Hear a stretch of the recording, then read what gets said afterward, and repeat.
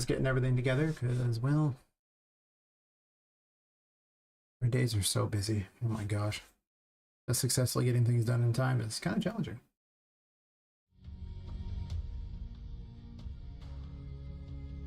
That's okay. Tell everybody that I'm streaming.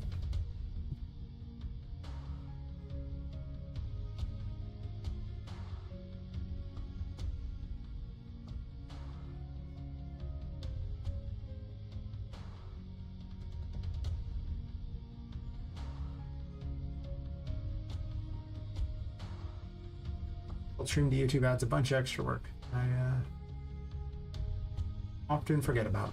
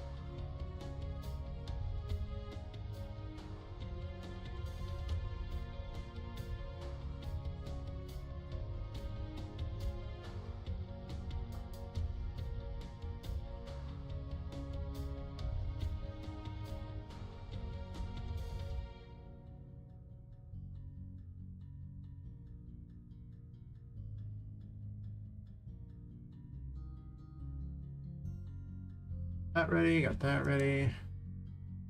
Need that crap. Need that. Need that. I do need my to-do list.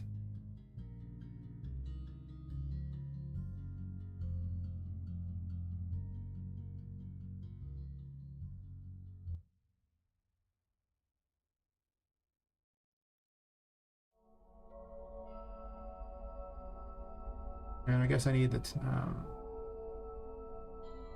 Discord link. And then I'll be golden and ready to experiment with this problem that's going on. You know, what a problem it is. What a problem indeed.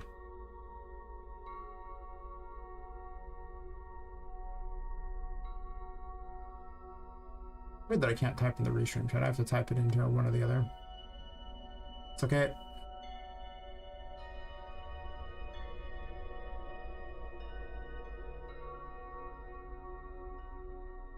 Actually, I can do all that from there, but I can't do YouTube chat as well, huh? It's just one chat?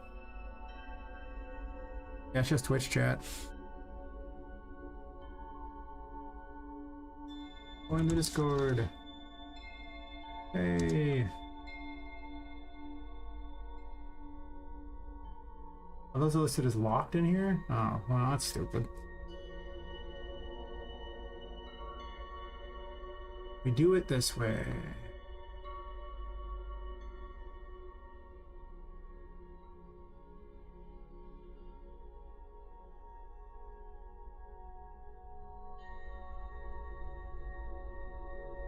And that one.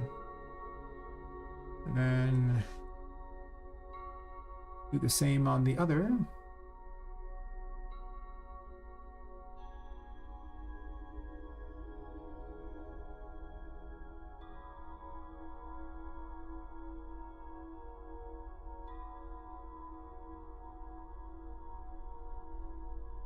Right. That's been pinned. Good.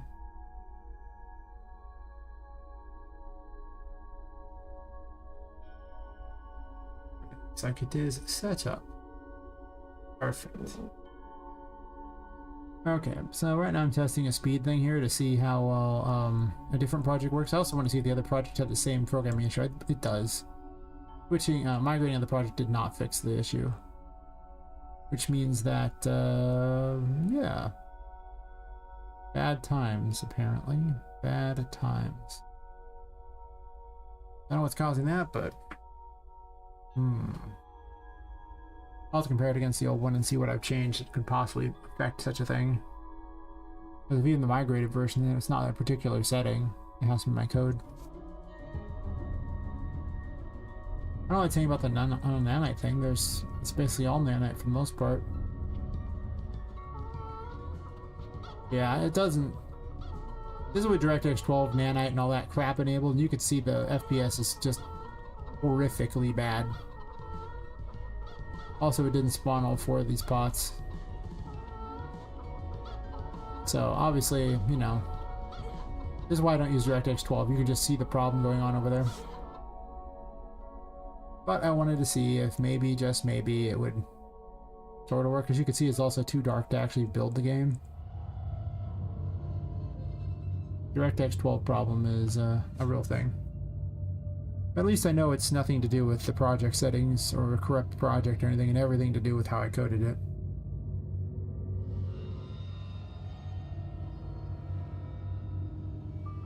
Most unfortunate. It looks kind of cool, but at the same time it's also, well, that looks terrible. It's too dark. Like, you can't really play the game very well at this point. Like, if there's something that emits light, sure, but otherwise enemies go into the dark and it's like you just can't see. And you can see how over budgeted it already is. This is why we don't use DirectX 12. That FPS just completely collapse. There's not even an nav mesh down, so like there's not even a reason. They can't even really move. They can only jump. Okay, well, now that I've settled on that being a waste of time, let me launch the other one real quick, and we'll ditch DirectX 12 and all that garbage and nanite and all the stuff that supposedly works better but just doesn't.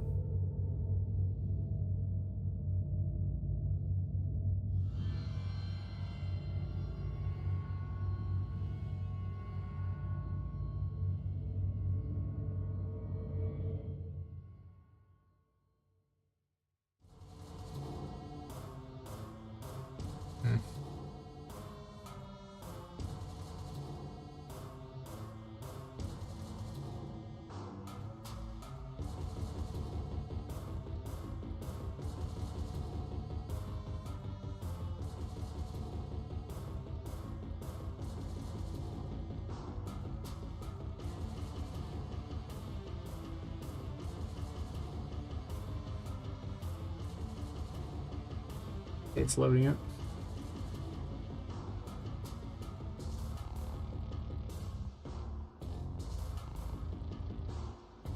Just gonna close that one. Sure, I guess. Didn't realize I wanted to save something, but sure. Oh yeah, it's got some ones that won't even save correctly. Doesn't matter.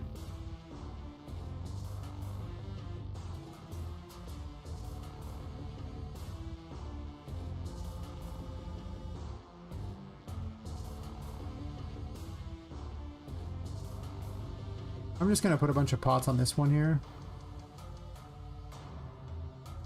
because it's just easier to test on this map since it loads way faster.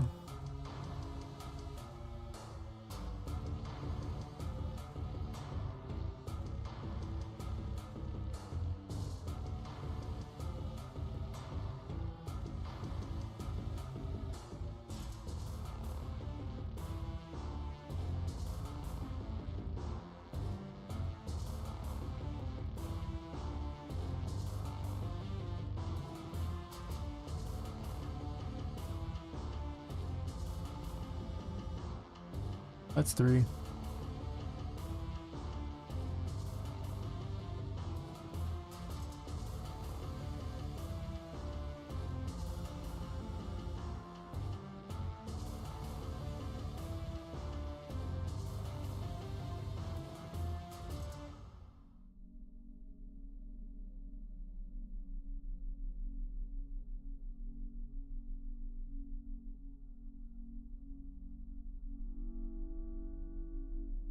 Trying it on a different map with something else I wanted to test. See if there's some issue with on that map itself.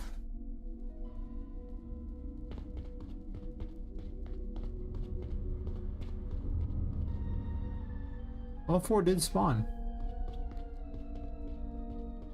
Is it just too much happening on that map? And open world levels have so many problems.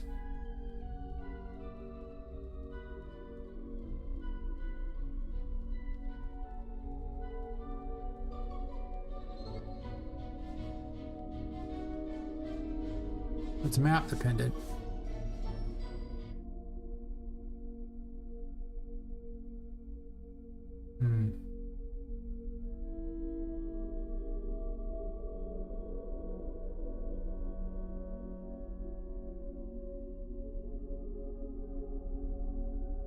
Oh.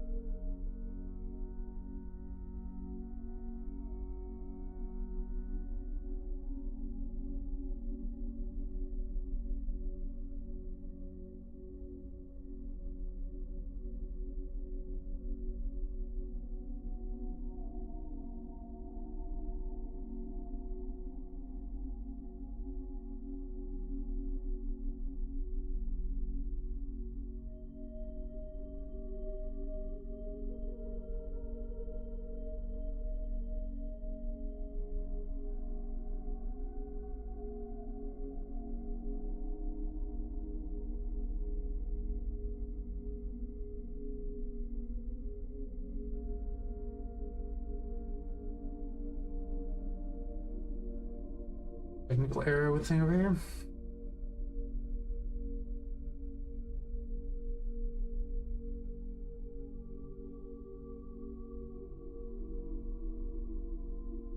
I see.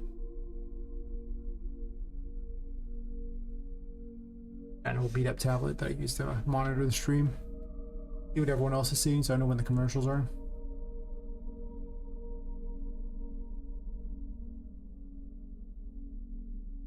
I'll borrow this for a second.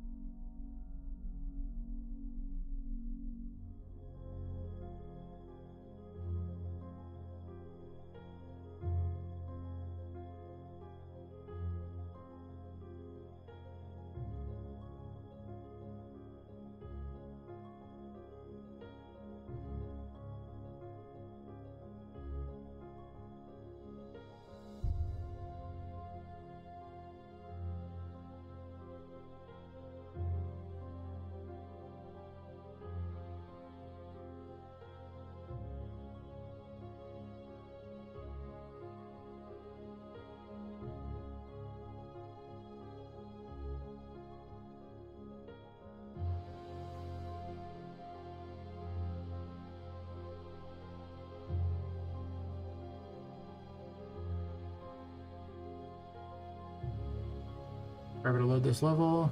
Beautiful.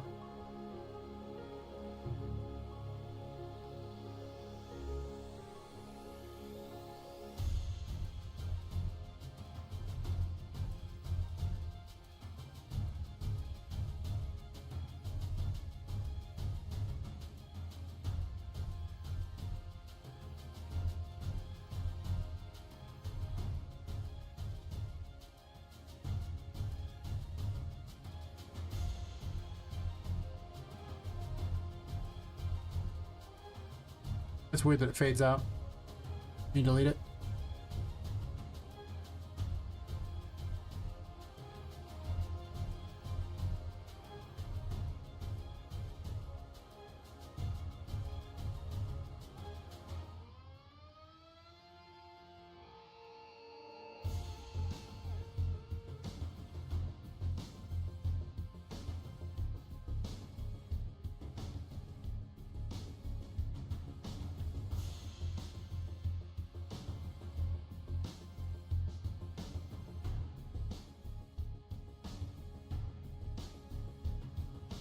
Find it wants to build shit? Sure. Build. Get to work. You got this.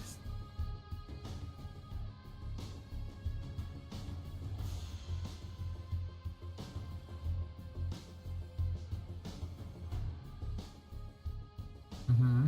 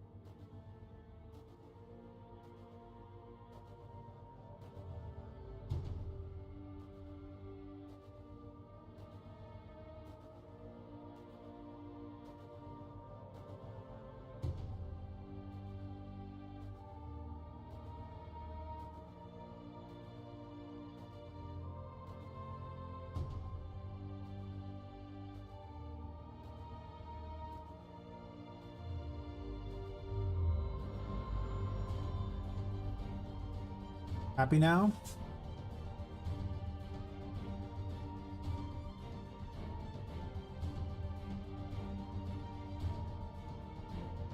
Suppose I had to open the old version too.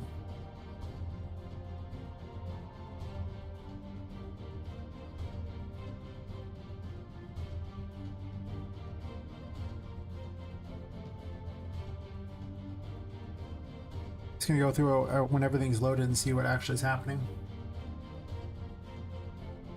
On both, just compare them. Something changed. And it's causing a lot of problems. I did work on the save stuff, so it's possible I made some changes there that caused problems.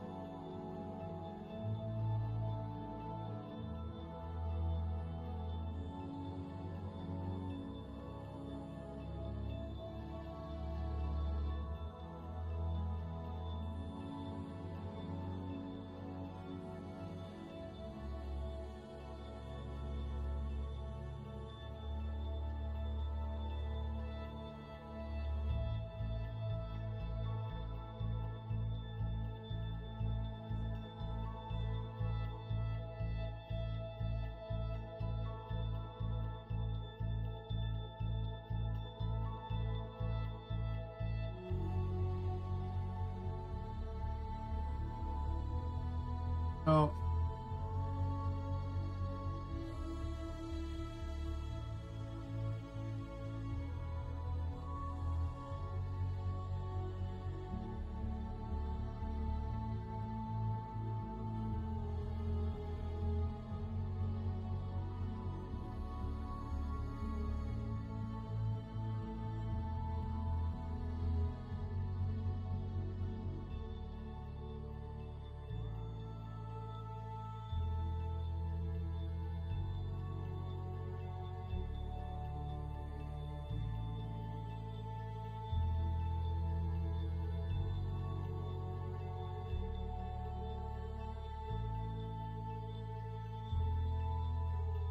Other editors having all kinds of problems, but I'm trying to see what's actually happening on that one versus this one.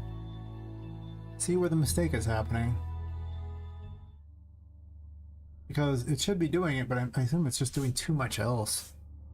Is my guess. Too many things need to be loaded at all times.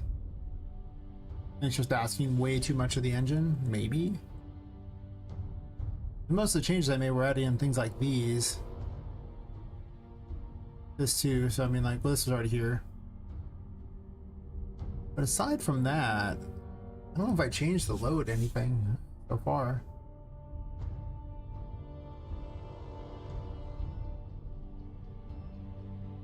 Maybe.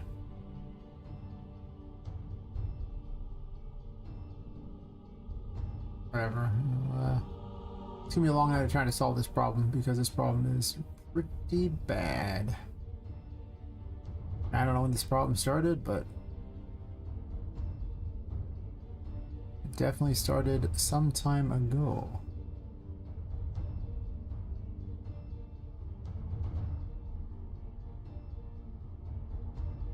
This is the one.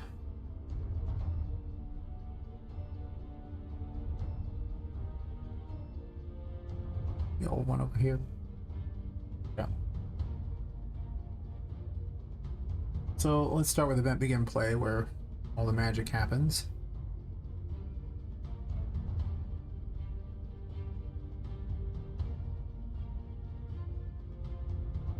Already compared it against room info, so I don't care about that.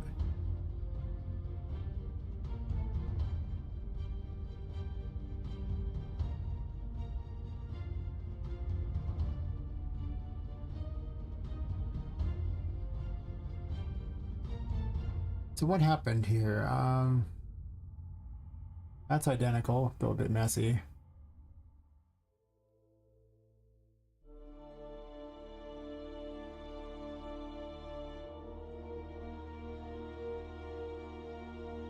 This is actually happening in the opposite order. That's interesting to note.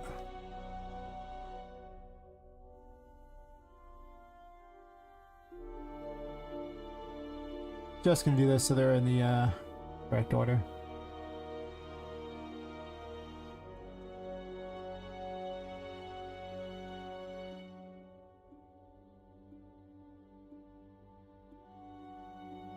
This can probably be moved, but it doesn't matter.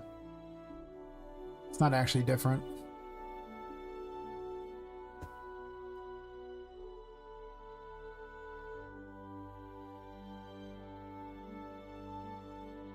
Also not different.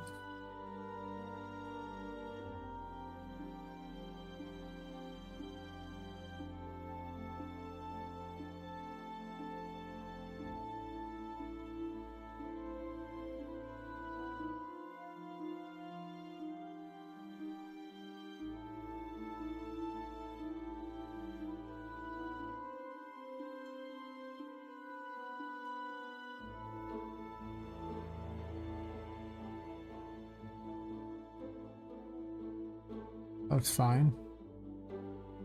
Not even different. So that's good.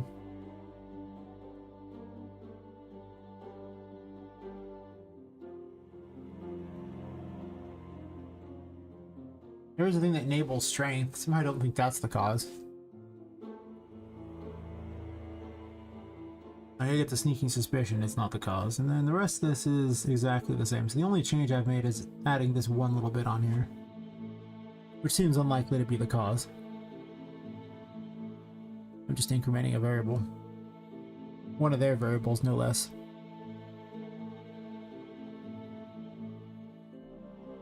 But in the interest of a test, let us see if somehow that causes a problem. I mean, it'd be weird if it did. But sure. Well, no, it can't have caused the problem. Well, I don't want to say it can't. That's a strong word. This Unreal Engine, weird things happen in Unreal Engine. You just get used to it.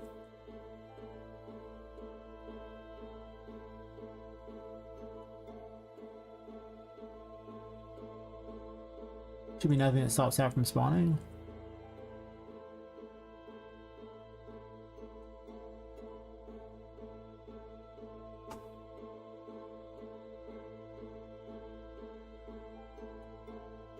Unless the particles on those are just too much for the engine. Particles are just real dangerous. You don't want to use them very often. What I'm seeing, they're just real dangerous.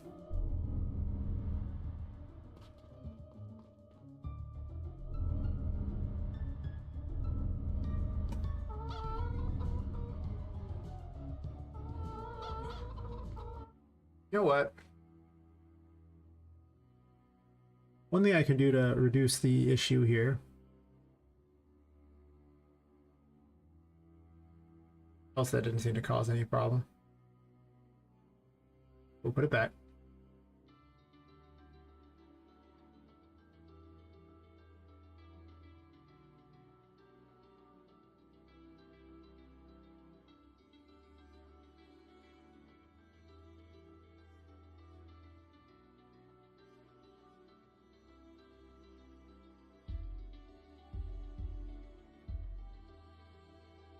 Do this in reverse order and it spawns that and then does this thing. It's waiting.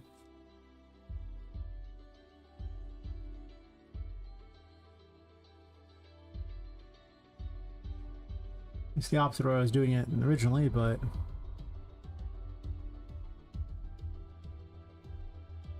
it might work. You can also get rid of it entirely. It's just an extra particle that spawns things in to make it look a little better instead of just appearing, because, you know, like it's magicked in.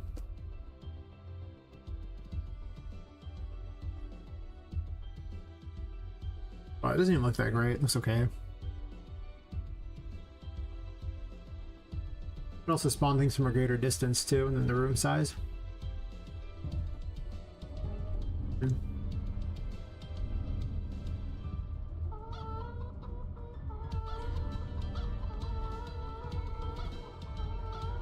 Yeah, it just spawns 2 of the pots, so it's like literally leaving out 2 things instead of just the 1.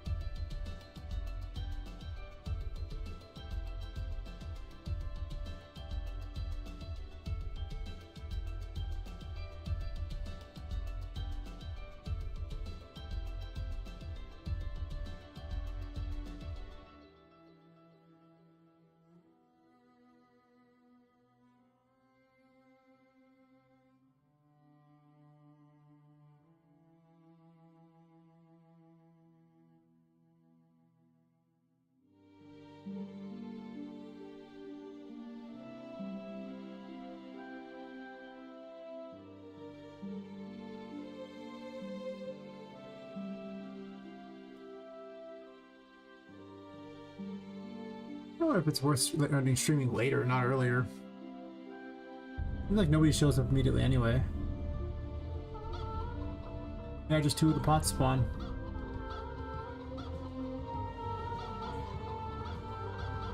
It just ignores 2 of the array. Outright.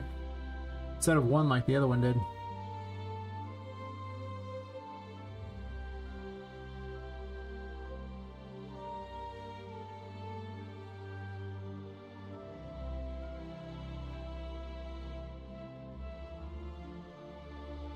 Hey, another guy. How's it going?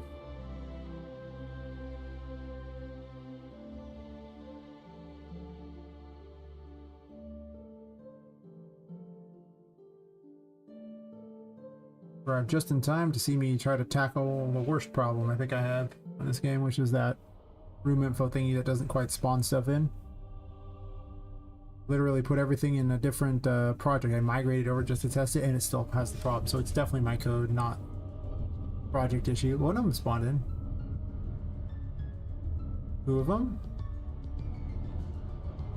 Oh, wait a minute. Maybe this... Wait, what? Is that all it took? Oh my god, if that's all it took, that's amazing. Worst problem ever. Solved it instantly upon you showing up. You must be my good luck charm. Fantastic. I'm not sure if it's truly solved, but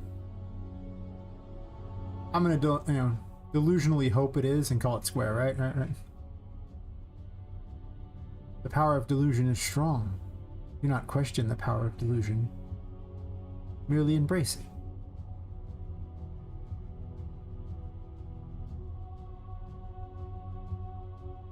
Or delusion will keep us all from facing the difficult choices in life. Protect us. Our work here is done, yes. Let's see on this one. Like, I'm going to test it in 3 of the rooms where I saw big problems with it, and it'd be awesome if that's all it took. It just wanted a delay in there because it's just not loading fast enough, which makes me worry about it in the future, but I'm going to split this map up. At the end of the day, I think Chapter 2 will be on a different map. The open world system is not as robust as they try to give it credit for.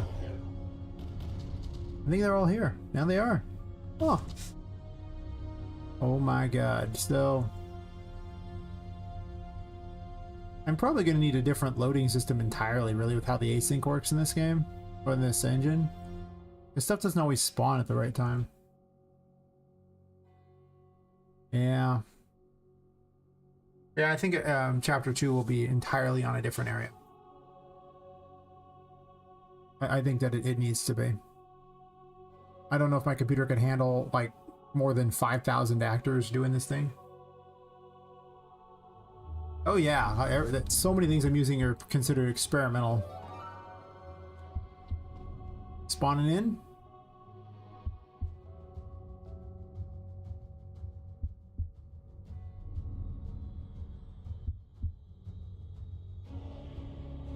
Looks like it did. So that one's there. How about this one? Hell yeah, brother. Right there. Okay, so in the single dumbest possible outcome, I have found success. Let me close the other copy of the game I opened specifically just so I could test against it to see what was different.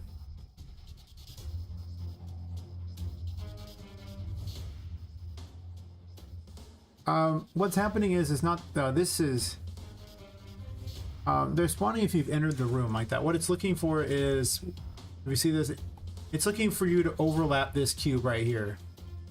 That's the size of the room. And if you do, it triggers the spawning of everything in the room.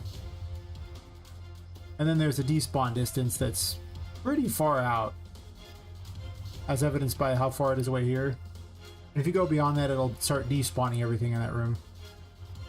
It's possible I might expand this to be like slightly larger and just have the spawn distance be there, so when you open the doors or whatever, it's already spawned in. Apparently I had an effect that plays first, which I don't know.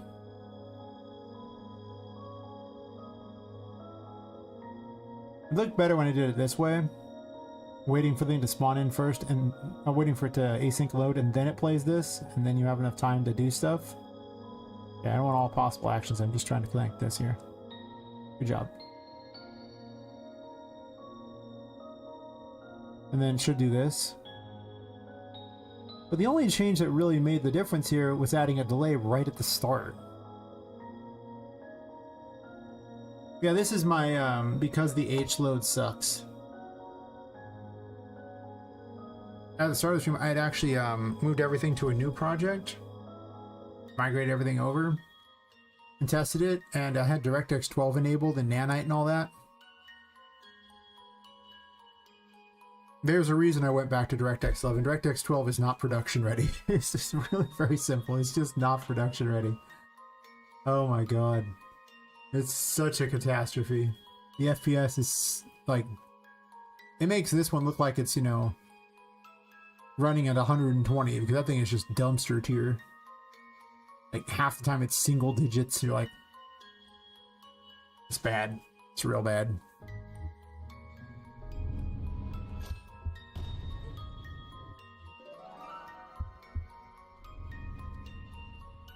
Yeah, it's just having a delay beforehand. And they all spawn in.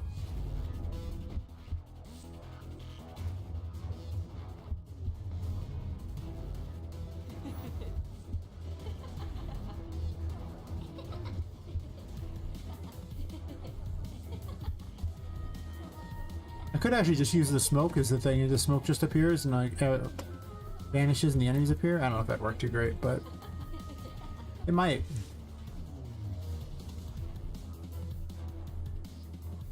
Okay, well, what I thought was going to take the entire night to solve apparently consists of I add an extra delay. Let's all remember that for the future when I probably have to delay it even more.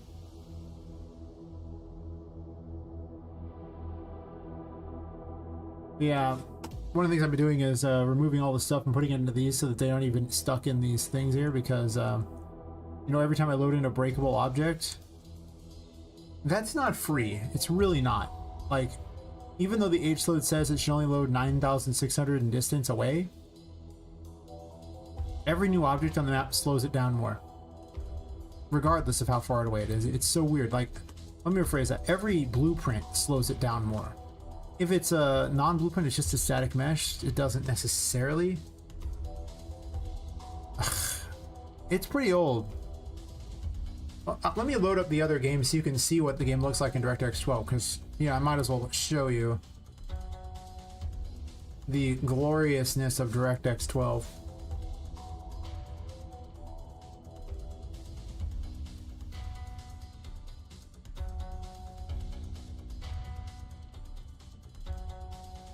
The biggest thing you'll notice is how different the lighting is. How the lights are so much stronger, like shadows are so much stronger, like it's really hard to see things. And lights have significantly lower effect. This one I've gone on my way to make certain it wasn't that big of a deal, but, well, that's a third person map because I didn't set a default map because I didn't care, but like DirectX 12 works great on small maps. Even then, it's still resource intensive. Nothing uses tick. For the most part, it's just kind of things like that. They're just... I can, well, you can't disable them based on distance because then they would need to check to see and they need someone to enable like that. But mostly right now I just spawn things in because it's just easier. So yeah, let me talk about the lighting in DirectX 12. But to be fair, let's I want to copy the exact settings here because, you know, I wonder if I can copy them directly over to this one or not. I don't think that works like that, but it might.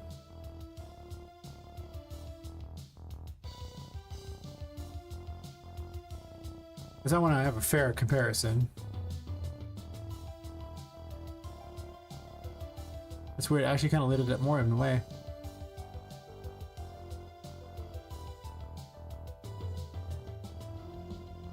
Oh, I can.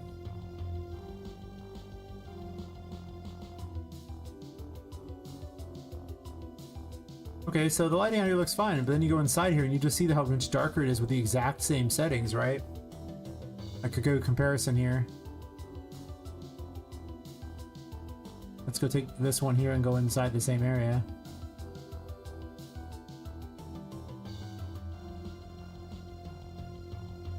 And I mean, same thing. Side by side. You can see the difference on just how dark it is. But don't worry, we can play it too. You can definitely see how horrible it is. Because you can't see the enemies. It's hard to fight. It's hard to play. It's hard to see anything. It's just... It's like that fight in Game of Thrones against the White Walkers where you just can't see anything, so you're not even sure if they're fighting or not. Also, there's a million error messages that happen all the time. You just get used to those. Oh, wait. She doesn't have cloth physics on her hair either? Wow, okay, so... Yeah, this is how it looks like this, and you start to see how hard it is to see the enemies. Like, I'm comparing against DirectX 11. Look at that, you can't even see them. Like, they've just gone. And this is like the brightest room in the game too. Like, this is really bright by comparison. Like, until they launch their attacks, you can't even see these. You see just how dark it is. Like, I can't even see the game. I showed pictures of the other one before I recently brightened the other one up because people were saying it was too dark.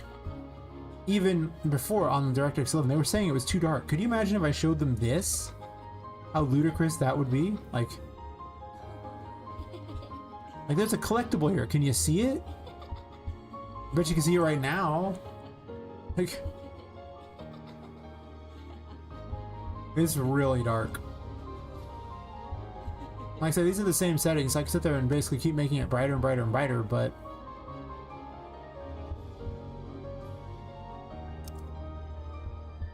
apparently it's getting passable FPS, I guess. Not really, but it's probably not the most fair comparison because I'm actually running with both engines, I guess, but still. Don't worry, when I wasn't streaming, it was still hitting single-digit FPS too, so. Yeah, you just can't see anything, and it's bad. This is with nanite enabled, this is with, the nanite mesh is enabled. As you can see, I haven't even put a weapon out yet. It'll load the weapon eventually, sure. Oh, look at that lag. Oh, we're doing good, guys. And to its credit, this is actually pretty good by comparison, but like I say, you can't see anything. It also didn't load any of these enemies in here for whatever reason. I don't know. Sure. So yeah, that's kind of the big issue. The loading thing is real bad. Like, you just can't. We haven't even got the texture overflow, which usually ends up crashing the thing after a bit. Down here, it's not too bad. Like, once you get into actual lit areas, DirectX 12 looks pretty good. But then you go to an actually dark room, because that's not a dark room. That's just a room. That's the most bright room. But let's go to a dark room. At least have lights on those things too. So at least you have lights on the possessed objects, but without the possessed objects, I guess I'll go to a room with nothing in it.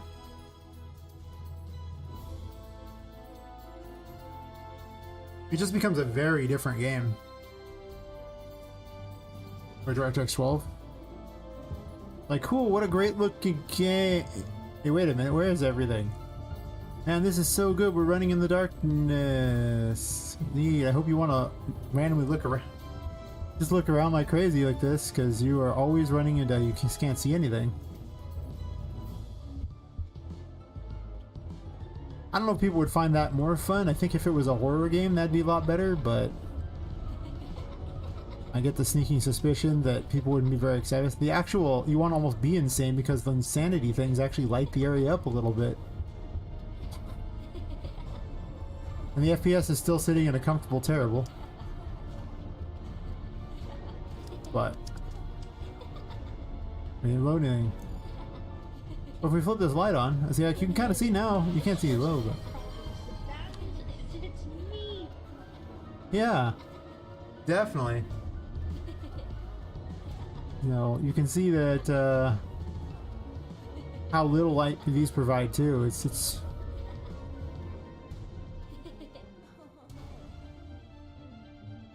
so if that's that game you're looking for,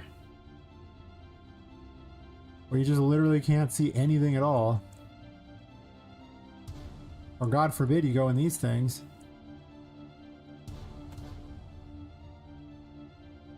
This is why I switched to DirectX 11. The shadows were so powerful that you couldn't see the game.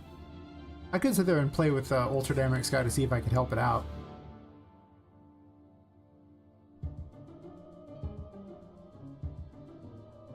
I don't know what it's saying. Every mesh in the thing besides the VFX is set to nanite, even the skeletal meshes. Yeah, it looks okay. I mean, you could run over here and... So anyway, once again into the darkness. Didn't even load into the enemies, so that's good to know.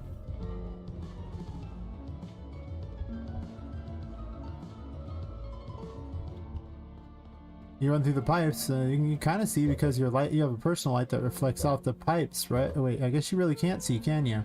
Huh. I wonder which is the right way. I don't know.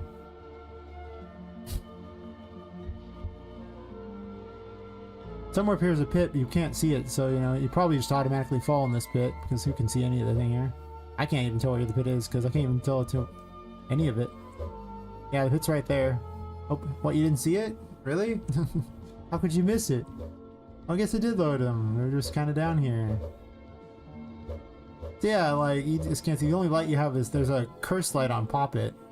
And that's usually how you pretend like you're in the dark, but yeah, it's just, it doesn't, the game just becomes unplayably dark.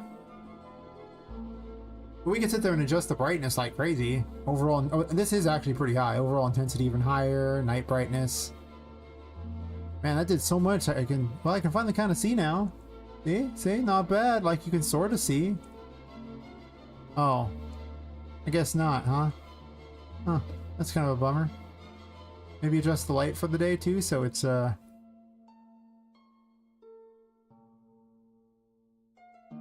forgot there's a set. Actually, I'm just gonna look at all the ones that are currently adjusted. Only modifieds, please.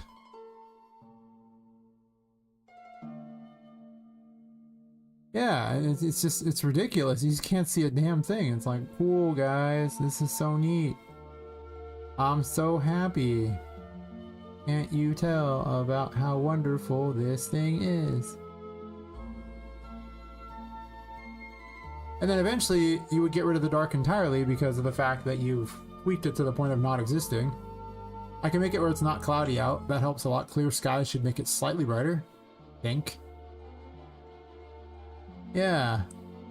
Look outside. Look how bright it is outside. And a lot of it comes down to the strength of the lights isn't very good. Like this light that used to light up this huge area, you drop it in here and it just doesn't light anything. Like I'll turn it on. Oh yeah. Show all properties. I can modify it. Okay, thanks. You see, that's like all the light you have out of this one thing here. So you have to put like lights literally everywhere in the game, which would have even worse performance. Mega lights helps, but you know, I don't know about having a million blueprints everywhere for things. Yeah, it's just, there's just not much going on here when it comes to that. I mean, you can increase the intensity to grow, especially the attenuation. Oh, I made it small. Here, 50,000 instead of 1,000. And that's okay. Kinda. Sorta. Even that doesn't light up a room. Which you'd think it would at 50,000. I mean, that's a big attenuation radius. I mean, you can up the intensity to like, you know, 10,000 or something. 50,000 too? It'll just be like a sun. That kind of lights a room up. There you go. We'll just put like, you know, huge ludicrous lights in the center of every room. Yeah. And that's why I realized that I would rather just have more of a Pixar DreamWorks type of thing where I don't have to worry about that. I can also get rid of these entirely, which might change how things are a little bit. Like if I don't run those at all, and it's just completely dark outside, they aren't affecting anything inside for the most part. As you can see, it basically left the lighting exactly the same. This room's one of the more bright rooms. This room's somewhat bright. Has a lot of candles and these, you know, lights up there and everything, so it's kind of okay looking. I think the Ultra Dynamic Sky actually messes the lighting up a little bit, to be honest. Yeah, it actually weirdly makes it darker. I wonder how that works. How does this make this darker?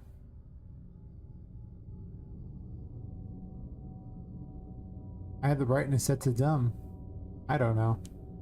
Maybe it's the coloring on the sky or something. It could be a different one there. I could reset it to defaults. That's an idea. Let's put them at defaults, see if that makes any difference.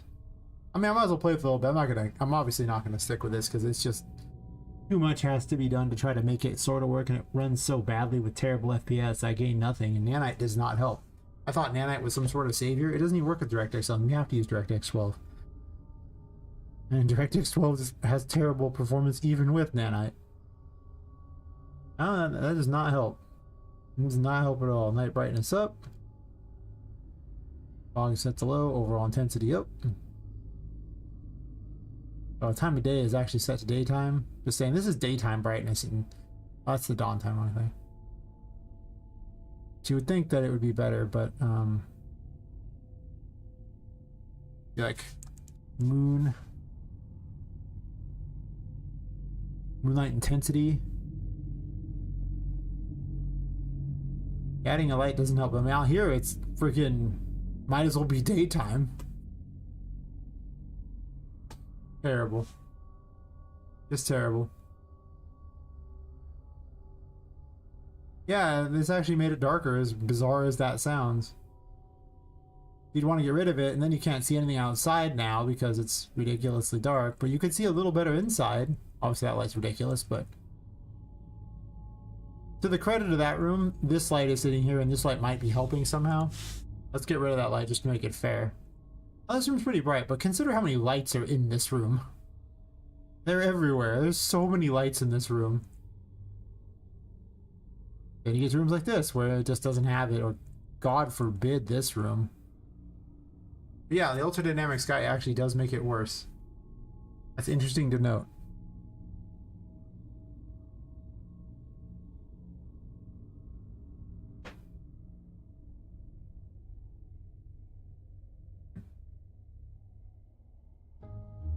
Then you go into one of the actual darker rooms. Right. Well, if you never went outside... Oh, actually I have the FPS up already. Yeah, if you got rid of the skylight entirely and you never went outside...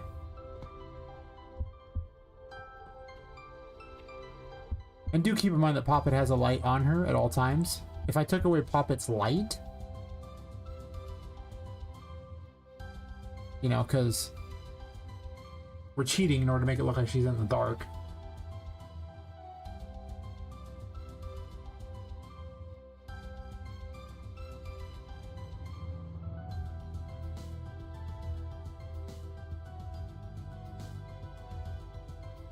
Let's not render her light.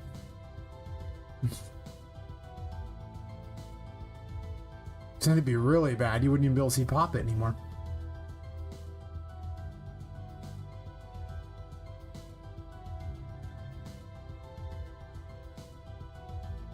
DirectX 12 is not made for games in the dark.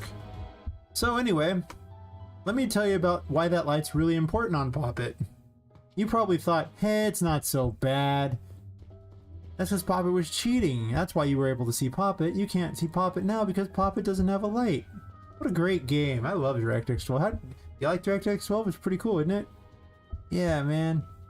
Look at me go. Stealth. Oh, there's a little bit of light there. Oh, whatever. Doing pretty good. I don't know what I'm seeing here, but great game. 10 out of 10.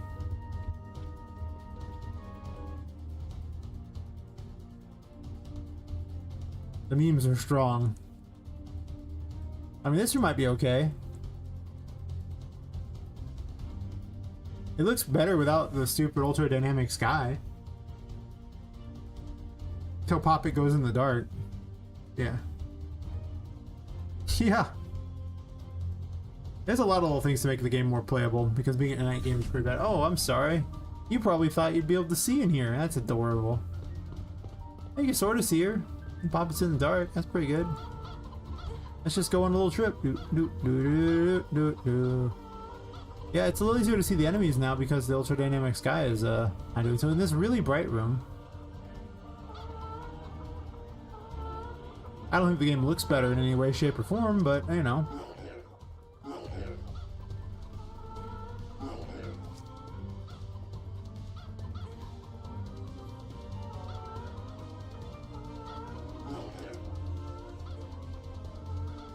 But you can see down here, now it's actually kind of painfully bright.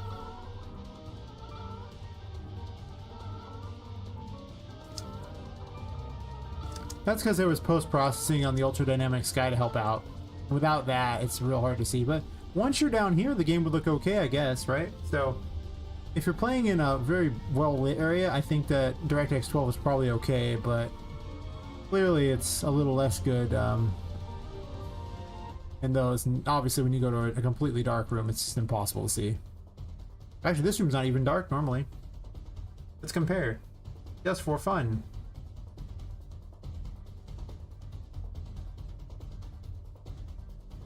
Alright, normally it looks like this. Sure. Exactly, I didn't realize you were there. Yeah, they're basically the same room. Look, see? Perfect. You can totally see how one would be exactly the same. I don't even know why people could see a difference. It's weird.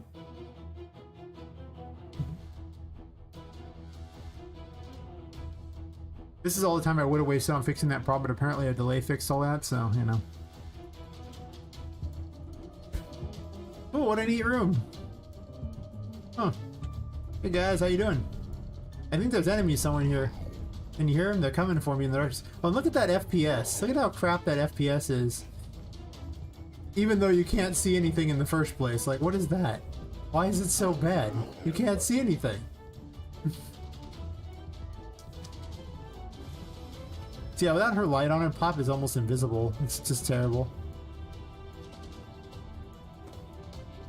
And that is why I use DirectX 11 and not DirectX 12.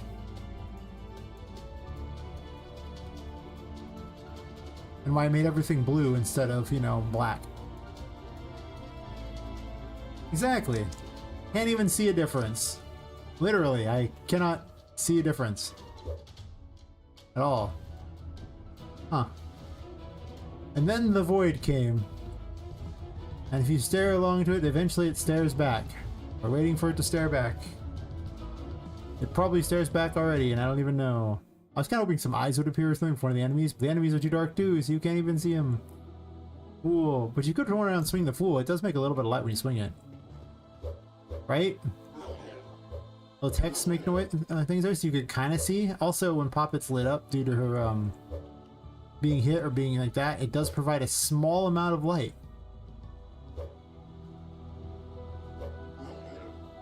Yeah, that's just it. Like, this is with nanite and, like, you know, lumen, mega lights, everything is enabled. We're doing everything we're supposed to. You can't even see the screen or what's going on, but the FPS is still a dumpster fire.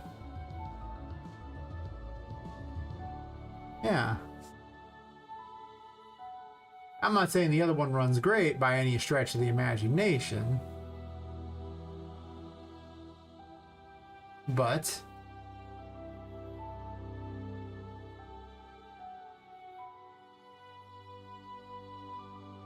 find it over there.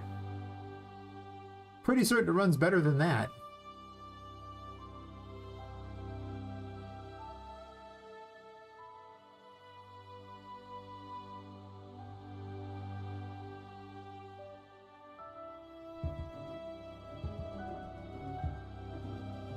We'll find out though. A little. Again, I don't see how you could see any difference in like the levels. They're basically the same. I mean, you know, listen. Yeah, like the FPS is identical. Yeah, it's completely identical. Same game. Don't even know why people hate on DirectX 12. It's completely production ready and amazing. Yeah, it's definitely a thing. It's just like, yeah, it's just like an instant double FPS by not using it. You can see the damn game. I want you to be able to see. Like, people were complaining you couldn't see the game before. Like, I posted. Let me show you what I posted in one of the Discords. That's on the ImageGur, so I can just bring up the ImageGur link.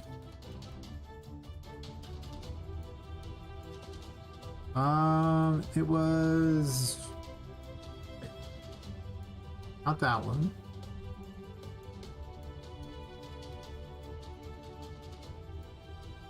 Where was it? Was it under posts? Okay, I thought it was available for me to just show them. Because they complained it was too dark. And I was like, wait, what? It doesn't look dark.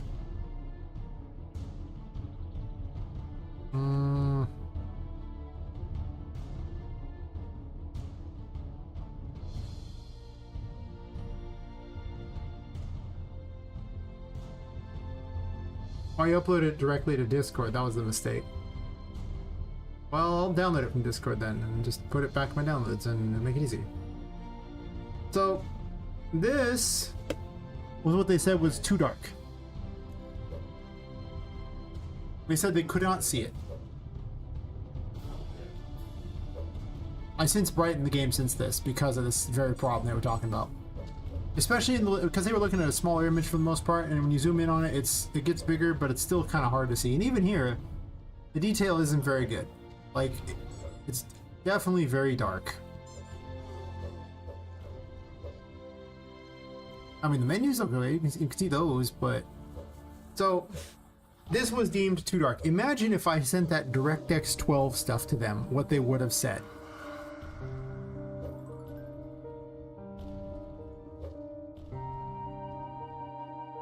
Yeah, Microsoft sucks.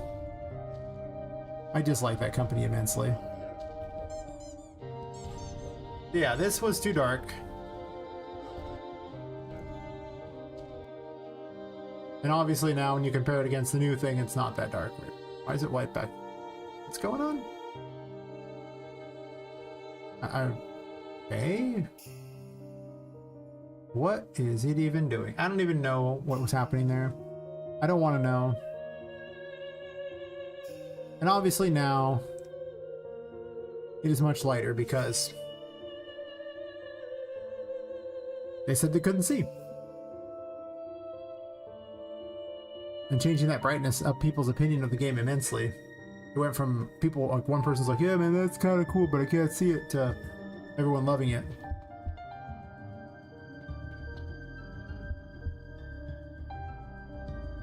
Let me hide that there. And that's... I guess your comparison, like right here, of how much the brightness got changed, so you could actually just see better how much brighter things are off in the distance. I guess to be fair, I gotta get my sanity back so that goes away, but...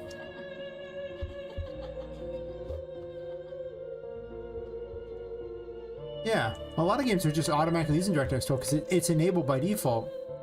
And then it also crashes the stream too. Basically after about 2 to 3 hours it would crash the stream over and over. So if you watch some of the early development of this, you'll see the thing crash after a certain predictable period of time.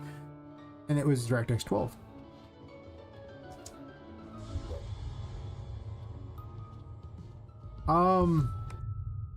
I can't say I have necessarily. It's not like Windows support for those is really good. It's not like, well, it's not like they're very good either for that matter from what I've been told. I don't even know if that's available.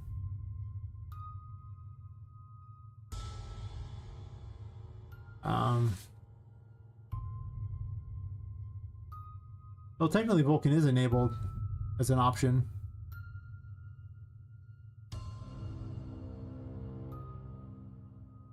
Support for OpenGL is open as well.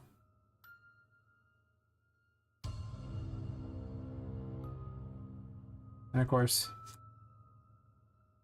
can't type now, direct. Actually, it says default's currently on 12 for that. No, never mind, this is the crap one. My bad. Okay, we're gonna go ahead and just close the crap one because I'm tired of clicking on it.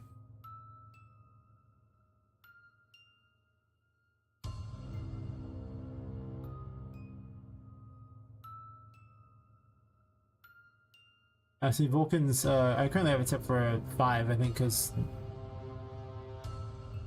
I don't know why this is set for this and that. I don't know. There must be some reason.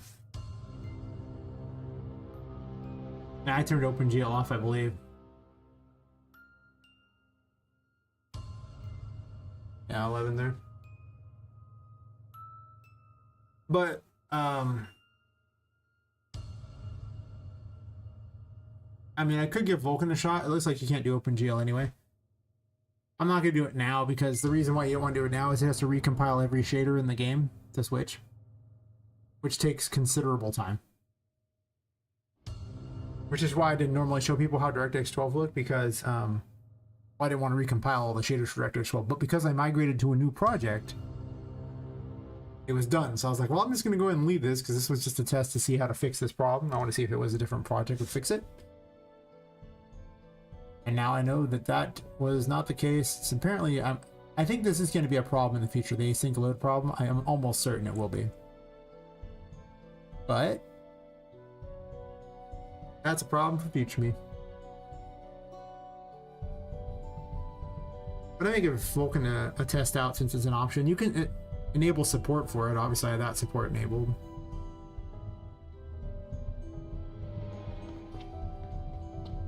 Everyone spawns in. Looks good. I still gotta add all those things to the thing too, all the pots in here, so it gets a bunch of those off the level. I think I reduced to just one Patricia.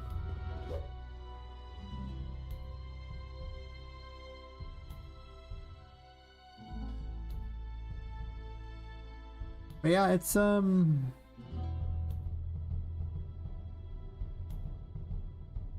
quite the decision that you have to make when you make a game on this.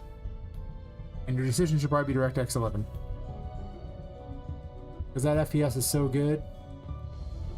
Oh yeah, I mean, to be fair, the other engine was open, and now it's not open, so, you know.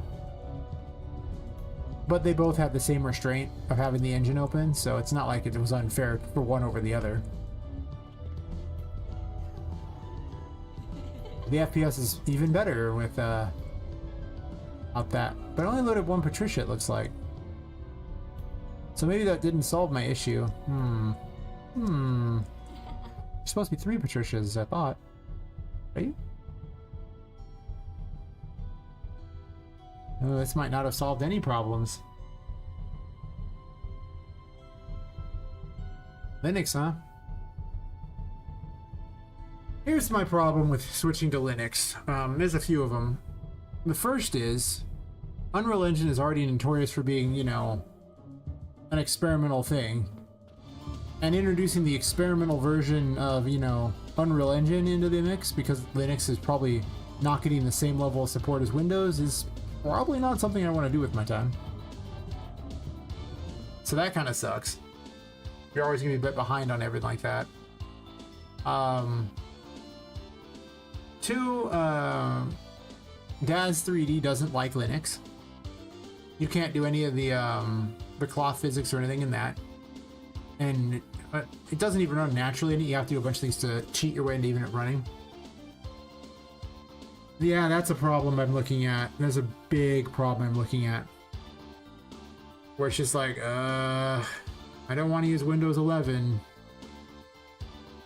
Windows 10 is already a dumpster fire. But it's the dumpster fire we know, right? So... But I've used Linux before. It's not like I've never messed with Linux, and I usually prefer Mint if I have to pick one of them because it acts the most like Windows with the least amount of, you know, times I need to open terminal. So that's pretty good. I tried Ubuntu as well, but Ubuntu's got such a weird layout. I don't know if I like it that much. I think it's got better compatibility than Mint though.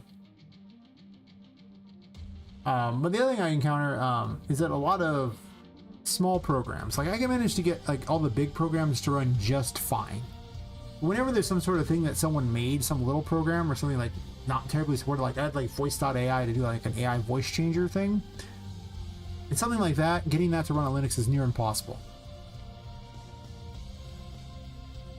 Yeah, and then there's the final problem that I have. When you go to test your game, you're going to want to test it on a Windows machine. Right? Because that's most of the market. So you're going to need a Windows machine around to test it. And you could sit there and test it forever in Linux and then hope that when you go to test it in Windows, it gets the job done. But are you really expecting Linux sales to get you there? Because I don't think that's happening. There's a reason game devs don't support Linux for the most part. Nobody uses it. And the few that do can't pick on a version. So, like, could you imagine, you know, as a game trying to support all those versions of Linux? Like, basically, if I were to release on Linux, it would support Ubuntu. It's the most popular one. And whatever the Steam Deck is using. But the Steam Deck seems fine, because it just, you know, they have Proton to help make the game work. And Linux Mint works off the same, it's basically built off Ubuntu anyway, so if one works for the other, it's perfectly fine. Mostly. Everyone else would just be in the cold, because their market share is a joke. Like, why would I support, like, Debian Linux or something? How many people could possibly be running that? No one. There's, like, some enthusiasts somewhere, but... Are any of them even going to buy the game? I doubt it. And then they also each have different capabilities of what they even have involved, because they're all packaged differently with, like, more or less features. So, yeah, like... I don't know why I would waste time. So that's kind of the issues I have with Linux and why I haven't switched. If I was not a game dev, I would have switched to Linux. I had no problem getting most games to run on Linux, even years ago. But to be fair, I also used Linux Mint and Ubuntu is the testing things, you know, the ones that are way more popular and like 99% of the Linux market share. So that's why I'm not switching. You're of course welcome to do whatever you like, but I do not want additional problems. Though at some point, if Windows gets bad enough, I mean, they're trying real hard to make it so bad I don't want to use it. Because it advertises at me, it keeps trying to, you know, bug me about this and that, this service or that service, and it's just like, I don't want to be advertised at on my home computer. I don't. I'm not okay with that. Not by the operating system. I realize if you go on the internet, you're gonna advertise that. Maybe this just has to be slowed down in general.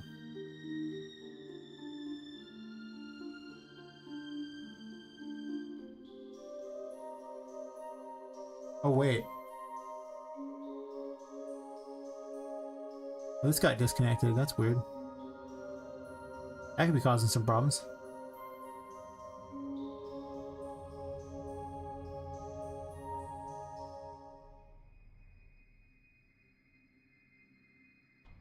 Yeah, but then I gotta sit there and dual boot things, and at that point, that's like really inconvenient. And 99% of what I do is those two things. Okay, mostly just do game dev. I do regular work on here too, but the regular work can be done on anything. It could be on an Android phone, for God's sakes.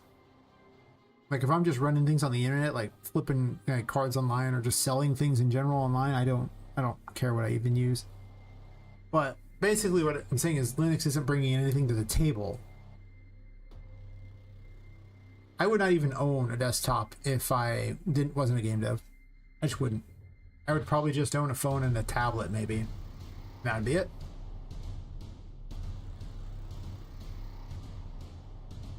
I mean, for games and things like that, and like it's content creation that requires these powerful computers. Like, I stream, I need a powerful computer to run Unreal Engine, build a game, and stream. It has to be really powerful for what it is. But that power isn't even free because our power bill's a terrible thing, and our internet is ridiculously powerful to make up for the fact that I have to stream this stuff. We don't have data issues and all that.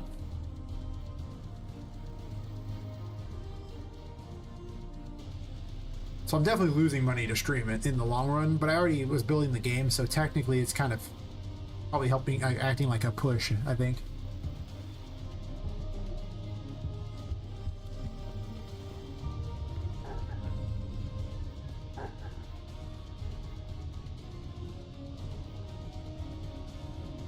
I think it's like 140 right now. It's gotten pretty high. It's just unlimited upload, download. Like, our bandwidth is nuts. I mean, you know. Hey, Graham. We were just talking about why DirectX 12 is totally the thing everyone should use for their games at night.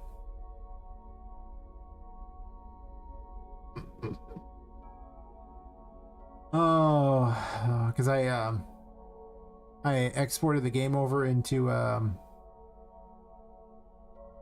migrated it into a new thing, and it defaults to DirectX 12 enabled, and I was like, ah, man, it's beautiful, so beautiful. I don't know where Poppet is anymore, and I can't see the level, but it's beautiful. So with all the same lighting settings, it's just completely dark. You're like,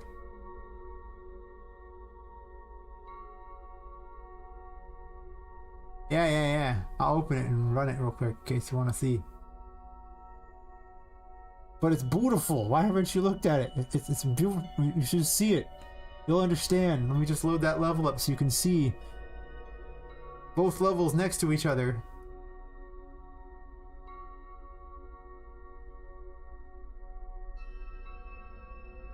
I'll copy and paste the lighting over just to make it fair. Oh, it's truly something. It does take a moment to load that level. Ah, beautiful. Let me go ahead and paste in the lighting thingies too, since I deleted them, because it actually makes it darker to have the lighting things. Don't question why that is. I have no idea. But it's beautiful. I'll try to paste them in and it'll fail. I don't know why it'll fail. Let me copy real fast. I'll manually do it. Copy. Control C didn't want to do it. Paste. Here. Yeah? You want to paste them in? You don't like them? Oh good, they're in there. Beautiful. Okay, so.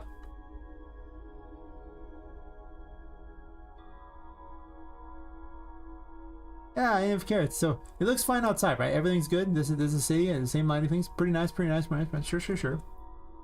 So let's play in this fine room right here, which for comparison in the regular game looks a lot like, I don't know, this. They're basically the same, right? You can see where they would be exactly the same thing. Okay, so we're gonna run around now. Ready for this? And the glorious FPS. It was getting 40 earlier in this room and with DirectX 11, but behold the awesome greatness of this thing. And look at that FPS. Beautiful. Ah, yes. It was a great game, huh?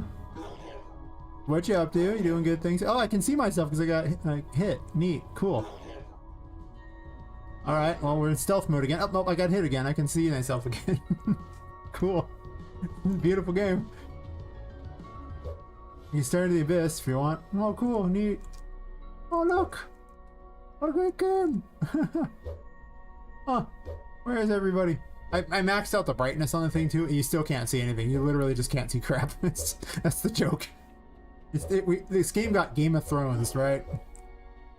Where you just, the Hollywood thing where they literally make the darkness so dark you just cannot see it. And you're like, I don't even know what's going on. Well, look, the weapon makes some things. That's cool. Yeah. Well, you know, yeah, I just get hit every step of the way. But let's be fair, you know. We'll go to this room here because this room's like one of the brighter rooms, right? So it should be fair. You know, you'll be able to see it, and you know, for comparison, let's just you know, bring the other one up, wherever it is. Oh yeah. So we'll go over the other room. Looks a lot like this. Pretty good. Nah, that brightness is the same. I don't know what you're talking about. It looks exactly the same. Basically, I don't see a difference. You just ignore that FPS counter. Don't worry, it's fair because, you know. Yeah, because DirectX 12 is better, and Nanite's enabled too. So just in case you thought Nanite was worth using, let me go ahead and dispel that one real quick. Wow, what a cool game. Look, whenever they fire a projectile, I can see them. Cool. Neat. I'm glad I put these lights in. They're very effective. Huh. I guess. If you get to an area where there's already, like, it's really well lit. And by well lit, I mean just basically outside. Then DirectX 12 looks okay. You still get terrible FPS, but like you go down here and it's not the worst. Like this looks kind of cool almost. So this is, so when you get down to an area that's very well lit, I think it actually looks better in the other game, but where is it? Not that one. This one. Because you can just see a little better, but maybe not. I think I like this look better, but the coloring is this for this one, so, you know. Well, maybe this is, I don't know, this is pretty vibrant, so I can see an argument either way. I didn't realize it was this color instead of purple. It was supposed to be purple, but it's pink now. It's fine. Yeah, down here it's better. So this looks not too bad, right? I mean, you're still in the dark a lot, and you'll never have to question if you're in the dark with this. But yeah, it's the same game. I don't know what you're talking about. It looks exactly the same. And then, God help you if you go to an actual room that's dark. Oh, that's the waiting room. Oh, gosh. Yeah, it literally halves the FPS. It's so hilarious. Let's play a game here. Welcome to the toy maze. You'll love this maze. It's so much fun. DirectX 12 really enhances it.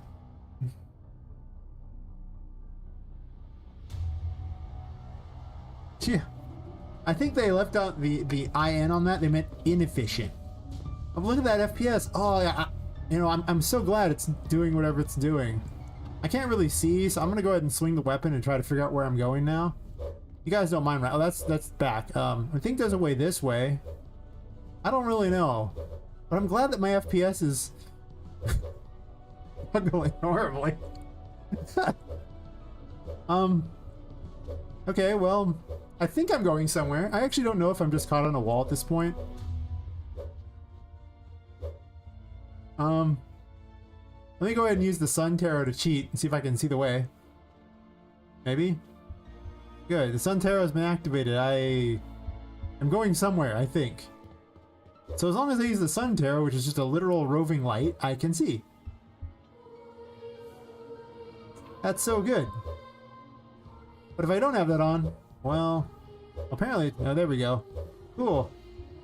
There's a pit down there, though. I don't know how you're supposed to see that and jump over this, but maybe. Yes, as you can see, Nanite is a joke. DirectX 12 is a joke. And Nanite requires DirectX 12, which is why I'm pointing it out. So, I used to have Nanite enabled because I thought, you know, it just worked on everything. And then I read the requirements, like, requires DirectX 12, like, oh, I see. Oh, well, isn't Nanite terrible? Thankfully, Lumen does not require DirectX 12. But I've never been able to get good FPS out of it.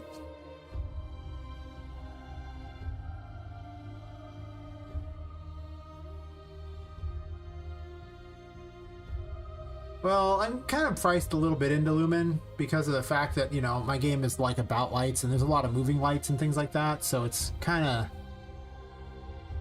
necessary. Meanwhile, as you can see, you would have been able to easily see your way through this in the normal version of the game, right? No more guesswork on what's happening. To be fair, both engines are open, so just to be fair to the testing things, I will run it in the other one too.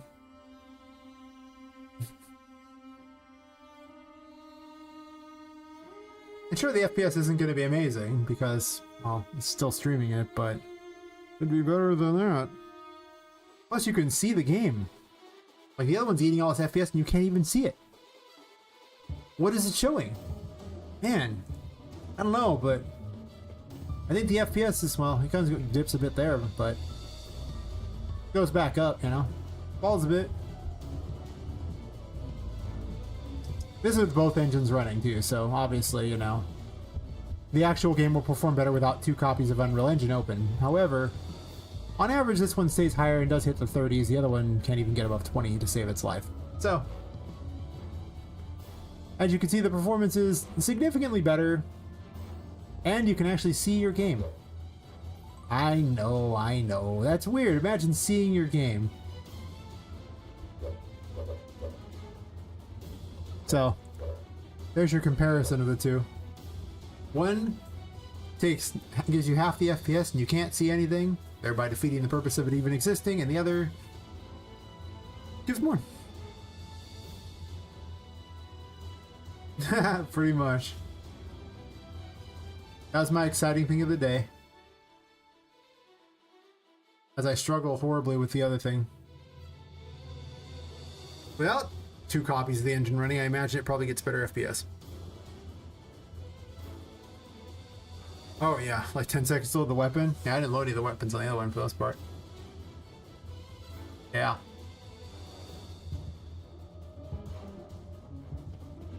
And of course the FPS still drops a fair amount there. Obviously this thing needs some optimization like crazy, but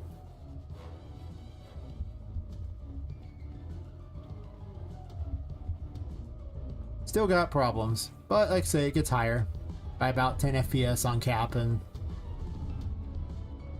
a lot of the time that's pretty good. So, spline errors.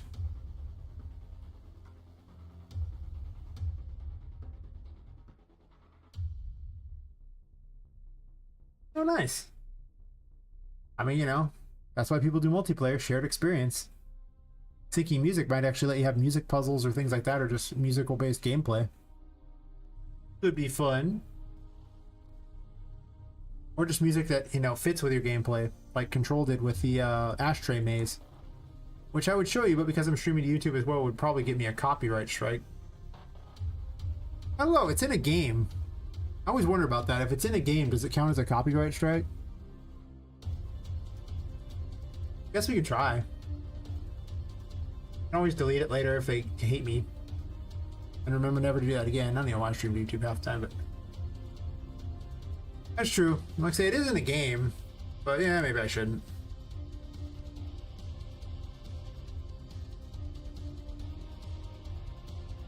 The way I see it is if I stream to YouTube, I get about the same amount of traffic as I do on Twitch if I don't get a raid. If I get a raid on Twitch, I get more traffic on Twitch by a huge margin, but otherwise I tend to get about the same.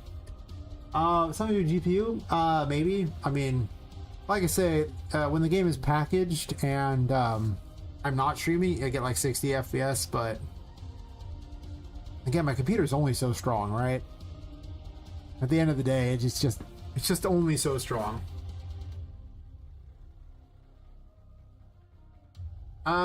I can't test that because the codec for streaming is an NVIDIA one. The AMD codec has terrible screen tearing. I tried it for a while, and did I ever stream that codec? I don't know. Check. I might have. There's a good chance I streamed messing with the other game at some point. A long time ago in a land far away. It would be really old if I did it. That's true. Oldest. When did I do it?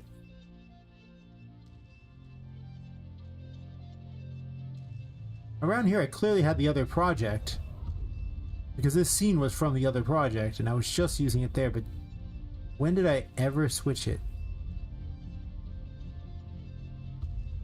That was still messing with Poppet Quest, so clearly it was before that. Yeah, it would have had to have been back here somewhere. I can test and see.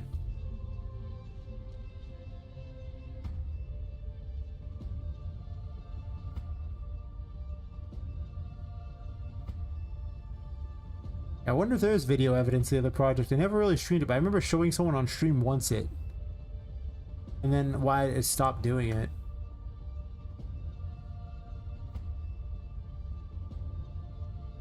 I don't want to hear it, I don't care. Ah yes. Back when I did that crap.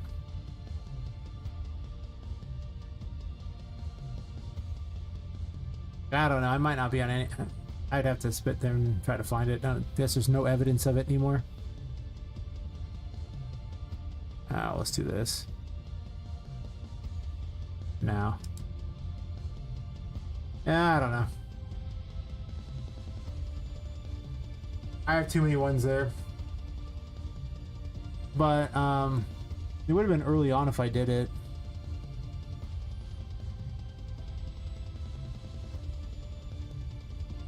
Oh, there's the other character.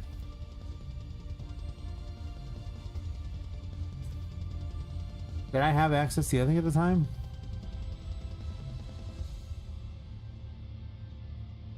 Oh, I was testing these things out with randomization. I remember that, and building weird forts out of stuff.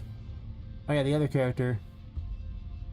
As you can see, I was playing with tarot cards of this one too. It led to some weird things like that. Me experimenting with stuff, but she had better hair. I was like, I'm like a platformer. Why'd I do it? I don't know. But did I have the other level anywhere? I did. Oh no, this was I was randomizing junk. There you go. So this was an interesting experiment. I decided I would build towers out of junk everywhere, and there would be like hundreds of thousands of assets out there, and I'd see if I could build levels completely randomly out of crap. And this was Unreal 4. I remember this being like... it being so... well, that FPS was terrible when I tried to do that, obviously. Yeah, I stole her outfit. Because her outfit was better and worked. Oh yeah, the weird flying thing. I had lots of fun things to mess around with. But I could never find a way to make it fun. Even though it was kind of fun to jump around all the random crap and do weird things, it was never... it was impossible to ever have anything really position well. I never got to... Where was the other level? Did I ever keep that, any visual of that? I don't think so. Maybe? Maybe. I'm curious if I kept it. I might have. Evidence that I ever did it? Oh yeah, evidence of the other level. There was a planned other game, but and it never happened because it was just kind of a dumpster fire thing. But it actually had a whole open world thingy going on. Back in UE4. Mistakes were made. Mistakes were definitely made. It was a broken mess. Oh yeah. I mean, I definitely have plenty of plans. I ran into all these health problems I had to stop. But I always have lots of weird game dev plans that might be fun. She has a terrible jump because of the fact that she doesn't have the game animation sample to help her out. But I definitely could have done a game that was outdoors and everything and would have probably been better looking. I was building a landscape. I wasted so much time learning the landscape stuff. I was building a little city out there like that. But I mean, it got farther along than this, of course. This was like somewhat early on when I was just sculpting landscapes and doing things. But there is a slight bit of evidence that at one point I did have another thing going on that I was doing, and that evidence is not much other than some YouTube streams. I don't know if I ever did anything with it again. I think I switched to Poppet Quest right afterwards or something. I'm pretty certain I did.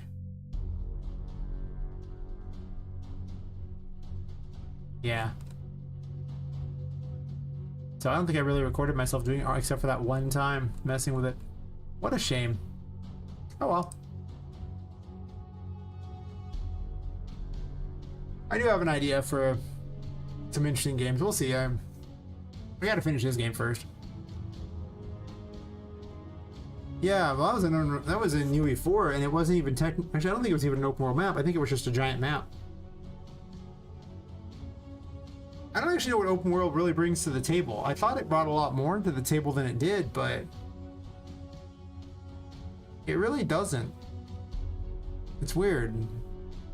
Because the performance was basically better on that than this. Because, you know, I would get like 60 to 80 FPS and have cloth physics and the like and everything like that in UE4. Come to UE5 and my FPS just ate it so hard by comparison to what it was. That hates me.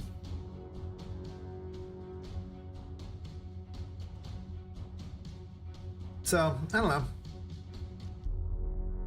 Yeah, that was my trip down memory lane and the many dumb things I've tried. Some of them worked out, some of them not so much. Either way, a bunch of games I was making RPG Maker games because they were just, the concept was, I don't know, I didn't have good planning. Now I have better planning, but even now sometimes I feel like I kind of get a little off topic and start trying to make things that I shouldn't. They shouldn't be in the game. I don't know why I'm making them. I probably should stop. Such as the Death Terror, which does not need to be in the game yet. I do need to pick a second weapon though. Just in testing, I'm really realizing that there should be one more weapon because the Fool gets... Maybe it's just I haven't used it so much, but it seems like there should be more to do. And I probably want to put it somewhere in one of these rooms, make an altar for it, which means I need to pick which one where it's going to be so I can build something for it, which then means I need to pick the weapon that it's going to be because it has to be a weapon. And that's kind of where I'm at right now, trying to decide which one I want to use for that. Apparently the Hanged Man counts as a weapon, but well, one I might make it Temperance and not the Hanged Man, but it's just the bubble one thing. I don't really want them to imprison things in bubbles yet.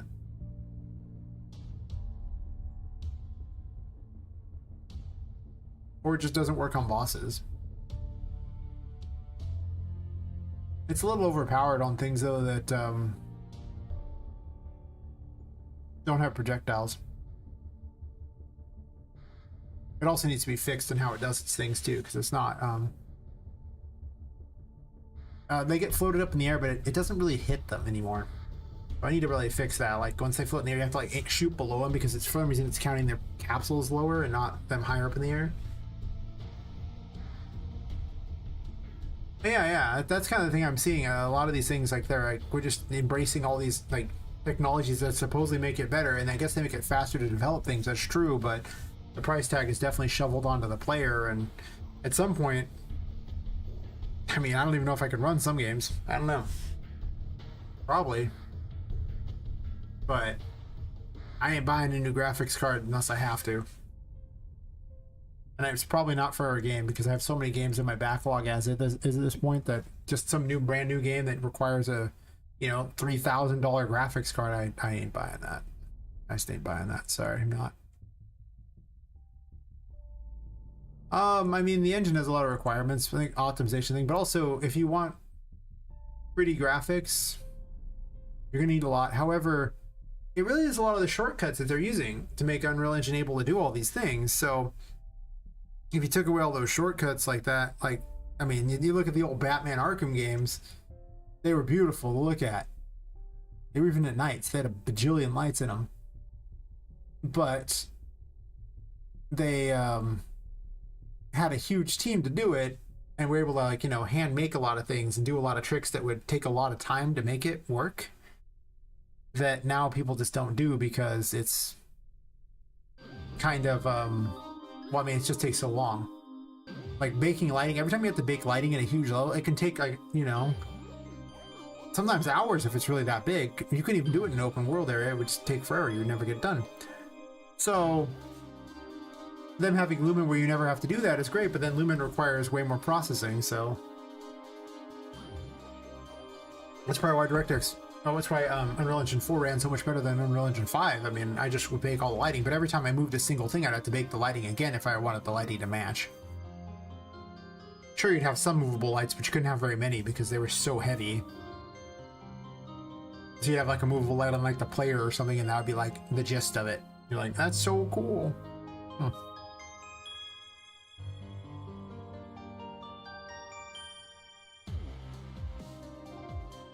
But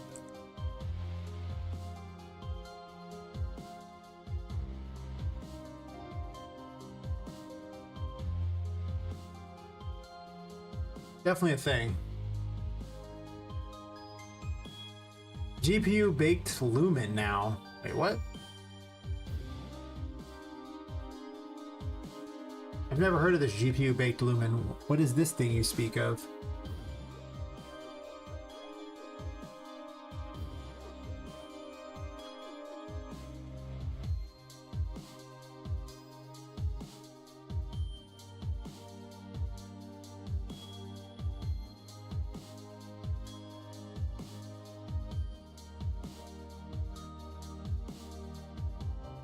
Yeah, that's definitely a thing. I think that might actually be also partially hurting the AAA people out there, is they keep releasing games that require more and more resources to run, and their market just gets smaller and smaller because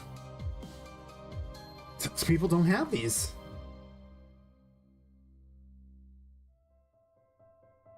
I don't even know how to do this thing you speak of. Bake Lumen shadows using GRT? There's an option to bake something? Is there?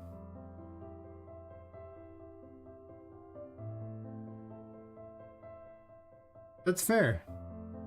I mean, I'm currently using Lumen. I disabled Nanite. Nanite's garbage, but that's because DirectX 12 is garbage, so. Anything that requires DirectX 12, well, we just had you can see the previous stream to see like an hour of why DirectX 12 is trash in any kind of project at night. It turned out that half FPS and being unable to see the game no matter how bright I made things was basically the reason.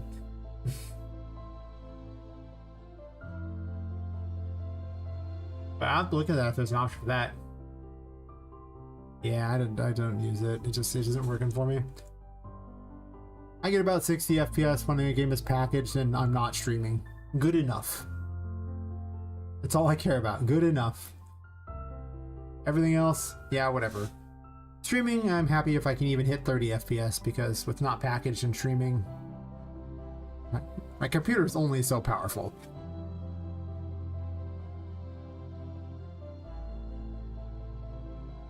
Yeah, I've been reducing the texture sizes on a lot of things, and that's helped a lot.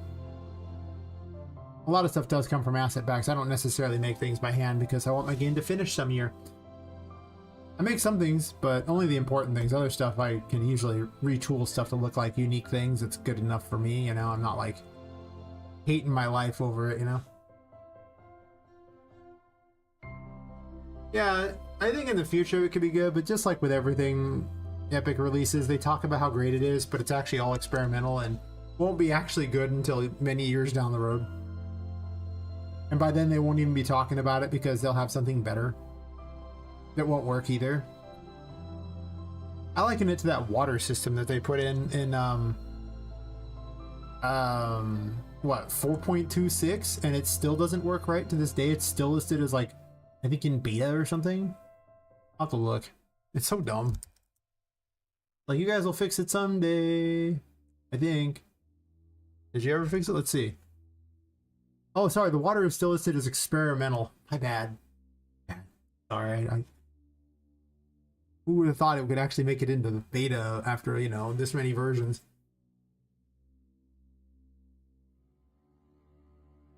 That's probably fair. I need to like find a list of settings I could turn off. Some stuff I want on, but I mean, clearly this water is completely worthless. I should probably turn that off. No, I'm gonna leave it on then. It requires some other thing, and I don't want to turn that off necessarily until I know what it does, right?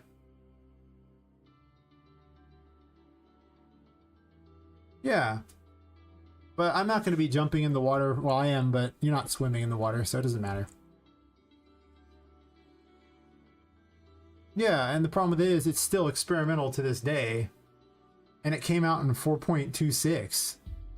I remember using it, watching it break and that going, well, maybe one day it'll be working right. Will it? Will it really? I eventually threw that water out because it just kept breaking over and over and over in so many fun ways. I like landscapes, which break like crazy too. I remember when I was like, oh, nanite landscapes. Nanite landscapes. Oh my god. I remember the first time I enabled that and it immediately corrupted the landscape and I had to load a backup version of the project. I was like, man.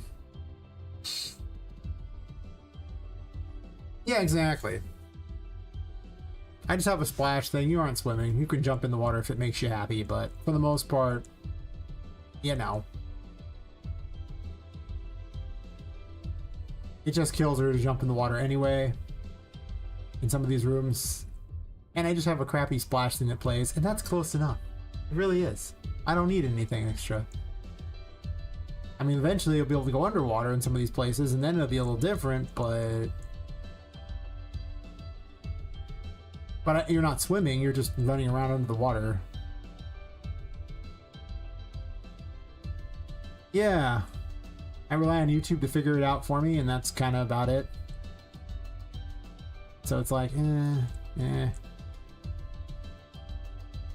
I guess I could jump down into the water to show off what I mean, but for the most part,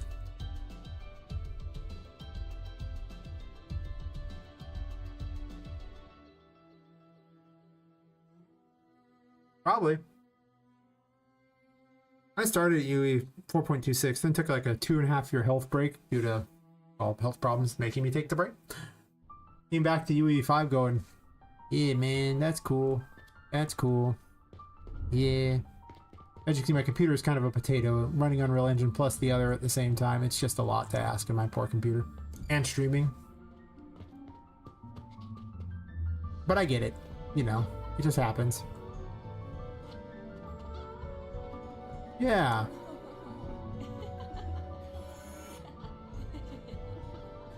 Insanity, it's everywhere. It's everywhere. Oh god. Alright, so I was talking about jumping in the water. We'll jump on this one. We'll ride it up. Woohoo! Thought it was fun. Don't mind me. But yeah, I just put a crappy splash.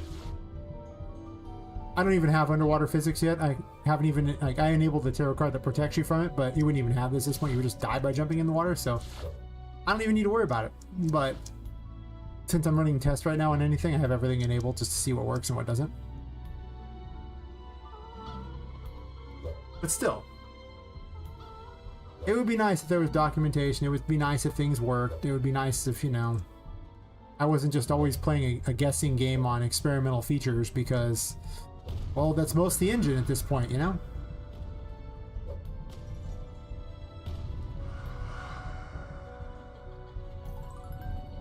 But you get used to it after a while. It's fine. All kinds of meme messages around here. Where's the light around here? I need to put a better light in this location because you can't even see where the light is. Where is the... It's right here. I'm blind. It's literally right here. I'm all looking for a light that's just right here. I do need to come up with a, I think, a better setup over here, so I might tweak this one a bit. Yeah, you hate splines whenever I jump into a level. Fine. Speaking of weird problems, splines. What are they really? Important questions. Oh wait, we're getting that in nav mesh. I want nav mesh here. I'm gonna do some level designing work. I am most certainly not leaving that in nav mesh. Ain't nobody want to see that.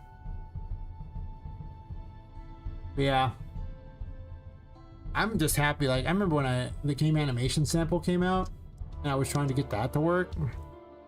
And man, if it wasn't for the YouTubers, I would never have been able to do it. Like, I know that Epic does these multi-hour things, but they're full of useless information.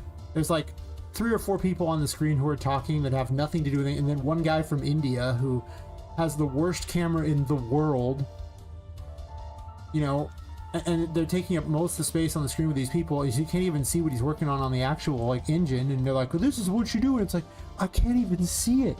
What am I looking at? But thankfully, you know, Peggy from, you know, HR or whatever, who has nothing to do with it, gets plenty of screen time. I'm so happy for Peggy. I'm just like, really? I don't think you people understand how to stream. So Epic streams are laughably bad at all times. It's adorable. I can't even put this down here. I have to put it up higher. Maybe up here or something.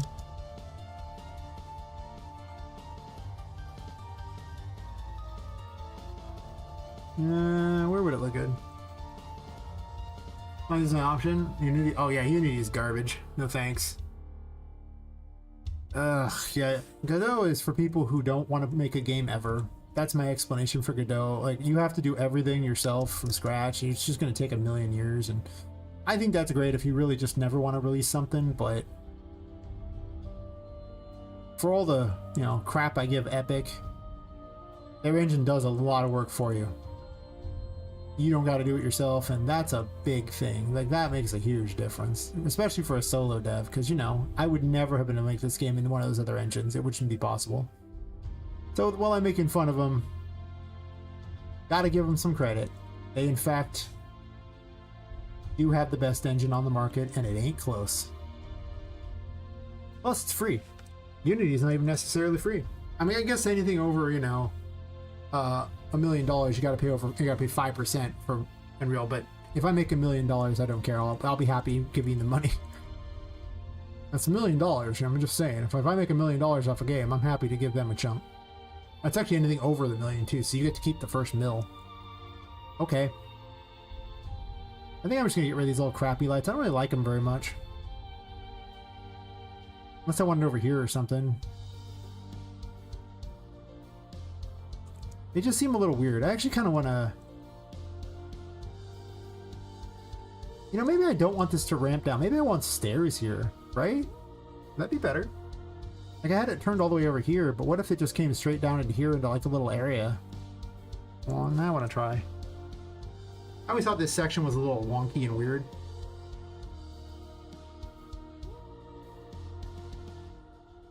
Is there wooden stairs available?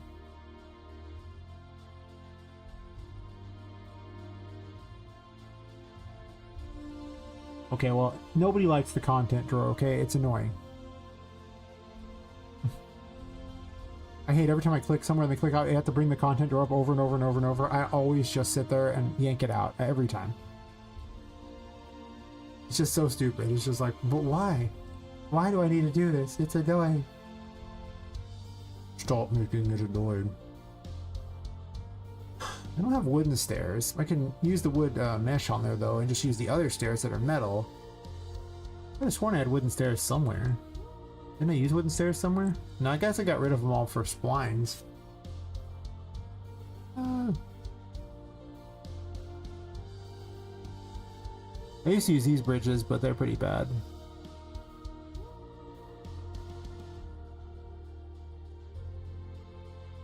I think another one has stairs.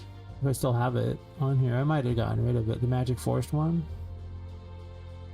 Oh, it's missing all the things anyway, so it doesn't even matter. Oh, these stairs. Kind of awful looking. I don't know if I like those better. Maybe I don't. The downside of stairs is the enemies can't go up and down them very well. Like, you gotta program that, whereas a ramp they can all run up and down. So maybe thinking about it, maybe stairs are a bad idea. I think I remember that's why I got rid of most of the stairs in the game, because I got tired of the enemies having no way to really get after Poppet. It does kind of make this area feel a little worthless. I think I'm just gonna get rid of that light.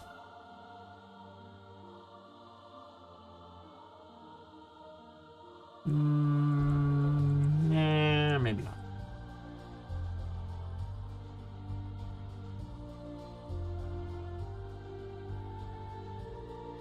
I did kind of want to keep the bridge thingy here. I don't know if I want lights the whole way though. It does make it hard to, you know. Okay, I don't want two of these. I just wanted the one. Thank you.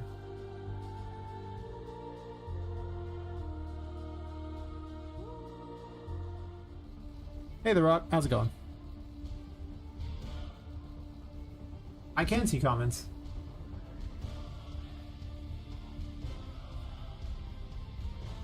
Actually, I'm streaming on both Twitch and YouTube, so I have a merged comment thing so I can watch them both.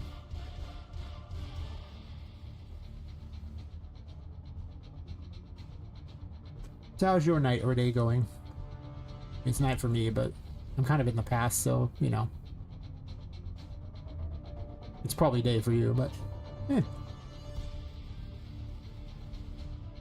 Statistically.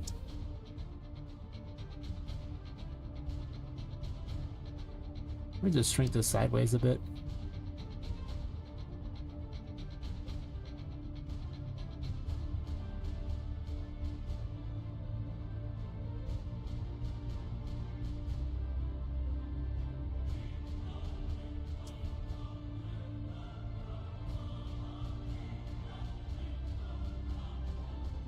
I decided this room had too high of FPS, so I'm fixing that.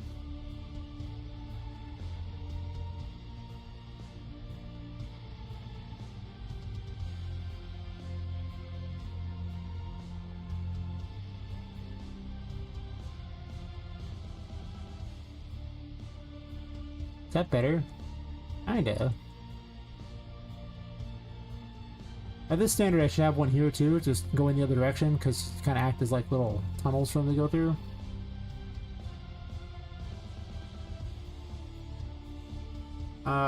It is 11:07 p.m. for me.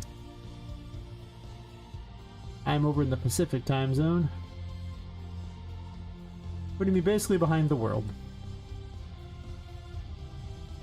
I am the weirdo here.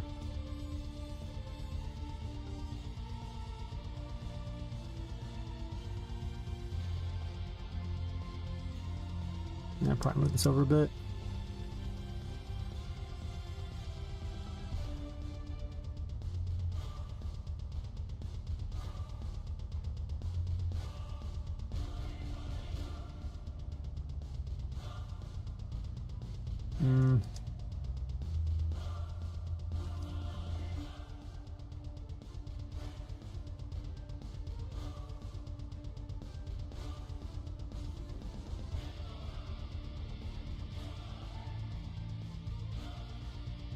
Honestly, it should probably be in front of these. That's true.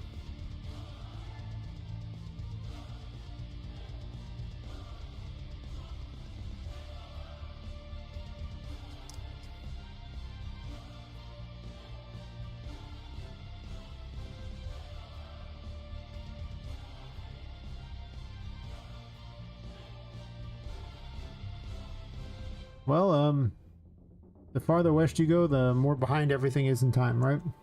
Or just the farther east you go, the more ahead it is, and it's all based on Greenwich Mean Time, which is basically a place in England. So everything is plus or minus that, with England being 0. Could have been from anywhere, but because England colonized most of the world, it became, you know, them who decided, and that's fair.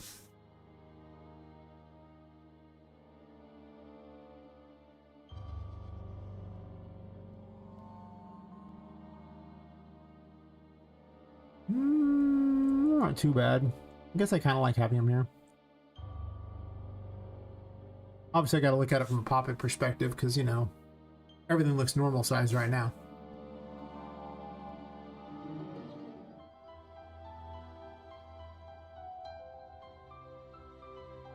But for the most part, I'm like GMT minus like 8 or something like that. I'm at basically the earliest conceivable time zone.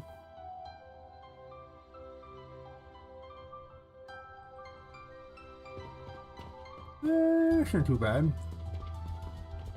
I might shrink that one a little bit, actually. I guess that really highlights that there's multiple ways to go.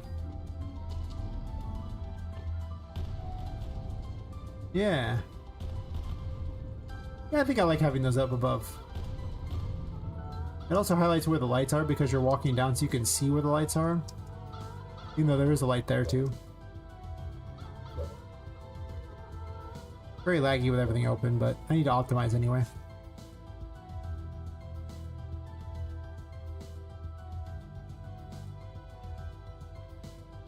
I might shrink this one down a bit.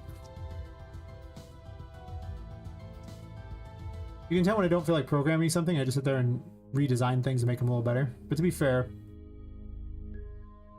making your game look good is pretty important.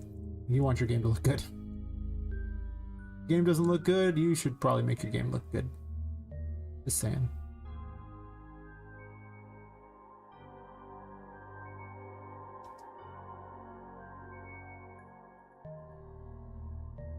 I've been hanging out in a lot of game dev discords, and I talk to people's, you know, about their projects and everything like that, and you know, you should put in at least a tiny amount of effort to make your project look good. I'm just saying. I'm gonna put in a whole lot of work to program these systems that might be fun, but I can't even tell what they're doing because their graphics are so bad, and it's like, okay, I'm not saying you need to be like AAA here, buddy, but I actually just don't even know what I'm looking at, and you're gonna need to explain this to me, and that's probably bad for advertising if you have to explain what it is I'm looking at. That was a catastrophe. I think it actually works better if it just sits there. Yeah. If they can't see it, it looks amazing. Wait, what? Terrible. Well, that's the thing. It defaults to DirectX 12, so most people are using it. They don't realize the performance hit they're taking by DirectX 12 being what they're using. So many people who don't use it try to tell me. We'll call them the Reddit people. They're trying to tell me how great DirectX 12 is, and then in testing, it's trash. It's like, I'm just showing people the test, like, look how bad this is. Are you sure you're talking about the same thing?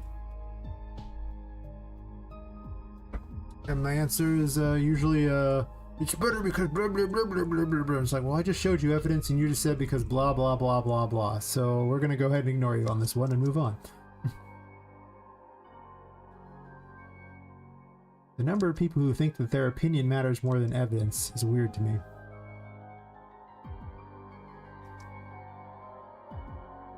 But I'm definitely not going to accept their opinion. I don't even care if they're an expert in the field. I'm going to need evidence. I'm going to need a lot of it. Because all the evidence I have so far is it's bad. Real bad. I do kind of like the tunnels there. I've been putting one down here, but the issue is it's so close to the wall. But I can't make these stairs much steeper. They're already, oh, this ramp much steeper. It's already really steep. This needs about an extra 2 feet over, but I'm not going to move the walls.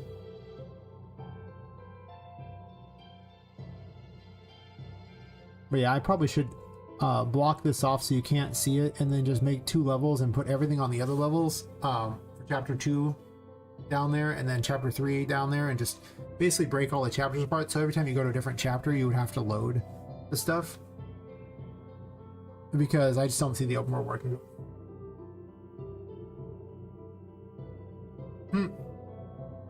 Hi, Matt. Yeah, we were doing the DirectX 12 test earlier. It was adorable. Because I migrated everything to another project to see if that was what was causing the issue with the room loading things, and it wasn't. And we saw how beautiful the game was in that. And the incredible performance increase of DirectX 12. And Nanite.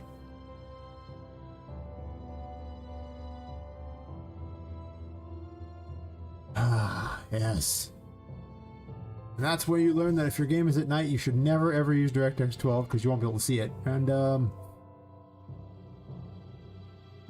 you really don't want half FPS just so you can use DirectX 12 and have a game that's invisible. Yes, because it's so dark. I could load it up and show you, I suppose. Oh, it was incredible. It was beautiful. It's amazing. Oh, why anybody would ever use anything but DirectX 12 after that incredible performance.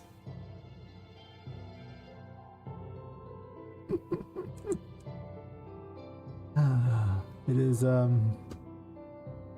pretty funny. Yes, yes, yes. Quite the wonderful thing. Absolutely phenomenal. 10 out of 10. Yeah. It's yeah, it's a thing. Doing a bit of optimizing here so I can make life a little better by actually putting in some of these pots instead.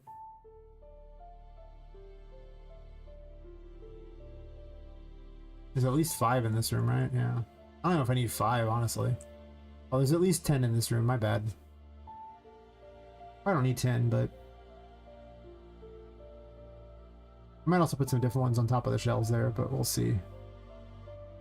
Actually, I think I will.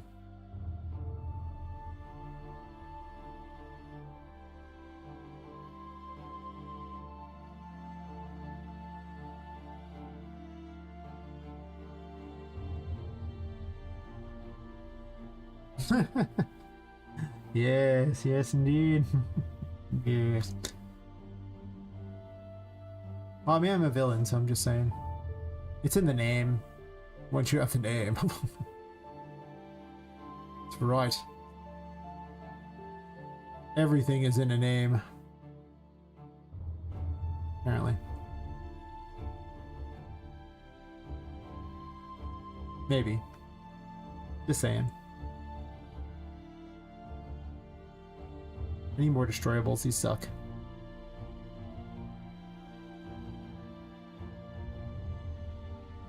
Oh yeah, there's a issue too. If you have a nanite enabled on one of these destroyable things and DirectX 12 is not enabled, it will you won't be able to destroy them. It won't work, right? Just a fun little thing I learned. I spent like a day trying to figure out how to solve this problem, only to discover that the problem was that, and that's how I learned that nanite and DirectX 11 don't work together.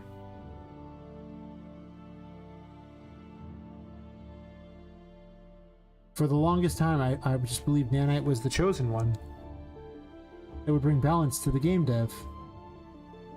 Unfortunately, not true. Not true at all. Did not bring balance to the game dev. No. It brought imbalance to the game dev. Yes.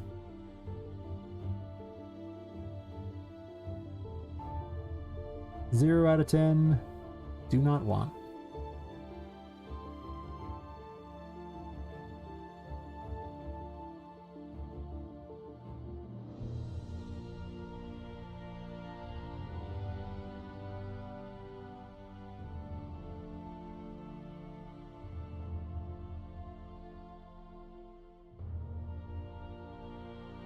This is a really boring task I have to do where I have to put all the destroyables inside of this thing here because if they're sitting on the level, they just H-Slow doesn't do what you want, and open world thingies don't do what you want either.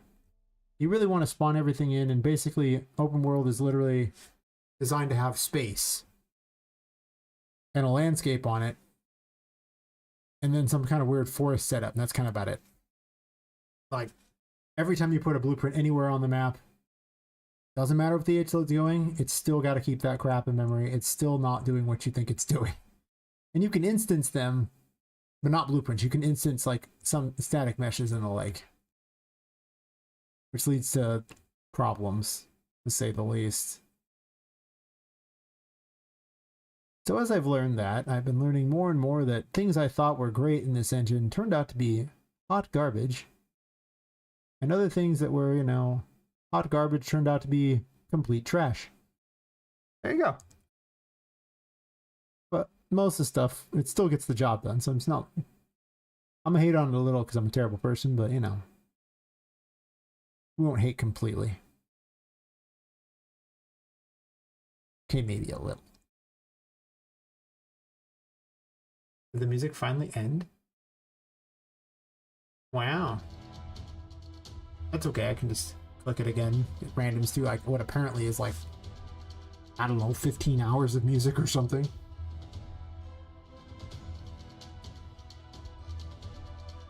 Oh.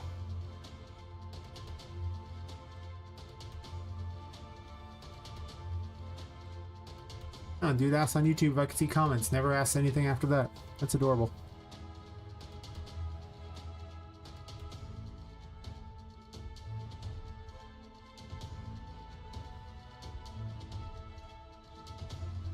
Oh, the landmines need to be spawned in too.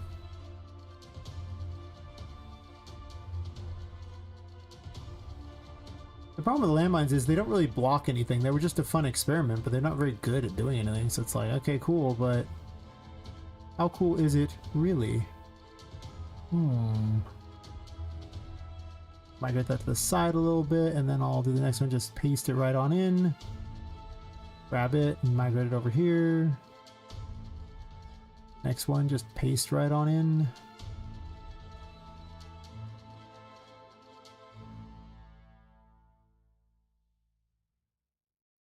Copy the location of this one. Move it a slight amount. Paste the next one in.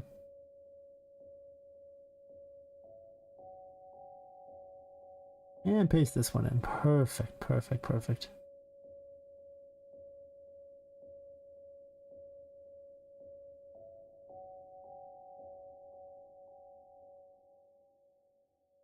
Oh, there's two more up there too. Ah, I forgot. Saddest of times.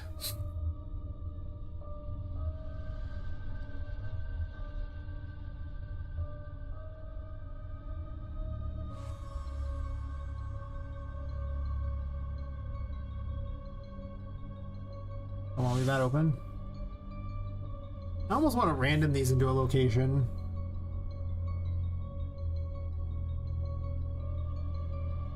They don't do anything. That's the problem. They were originally kind of fun because they used to be powerful enough to launch you. But then I weakened them and they became not very interesting. Which makes me want to make them strong again so they can launch you, because if they launch you, then you might use one in order to get somewhere quickly at the price of health, as opposed to now where it kind of sucks. Like, cool, I guess, but... Oh, I remember these had some problem with them too. And that's that you can never, ever, ever, ever select the static mesh on these. There's never any way you can do it.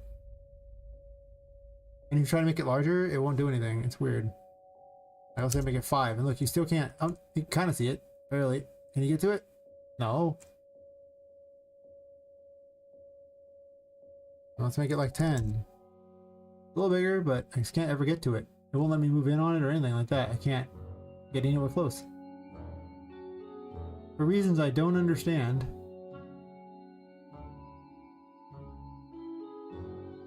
There's no means of actually selecting this thing. Camera faster? Oh, maybe. Oh, okay, I guess it is. It's just so hard to reach. But whenever you zoom out like that, well, now it works. But every time I've been stuck back there, and I've been trying for the longest time there, and let's say I close that one down again and open it again, and let's see if it does it again. I swear there was some problem with it. Maybe it got fixed, another problem.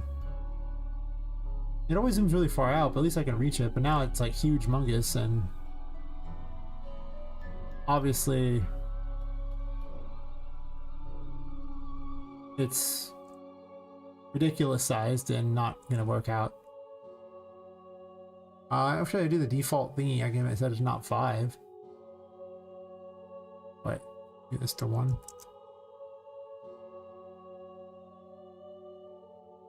And now they're still huge, so obviously that's not gonna work.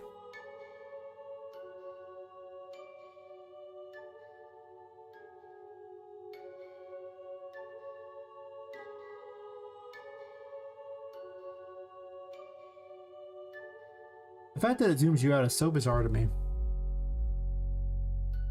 Every time I go into it, it just zooms me out.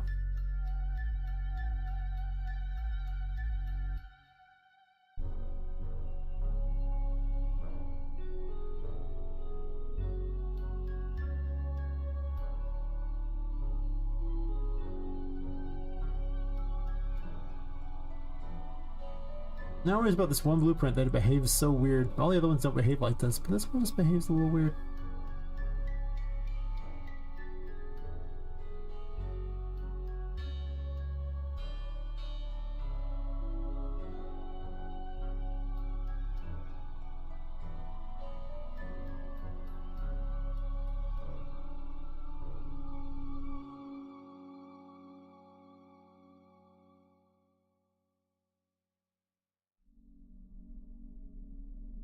Where's the text?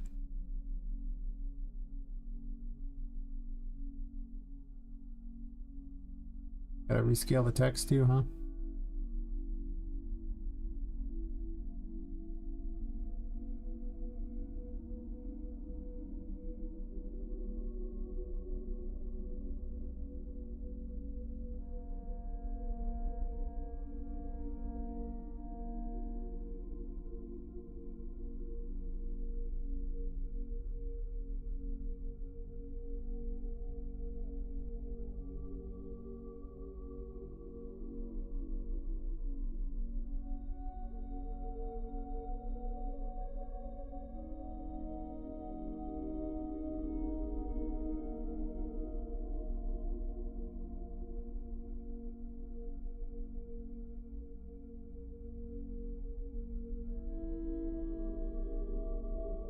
I gotta put them in sneaky spots.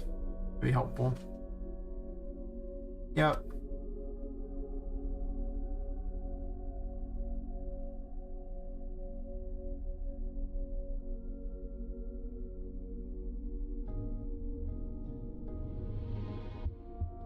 Really in the air. I'm gonna put them on the ground real fast.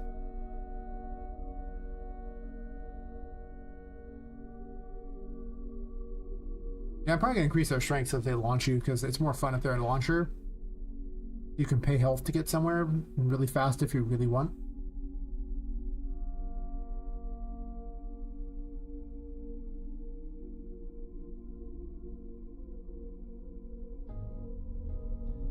They're very friendly. See?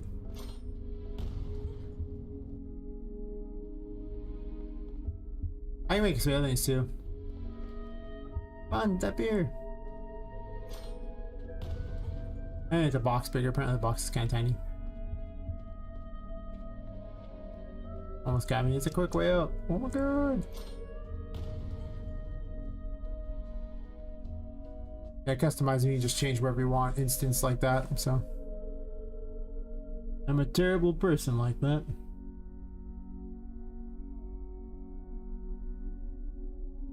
I believe it's the sphere that causes it to explode. Now I guess I switched to a box. Why a box? I guess the sphere wasn't flat enough was a problem. Because you can't really flatten a sphere for the most part. It's just entirely a radius thing, and a capsule's on. What they really need is a cylinder option. Why is there not a cylinder collision? If they can make cylinders, why can't there be a cylinder collision? One job, Epic. One job. And they're just like, nah, fam, we ain't doing that. Like, really? Really? That's how you're gonna be? Damn, man. Damn.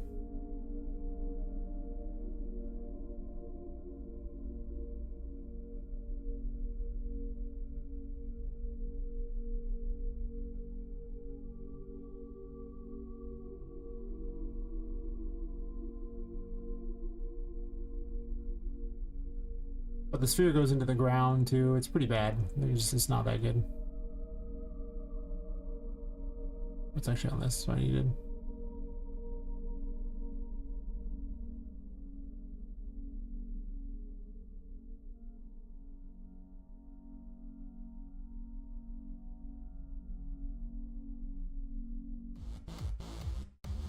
Oh, I just have launch velocity set up as a changeable one, huh?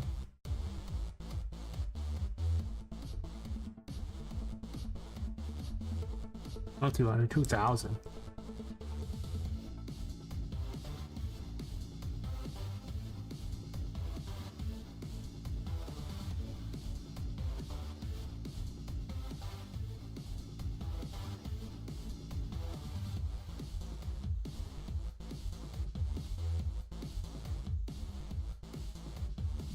Yes, jump on them, yes.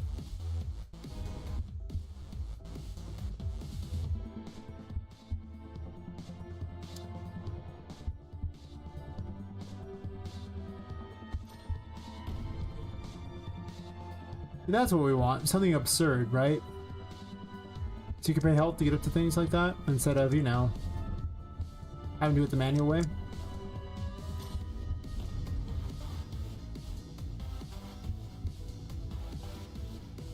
Like, how exciting is that?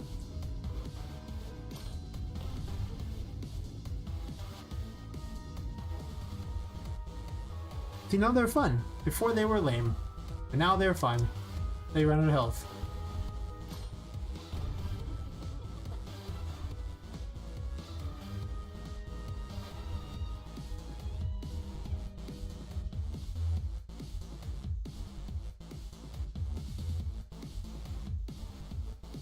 I think Poppet might need a death waiting room thing too, so whenever she hits somewhere, she explodes blood on things. As opposed to the other. Like whenever she stops falling after death, it's a blood thingy.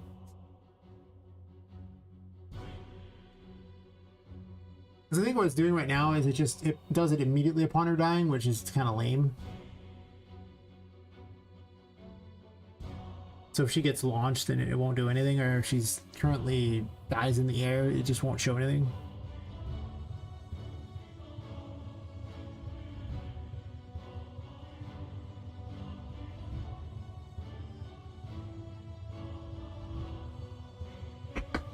I definitely won't be streaming as late tonight. I'm probably only gonna stream like 5 or 6 hours tonight. I gotta get up early for a dental appointment.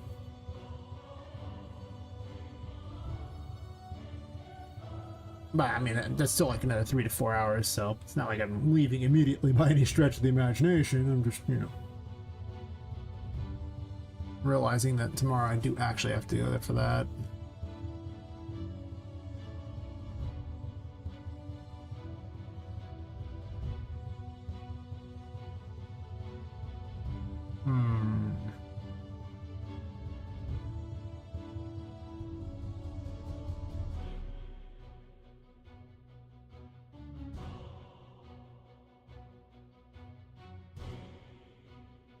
Yeah, I'm probably just doing this.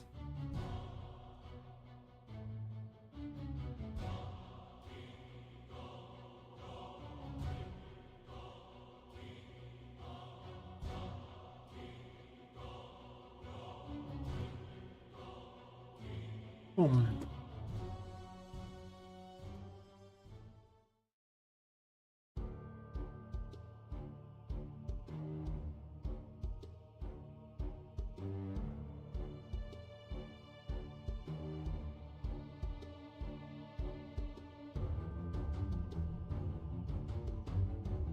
I'm just gonna borrow this whole code thing and drop it on Poppet. Not gonna lie.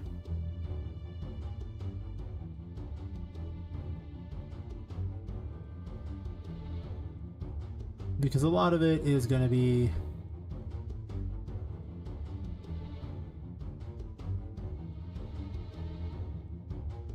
Well, first off, there's literally one right here, okay? I mean, you figured out it's right there, sure.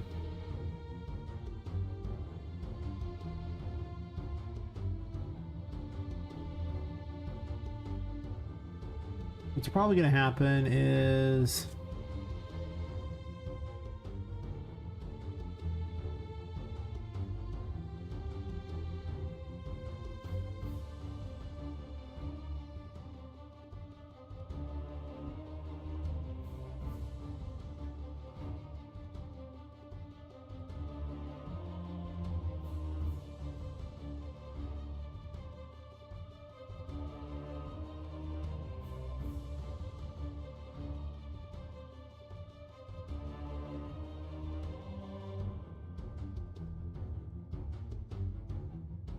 yeah, it's the decal thing.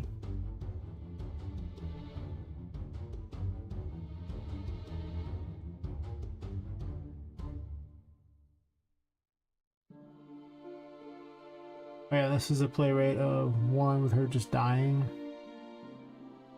That's her to dead and then reset game. So instead of doing this right here,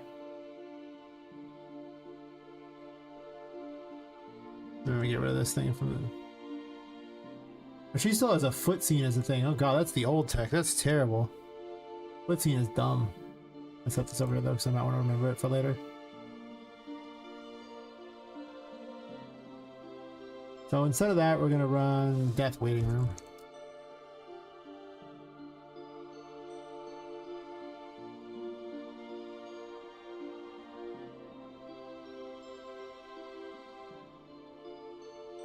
They're all pretty.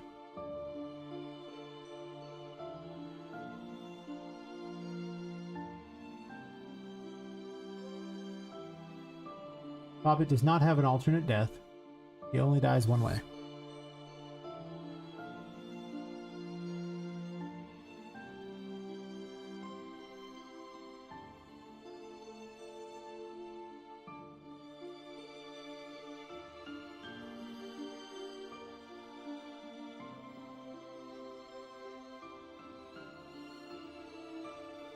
Yeah, originally Poppet's hat was a thing, and this would actually cause her to detach and it would fall and do something else.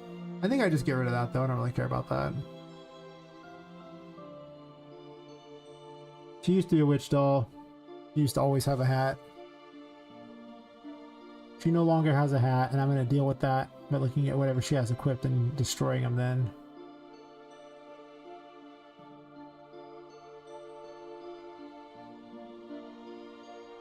A lot of this needed a rework in general. It's kind of old code.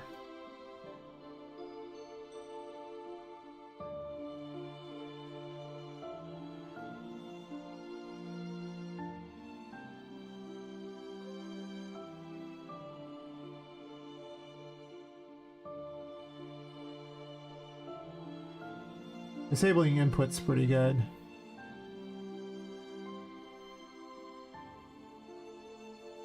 And I don't need any of this crap. Not a spawner. I can get rid of that garbage. Because the NPCs do a lot of things that Poppet does not. I don't know why I need 2 delays. I clearly don't.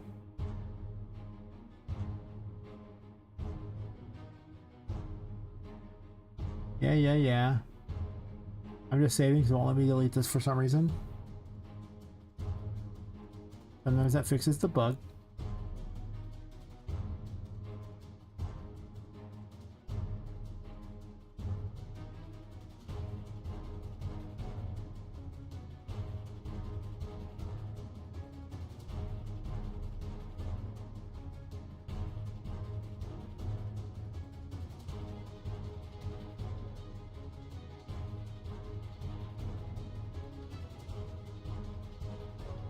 I believe there's just an unequipped weapons, right? Doesn't that already happen? Do I already do this?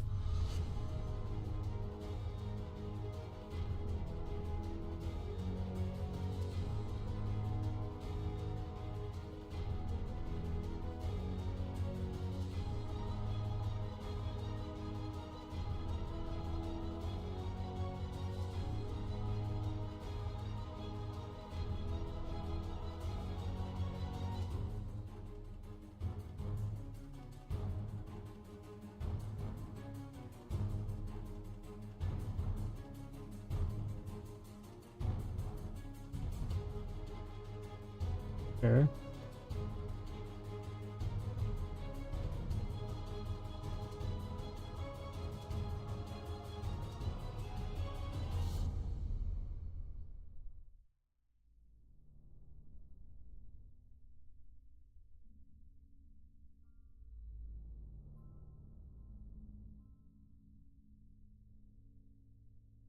I used to try to put the decal directly at like a foot scene and try to get the foot scene to be perfect on that, but what I realized is that you could actually just get a random reachable point radius and only check the Z, and you could spawn it that way. And that would always spawn it on the ground. Guess I don't need these crappy things here. Actually, from this point on, I just do reset game.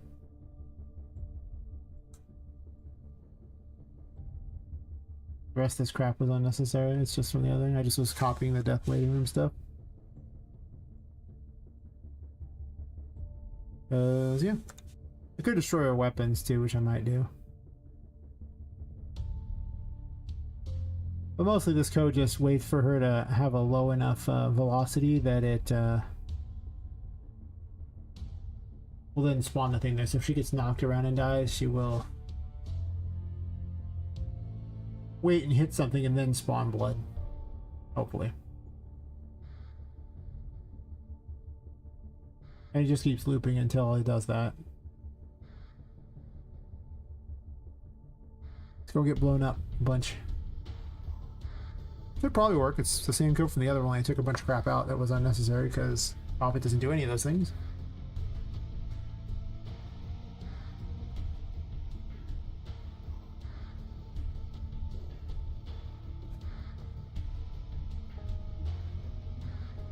I'm gonna take a bio break in a second here. On to the next one. Oh, I tried to chain them. Failed.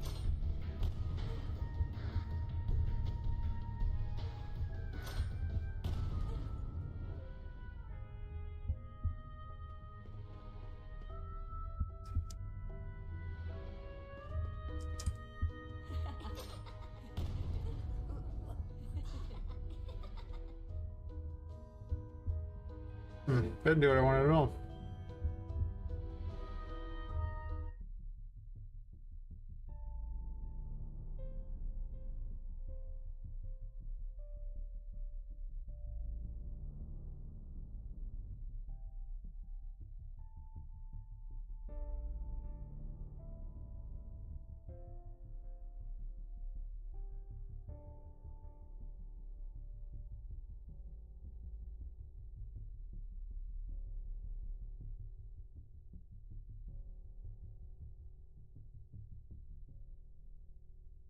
Nobody wants to sit there and do this over and over, you know?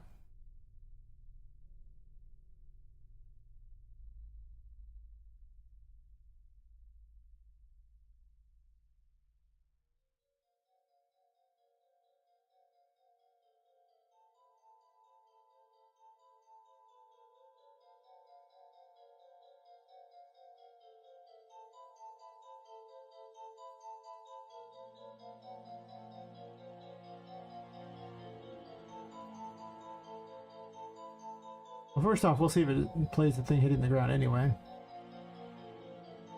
When I'm not in the air, and then work my way from there. The code might not have been that good on the NPCs for that matter, too. Yes. It might have been terrible, yes.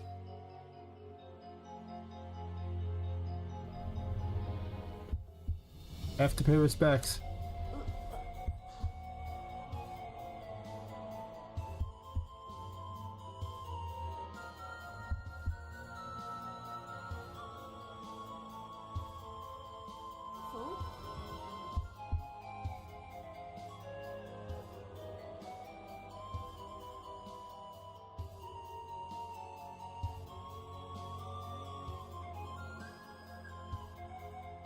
The problem is if she falls over, the foot scene won't work very well. Bloody mess. Sure.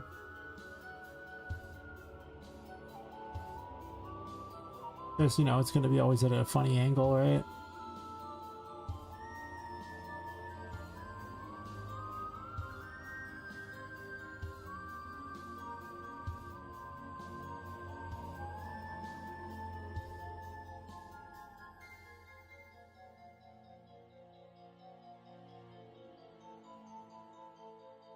I don't even know if that ever spawned underneath her because I've never really paid much attention.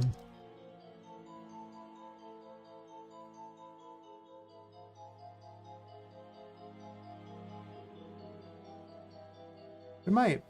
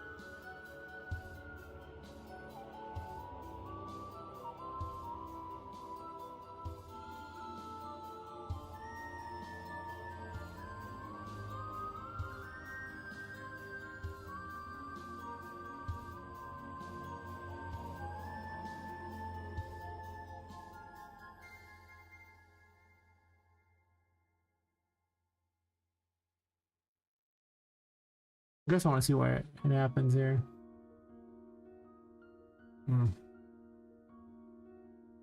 Definitely taking a bio break right after this test. Oh my gosh. I've drank a lot of water. Had a bunch of tea before that. Yes. I wonder why this is not working. Usually this works great, but it's probably just a timing issue. So much in UE is timing issues. All these threads, it's kind of where you're going to encounter a lot of problems. Whenever something just is randomly and how it resolves, it's always a timing issue.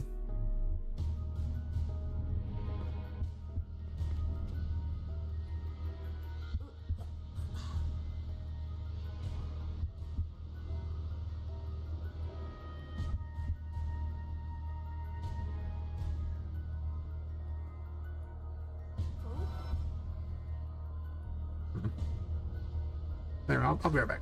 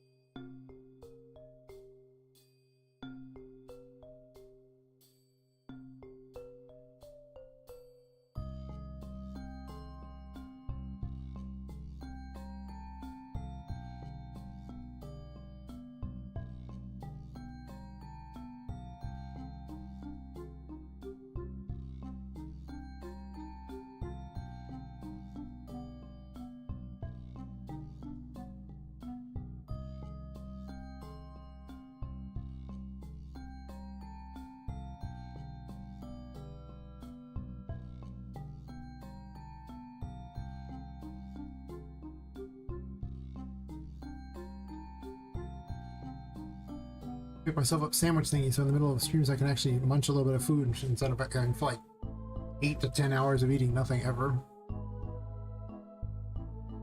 Well, I guess technically I often have alcohol during the stream, but I probably could do with a little less alcohol during the stream. To be fair, I usually only drink 1 or 2 over the course of, 8 to 10 hours, so it's not like I'm drinking, enough to get smashed or anything by any stretch of the imagination, but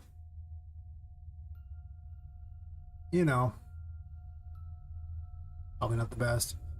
This doesn't yield a reachable radius. I saw that earlier.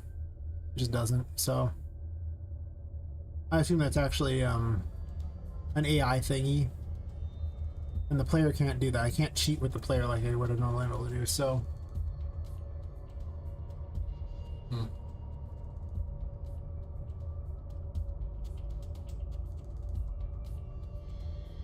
So the same code will not work.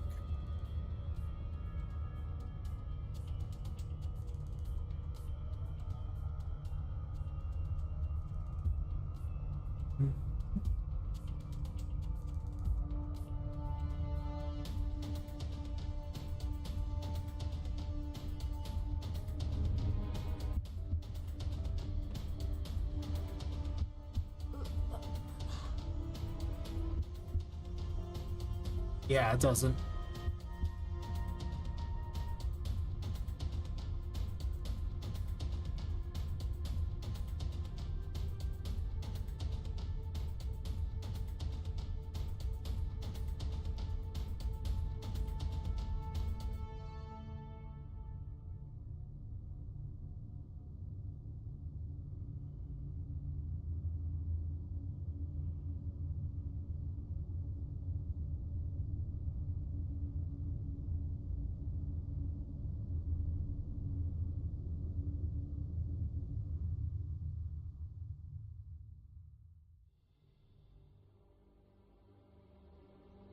This just happens way after the fact.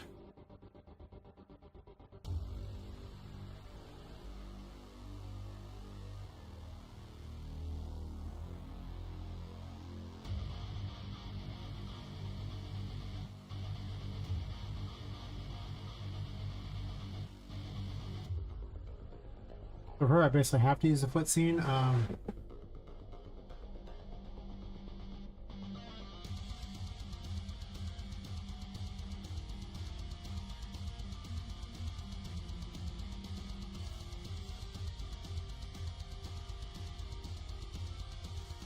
Or I could do like a ray trace downwards or something, I guess.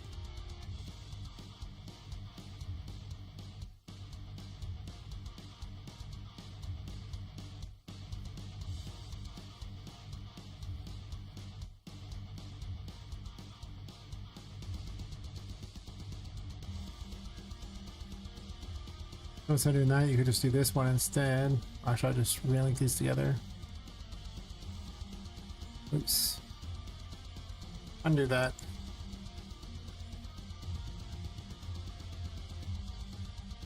What?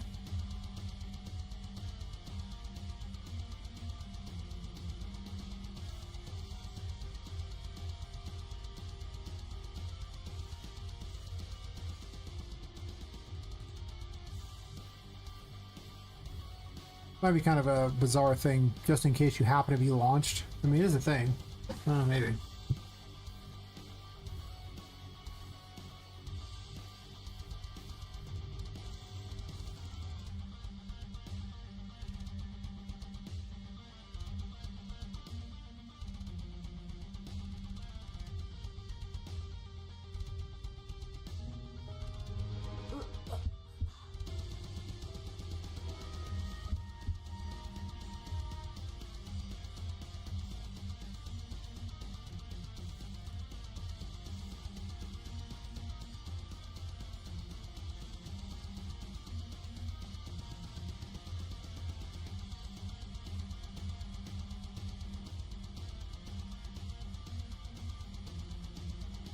This is so much slower. I'm gonna have to redo the whole thing anyway.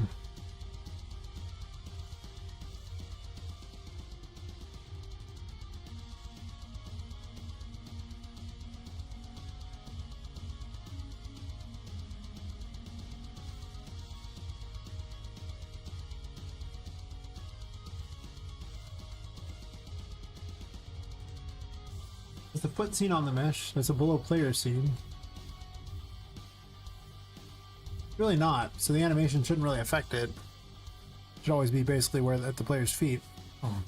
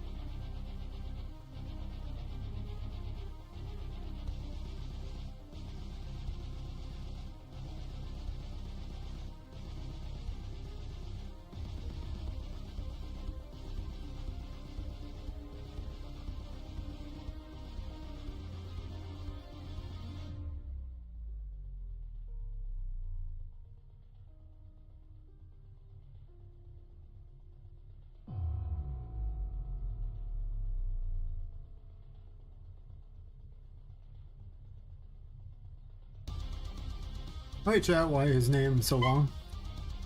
I'm making a game called Poppet Quest. Basically it's where a woman has been killed and her soul's been put into a doll and she's trying to escape the Whimsy Wonders toy store. Where all the toys come to life for the night, including her, and it's due to a curse that's on the building, and she can't leave the building because the curse powers her too, so she's trying to find a way to not need the curse to live, or maybe get her body back if that's even possible. I put a nav mesh down.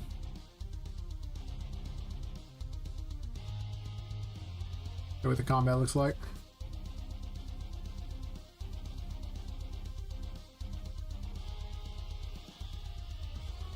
Why is it blocking off like that? That's interesting. Huh. Up. I don't know why the nav mesh is not actually working on that. I wonder if that's going to cause a problem. How weird.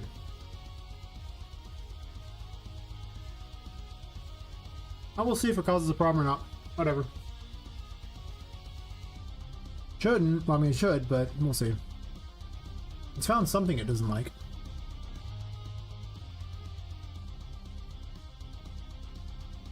Get that music.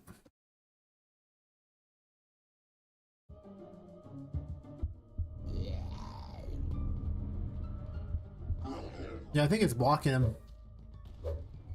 Whatever. So anyway, this is Poppet.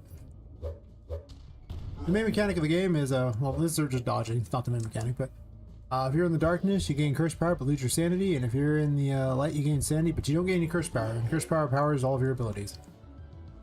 Use the tarot cards for abilities. Just apparently taking a moment to load this one for reasons. I don't know why. This is the Fool. It's a giant squeaky toy.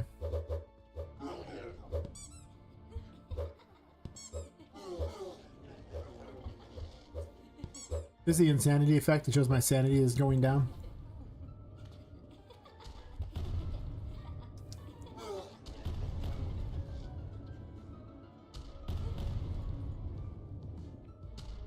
I made these fine beasties recently. They're very exciting.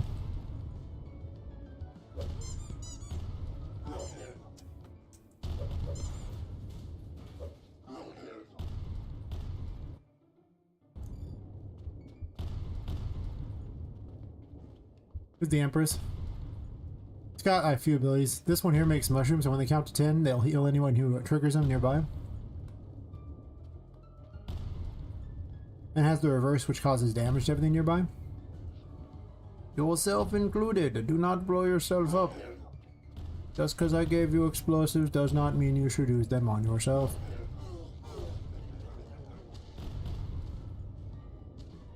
Unless you want to. I won't judge much. Okay, there'll be a lot of judgment, but that's okay. Just saying, such judgment, much wow.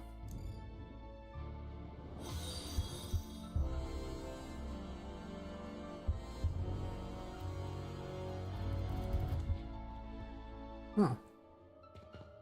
Got my cool menu system here. Guess I hit Twitch here. Well, thanks for the follow, Intervision. How's it going? Okay, select the tarot cards off this.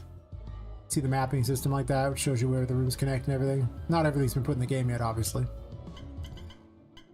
Collectibles, which I haven't collected any yet, so nothing shows up. Got the full menu system going on here. The game's farther along than you think. Yeah, this is the Hanged Man. It might be renamed to Temperance here. Oh, sorry, renamed to Temperance because kind of feels like Temperance, but in cases things in bubbles. It's not production ready by any stretch of the imagination, so.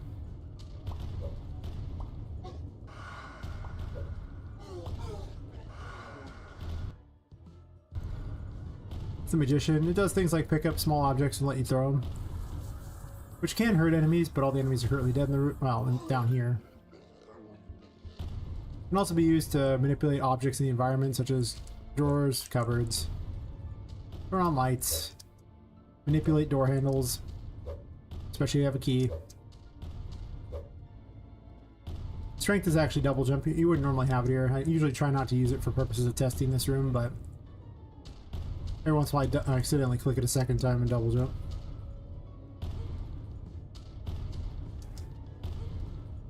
Really? That's just cold, man. That's just cold.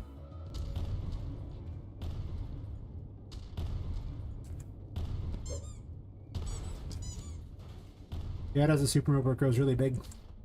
Very exciting. Yep, required. Didn't have enough courage for the super, but I can still do this. Jerk. No. If you stand on their wheel, it actually rotates you. It's pretty funny. There's one over there shooting me too. You can also break stuff in the environment. Very fun. 10 out of 10. Love breaking things. We can get to a shoot off. I don't think this thing even reaches that far, but it might.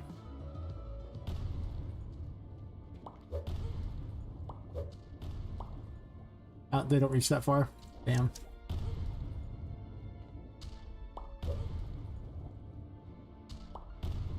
Yeah, this weapon's terrible against them, and it can't even break those. Like I say, not production ready weapon. That's okay though.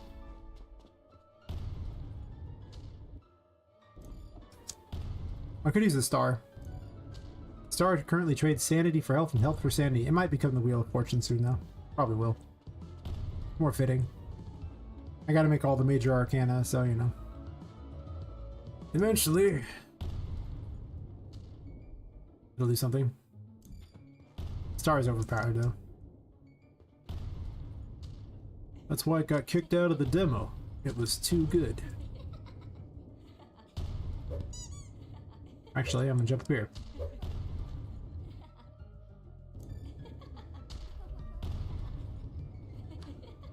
Hide behind this. Oh.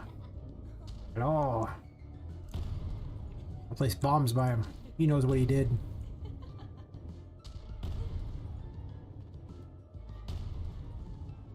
Hello.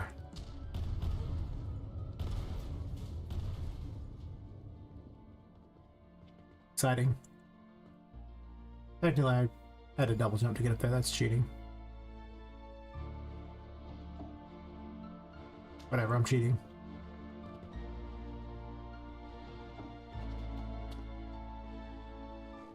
I'm still cheating. Actually, no.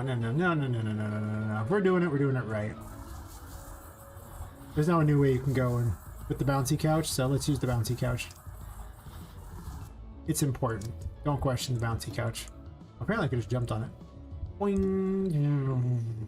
Bouncy couch. I love it. There's all where you can go and get things, but an alternate way to do this particular thing.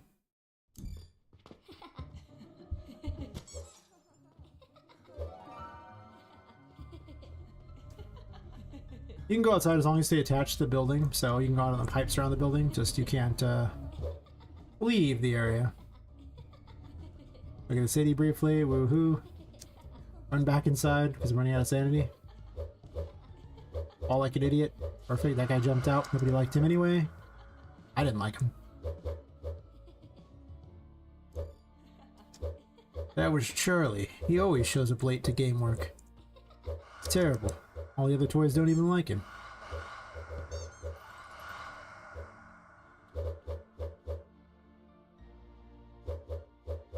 You wouldn't have half these abilities at the moment.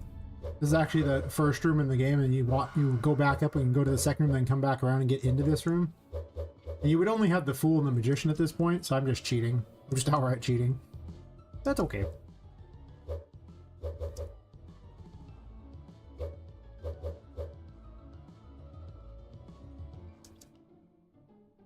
There's a tougher enemy up here, but he's way too weak. He needs to be made way tougher. Well, maybe he doesn't. Maybe he's just supposed to be weak. But I gave him an attack he never gets to use because he usually dies first. I'll let him use it just so he feels better. I see it locks you into here. Is there even a nav mesh down? Okay, there's not even a nav mesh. He can't even walk. Now I feel really bad. Really? Oh, no, I can. Okay. I was so sad. I was like, you can't walk. Dude. He has a great walk. He just looks happy. And he tries to do that to hit you. But he doesn't have that much health, and he kind of trips out. He needs work. He does do a lot of damage, though. Oh wait, what am I doing? Let's use the overpowered star, so I never get to use this thing. So overpowered, you can't even catch me. It's so over. What are you even gonna do about this thing? This is just a broken mechanic. It shouldn't work like that at all. I mean, it's programmed correctly. I didn't misprogram it at all. It's just overpowered and shouldn't exist as in its current form or be given out way later.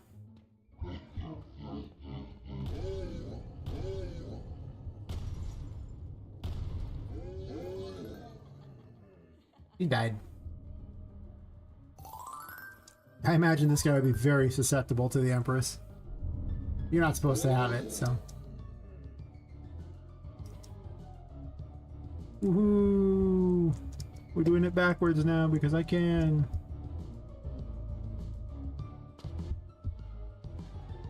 I don't know. Oh yeah, I made this thing. It doesn't have any real behaviors at the moment, but it's a creepy thing that is eventually going to have stuff it does. Yes. Yes. I'm going to combine more dolls and machines, more doll parts and machine parts to make strange things.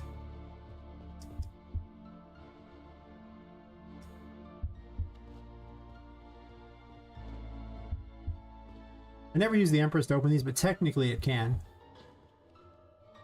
I can't go into the painting world because I have the wrong game mode on, so it'll screw everything up. We're just kind of playing without that.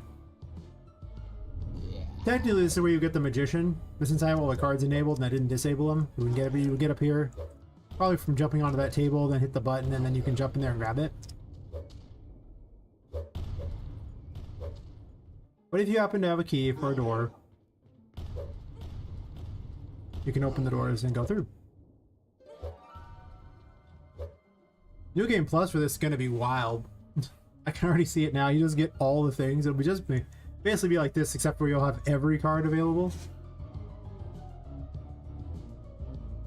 I mean, like the World Tarot is going to be probably overpowered and stupid, so, you know. As well it should be, because you get it last. It signifies the completion of a journey. Therefore, should be overpowered. And the Fool signifies someone starting a journey, so who knows nothing, which is why you get it first. I don't give out the rest in any particular order.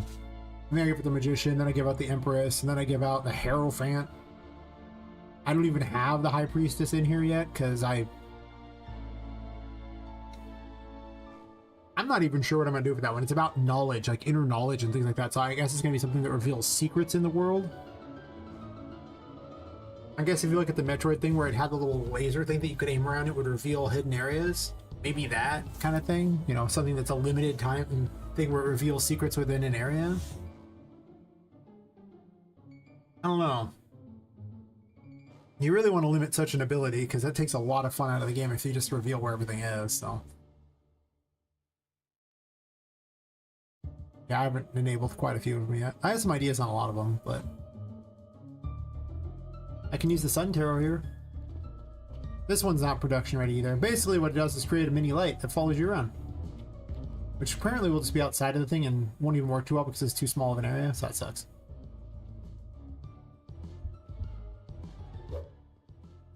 I'll instead use the hanging command here. It has the best hat. Tell me that's not the best hat.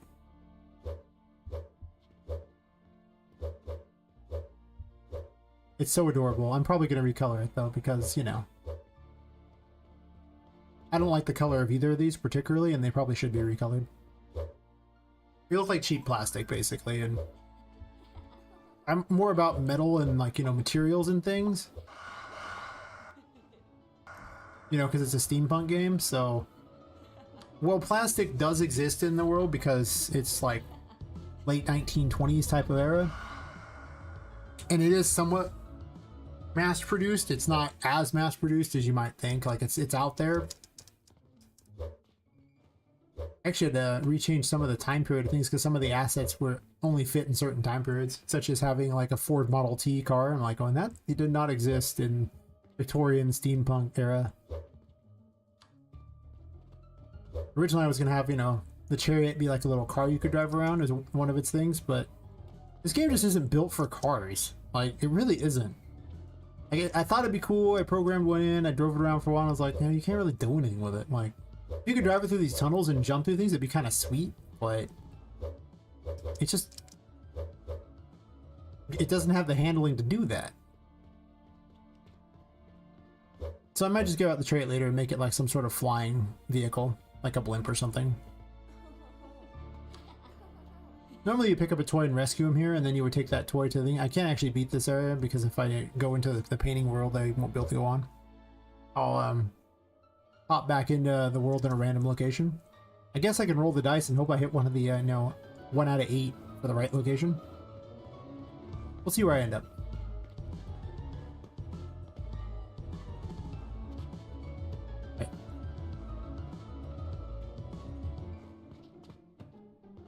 That's right. Okay. Got a bit confused. I'm used to carrying the little toy here.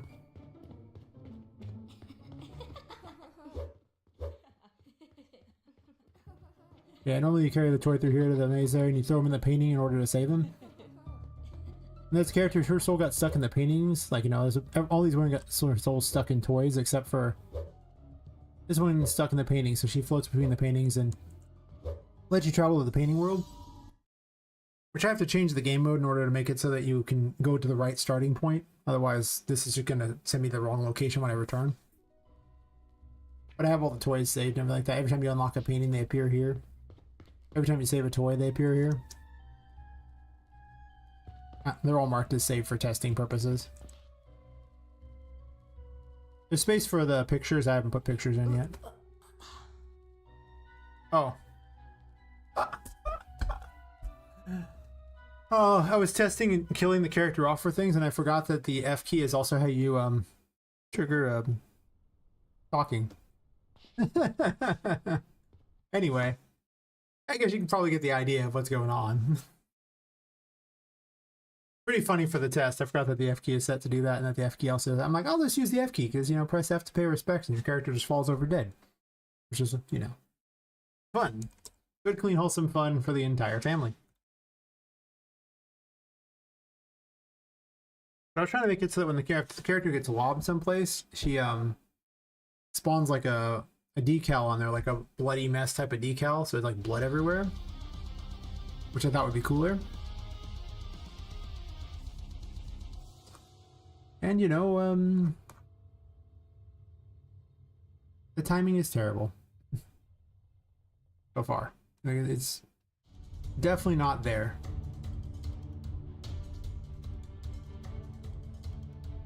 Yep, that's what I'm working on. Hopefully that excites. I have plenty more areas, about an hour and a half of content. What I should be doing is working on fixing Patrick and his problems, because he's got a lot of them. He didn't used to, but now he's got problems. I don't know what's going on here.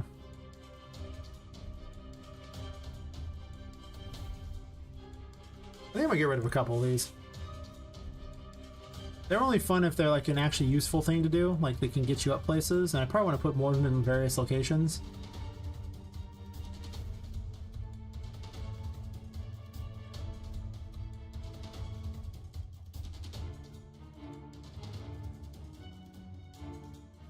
You know what?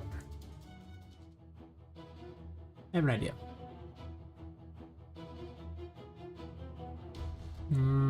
Here's one of them. Perfect.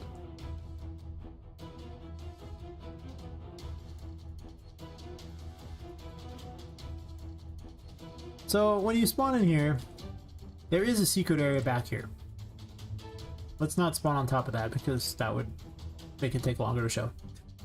But Charlotte also spawns in one of her little smoke grabbing things right here, so you really can't see this very well. So there needs to be like a little meme thing somewhere with her like saying like, you know, there's no secret here, and then like an arrow facing that direction. Just because it'd be funny. Right? Because she'll spawn in there. And then for the most part, you probably won't see that there's a pipe back there, right? Like if you come from this area, you might notice a pipe there and be like, hey, wait a minute, what is that? But players might be too cowardly to even risk it. Because, I mean, you really have to look at it from the right angle or you're never going to see it. Because from this angle, you ain't seeing nothing.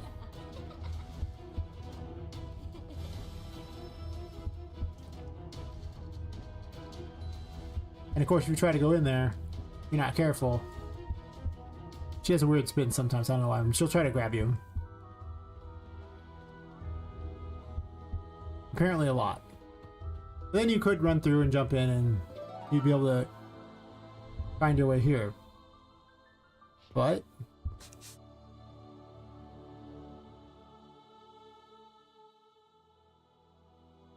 I've come to this conclusion that I want characters to have things written on the walls. Like them talking to you, but on the walls. Or like in hindsight type of things. You know, like the crystal balls are telling you a story of a doll who came first. But you're not directly talking to her. You're just reading the sign, or reading the things. And you're like, okay.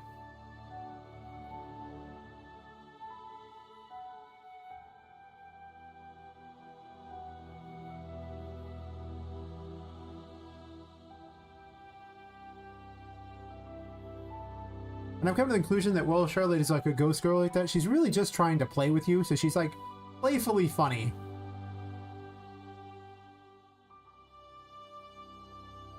But in a more childlike way.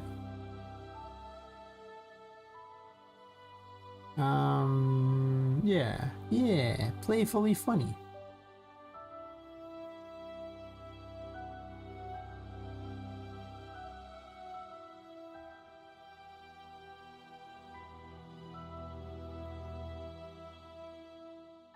Do not go this way.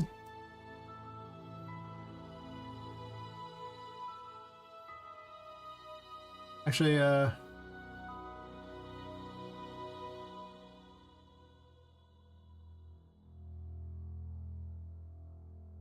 I make like a little meme arrow thingy like this? That doesn't look very good. Well, does it? Wait. It's clear that she uses emojis. Don't ask why she uses emojis. That's fine. There's no explanation required. Actually, no secret here.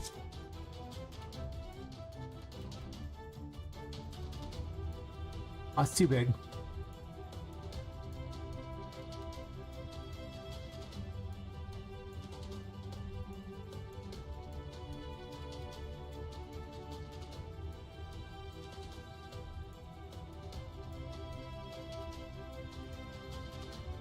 I wish I had an arrow already on here.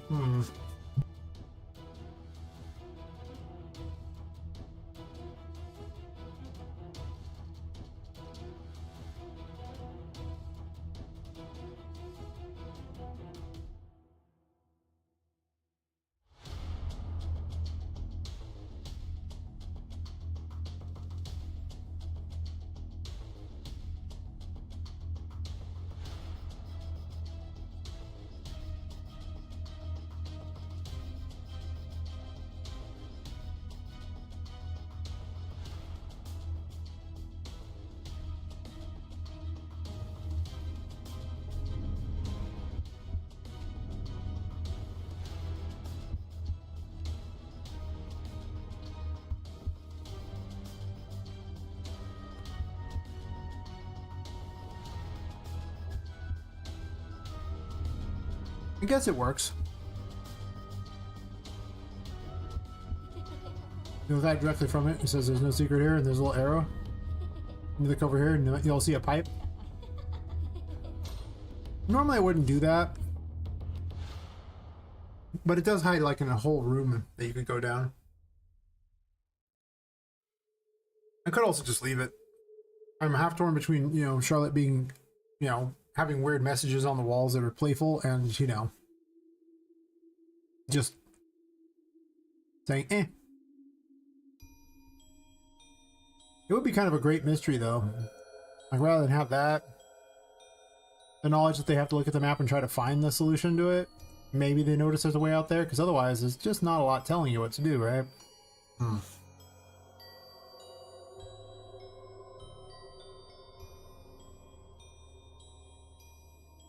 See, I don't want to have a lot of direct conversations in the game unless I have to, because cutscenes are so time-consuming, right? But I can tell you a lot about a character by the weird things they've written on the walls. It sounds like something a crazy person would say, by the way. Because you'll see from here that there's a way out that way and a way out these ways, so like you'll notice there's 4 ways out, so it's like, okay, well, I found these ones real easy, but what's this? Like, you know, and because there's no door over here...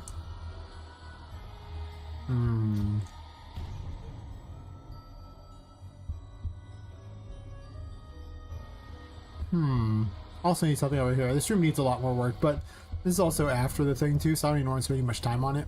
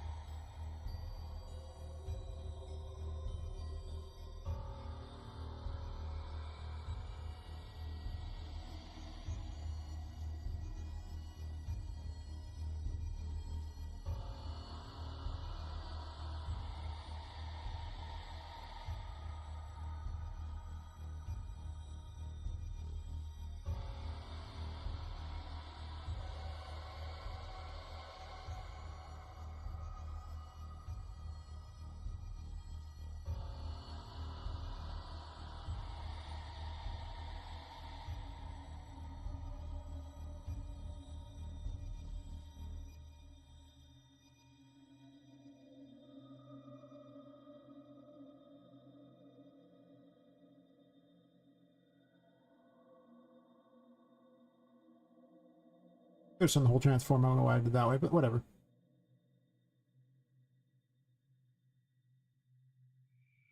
Hey, poor kitty cat. How's it going?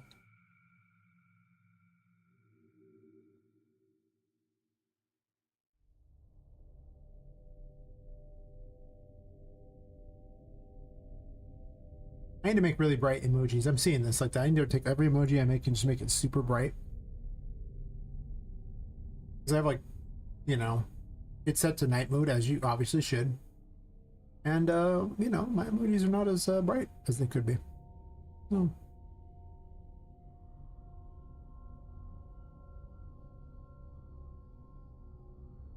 Also, my stuff's so detailed, it's terrible when you shrink it down to tiny size. It's always a problem.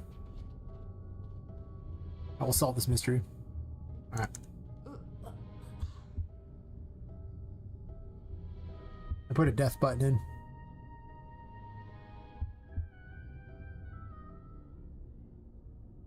I mean, it looks like it's doing the seed. So, why is it not spawning?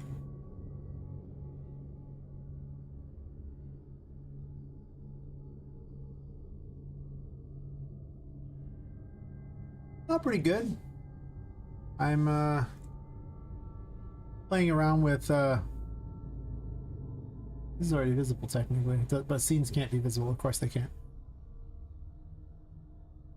I was making these landmines, and the landmines, you know, launch you into the air, and they're all kinds of fun. Well, I already made the landmine a while ago, but I realized that when your character dies in the air, it doesn't like make a splat when they hit the ground. So I wanted the little bloody mess thingy, the decal thing, to spawn when she hits the ground somewhere, instead of just normally where it would just be wherever she died at. Like, I wanted to make certain that her velocity was 0, or actually really low before doing that. Yeah, at these things, they launch you way up in the air, so you can shortcut your way to places. at the price of health. Good, clean, wholesome fun for the entire family. Right? Woo!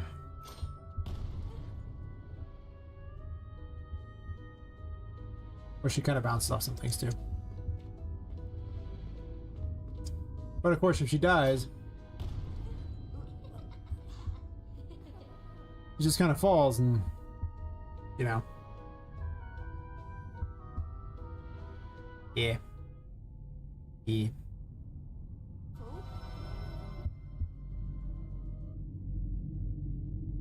That's kind of what I'm working on at the moment.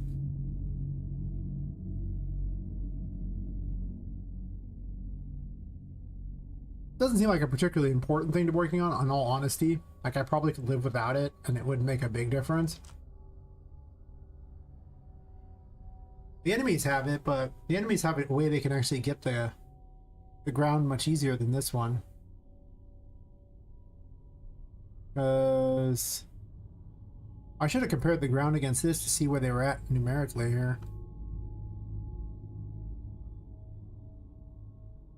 I'm gonna borrow this for a second. I'm gonna add just a simple sphere to it. And the reasoning for it is so I can see where it's spawning. Maybe it's just spawning at a weird angle or something, you know.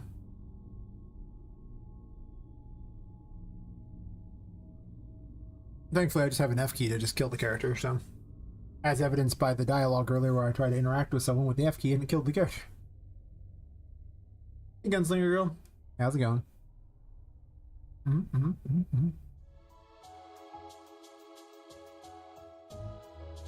Yes, yes indeed. Alright, so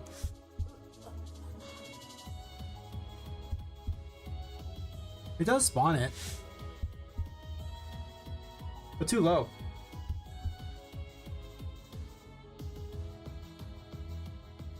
I'm gonna keep a screenshot of that.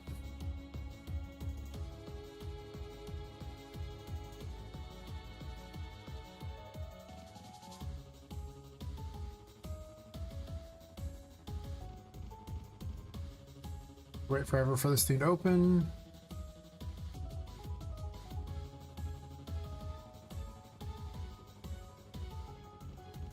So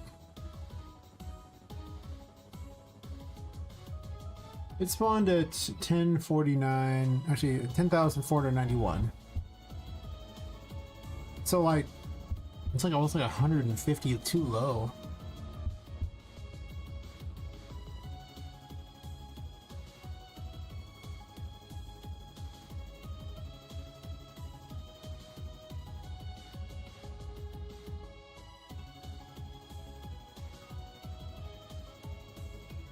So if that's the case, this should actually just be higher, I imagine. Yeah.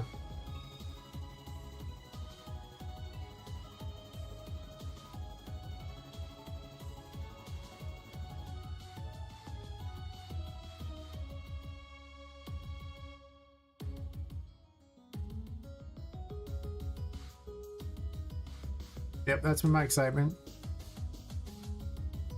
Killing Poppet over and over and over. Make blood everywhere. I'm gonna speed it up too, obviously.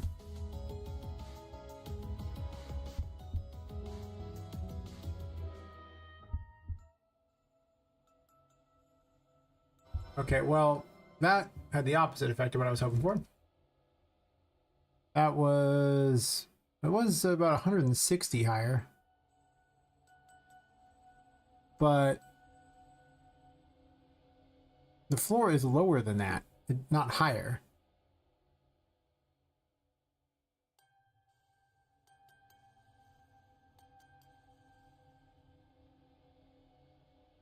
That explains much.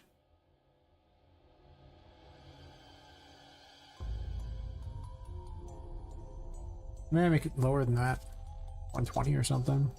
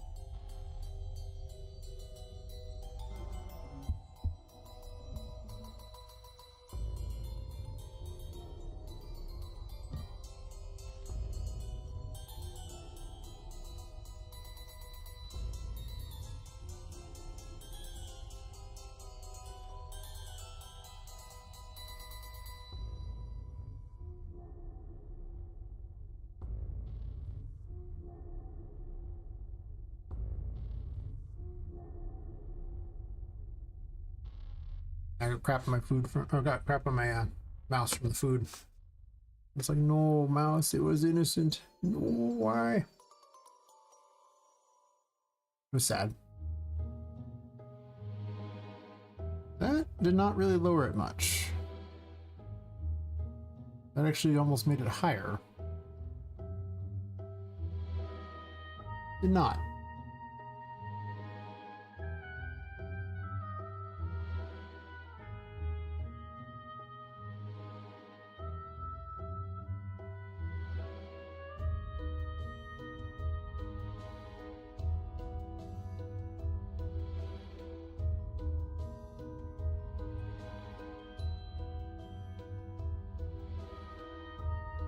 I probably have a ray trace that goes from the foot scene down to the ground, and then the hit target is where it uses it. It's probably what I should be doing. What do I think? Just thinking dumb things here, apparently.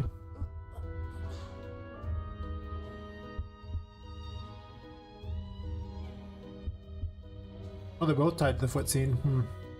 That's true. That's less good.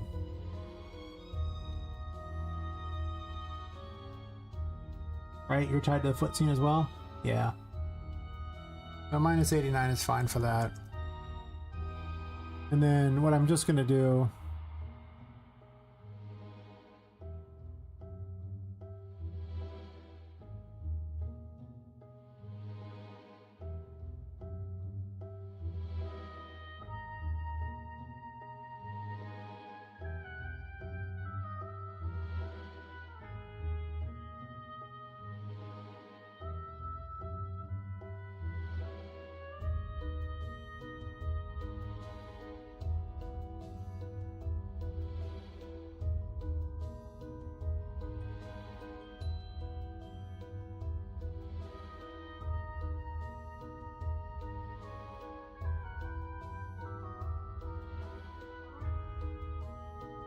Negative 1,000.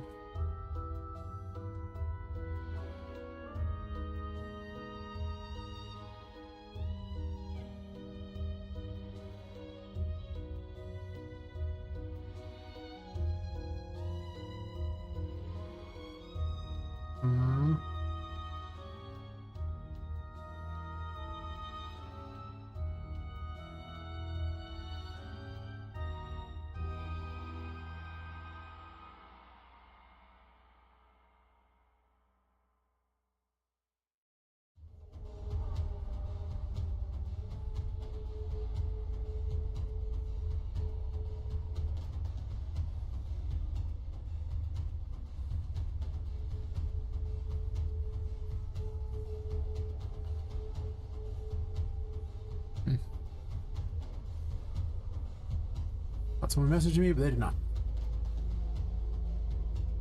Alright, so 2,000 trace visibility.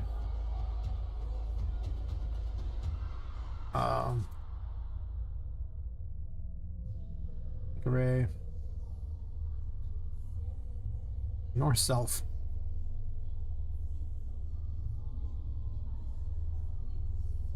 Just in case it matters.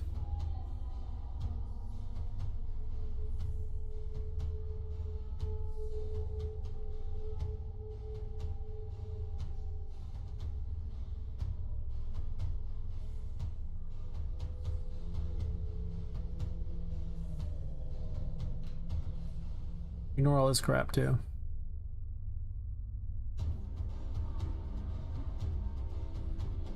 Basically everything that's on Poppet, I wanted ignoring it.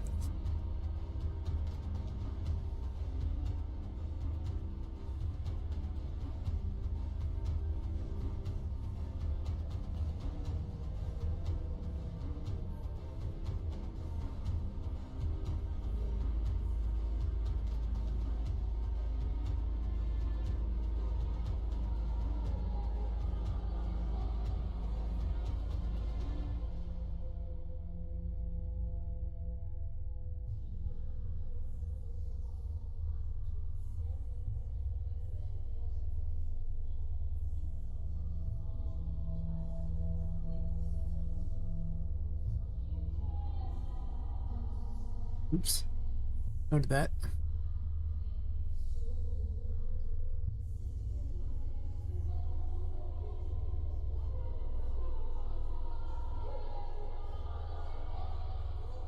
Also speed all this up too. I could actually just move all the things where he just dies and puts him in the death waiting room thingy instead.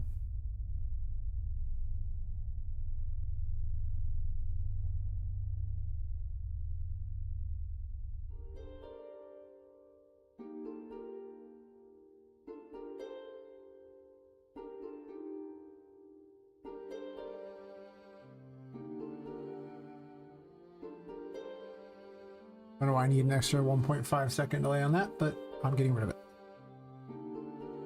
0 out of 10, not useful.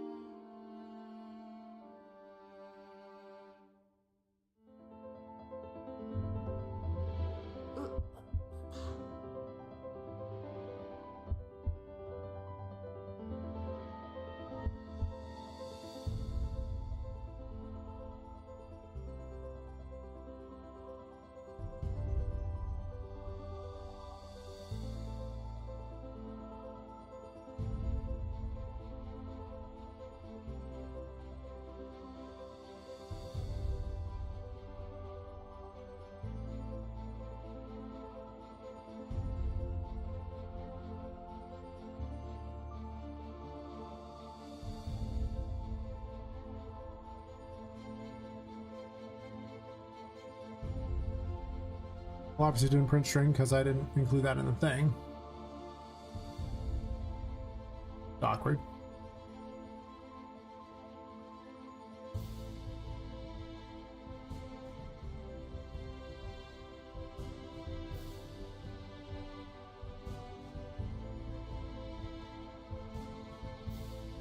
Make it persistent.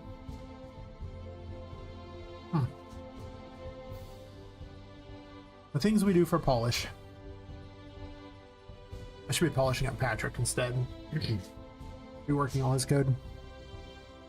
Got problems. I don't know what his problem is though, because he only picks one target. It should always be the player character, but for some reason.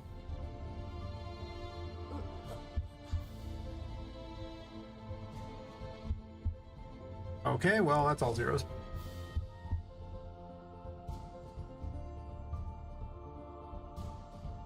I guess technically it starts from not that. I don't know. It's actor location. For some reason I thought it was relative.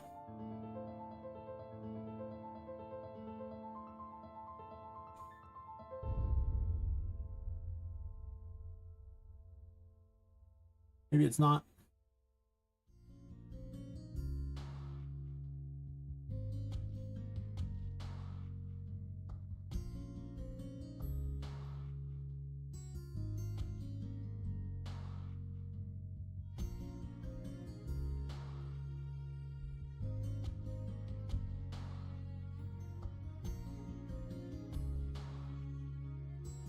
Just subtract it, I don't need the other.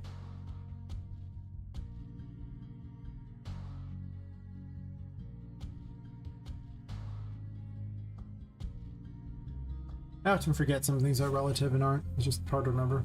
So many things that could be.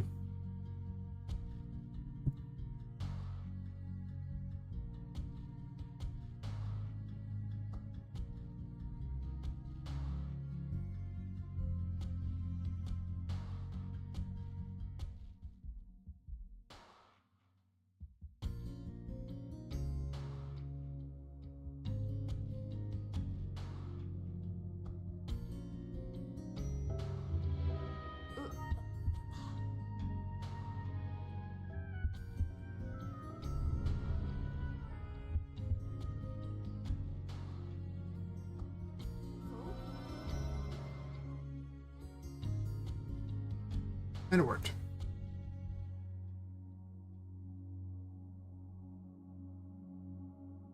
Turns out it was relative. Now we know. I probably should have known it was because I've used it before, but I forget. That's why I keep recycling a lot of my code, because I don't have to remember things. It just works because I did it before. I figured it out again. You ain't got to do that.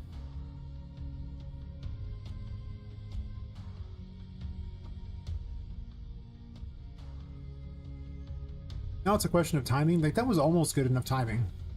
Almost.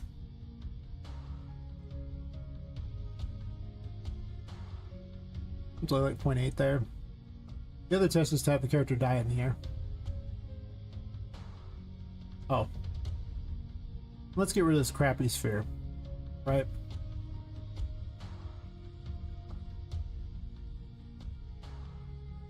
You know what I might do? Not do the blood spray here and do it like right before this thing. So it just shoots up in the air. I don't hate it.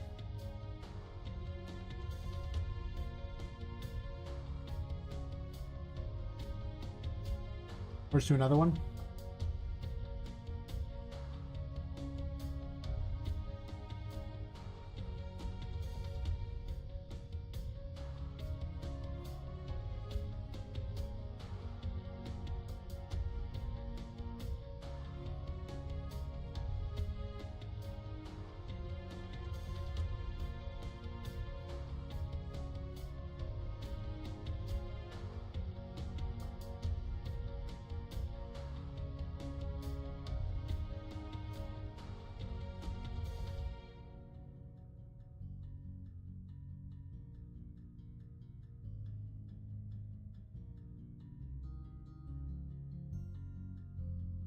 Didn't the character damaged already do this? Or not? Maybe just does character dead instead.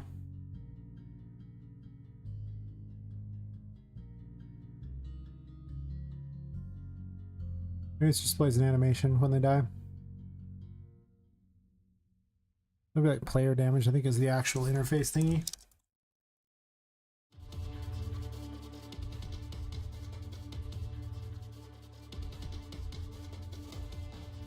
Oh, it's just character damage. Is that... Play switch, play damage, update health.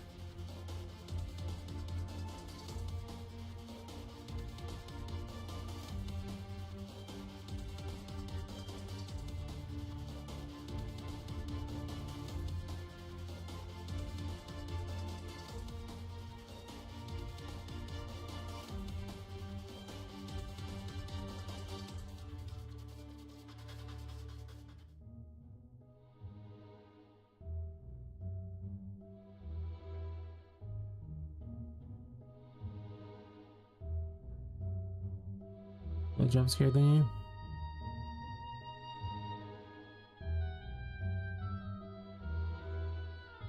Might not be player dead, that's the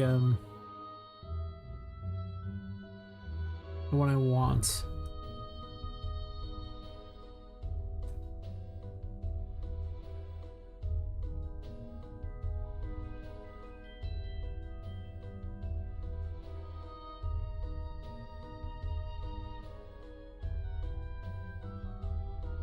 What's player destroyed? Surely there's a damaged option here.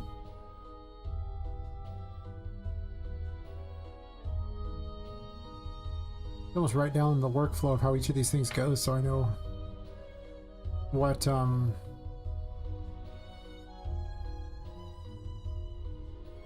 I have to, like, you know, look for each of these things.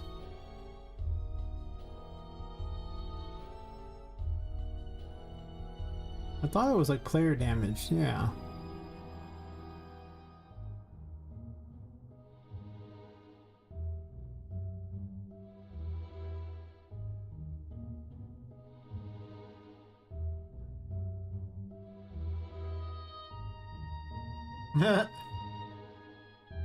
Pretty much, folks. Pretty much. Imagine going to YouTube to watch this. This is friggin' weird. Who does that? Now, sometimes YouTube is weirdly popping, and other nights it's just completely dead, and it's just so random. I mean, popping's the wrong term. Like, Twitch usually, like, because raids exist on Twitch, Twitch usually does better on average. But a lot of times, I'll get like 3 or 4 people that are just watching, and they convert really well to Discord. Oh. Aha! Success.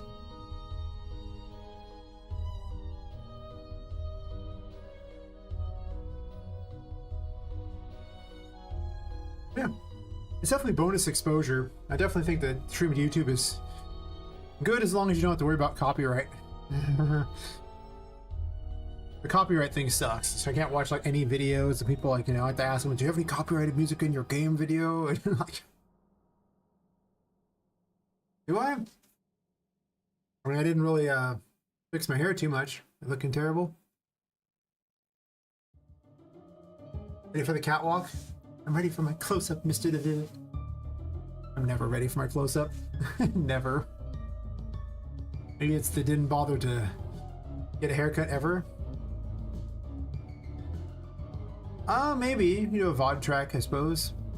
The thing is the way I'm doing it is that I'm using Restream.io to send to both. If I literally just manually sent to both, I could probably do that. Haha, success. Yeah. Oh yeah, I might do that. I mean, my internet's good enough that I could ditch Restream.io and Restream.io is free to stream to 2 different services, so if your internet isn't amazing, you don't have to have twice the upload speed, you know?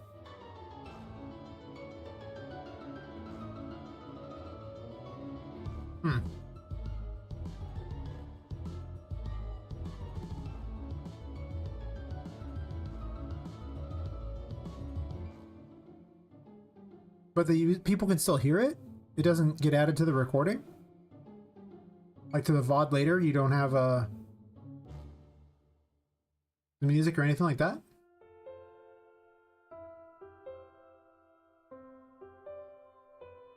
Oh. I may need to look into that. Huh. Well, now they know that's a thing. But I can just do it from my end like that. I figured I'd have to upload 2 different streams to places like that. YouTube would just get the one without music. Nice, thanks. You can get behind that. Nice.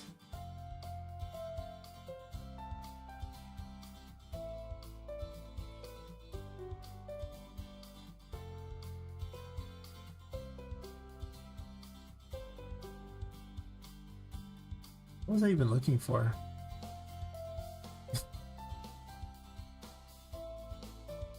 I don't remember.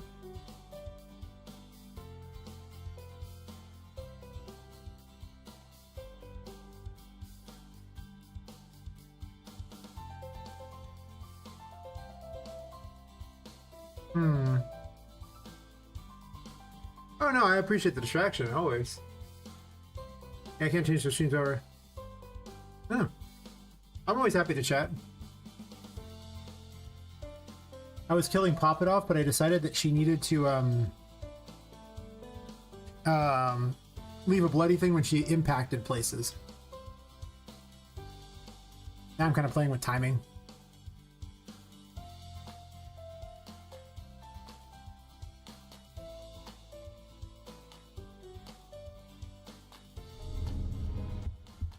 So if she's in the air and dies... It's not fast enough though, but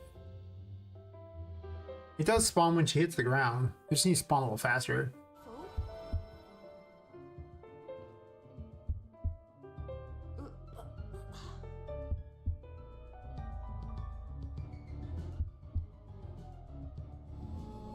Aha! I figured out how to do the blurps now, so I have all the blurps on Twitch. Well, I have a bunch of them.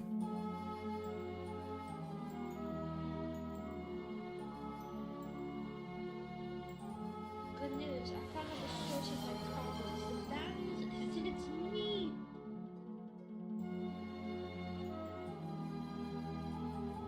Learn to double yourself? It's like game dev jitsu or something like that. You're just like, or like, I guess social media jitsu? That it? Content creation jitsu? Which one are we talking about here? Which ninja village is it from? So I can go there.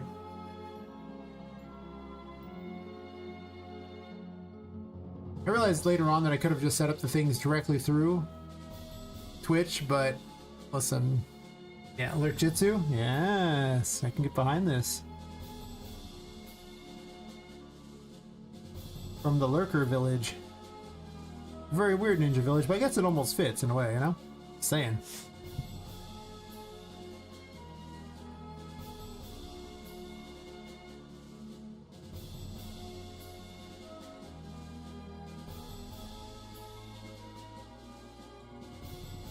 Blowing my nose in stream would be kind of gross. Same. A bunch of creepy ninja. I mean, listen.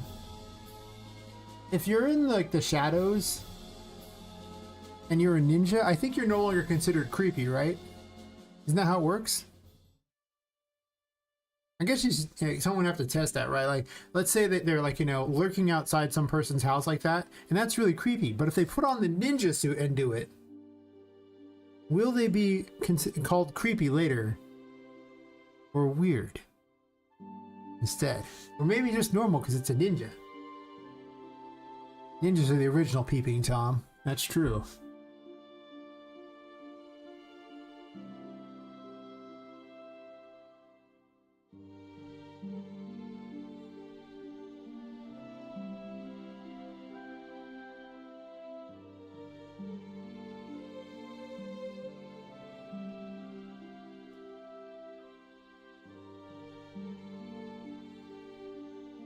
I mean, listen. There's a lot of people in there. Surely there's at least some number of ninjas. I mean, it's a ninja with a cowboy hat. What do you want, right? They're busy attacking Buckies or something like that, or lurking Buckies.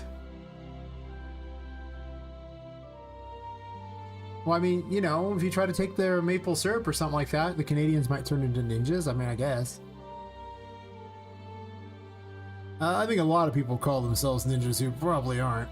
Pretty much anyone who takes a ninjutsu class or something like that and then thinks, I'm a ninja. Are you now?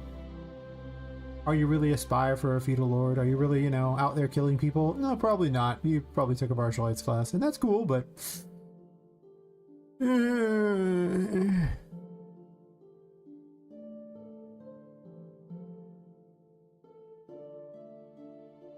know what? I probably want, like, is falling right here. I just need to branch this into two separate things, I think. I mean, a Canadian berserk, I could see it. You know, I mean, fighting those moose, you know, those things are rough. Those things look pretty, like, you know, dangerous. I don't want to fight one of those.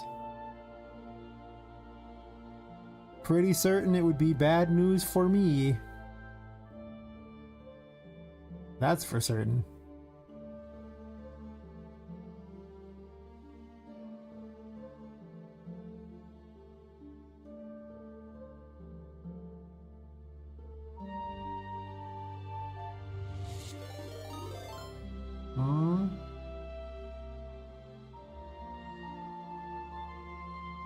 Oh, thanks for the radar, bug.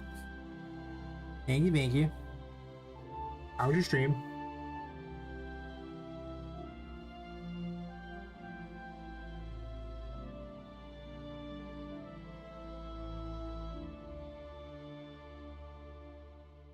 Hello, that gamer. How's it going?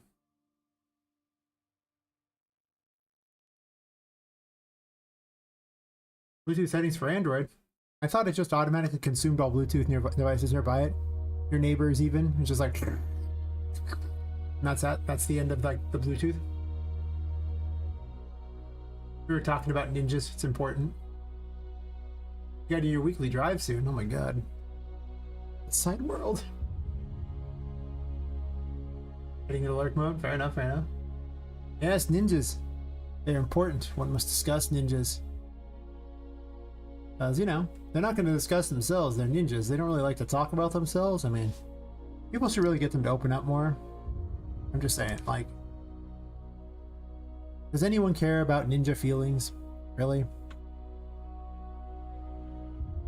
Think of the ninjas. I mean, they just failed killing someone like that. You know, they got spotted. No one sits there and, you know, thinks about them. And gives them, you know, talks to them. Hears about their strife. No. I don't even know where I'm going with this, but you know what? Ninjas are misunderstood totally. Sure. Works for me.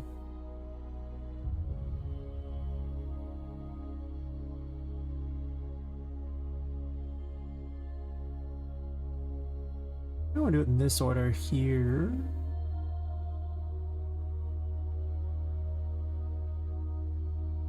Yeah, maybe I do this and move this over here.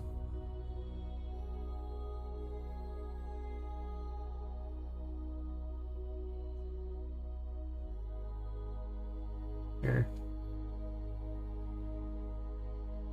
Grab all this crap. Move it up. Make a point of doing this so it actually connects. I mean, I would hope so. I mean, yeah, they got a pretty rough struggle going on. If they're not unionized, oof. I mean, really? Really? They better hurry up and get on the ball. I'm sure they're not getting fair wages.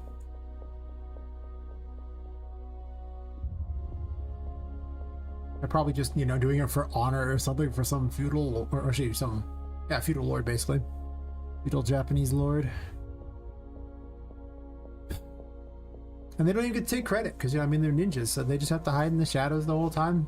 If Lord gets to take credit or some other samurai takes credit, nobody thinks of the ninjas. It's terrible. The ninja struggle is real.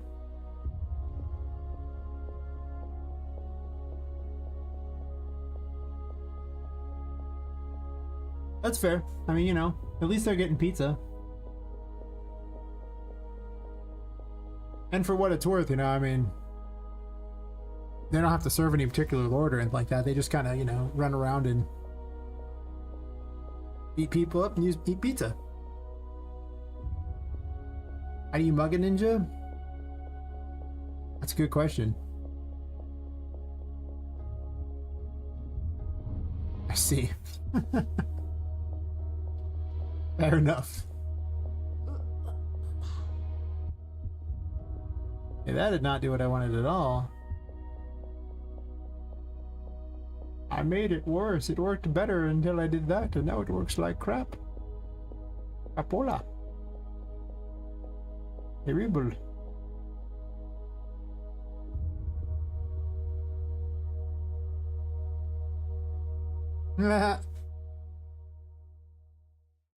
Sometimes, you know, mistakes were made. I don't know why that messed this up.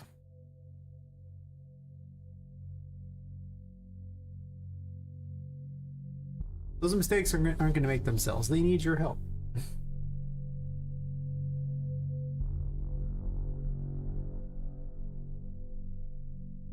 I don't know, realistically, I would probably want as many people as possible to say they're like unfollowing now, because mostly they always say it in jest. Almost no one ever says it for real. Unless you like really did something heinous or terrible, but most time it just means a lot of people are talking about you, and that's awesome.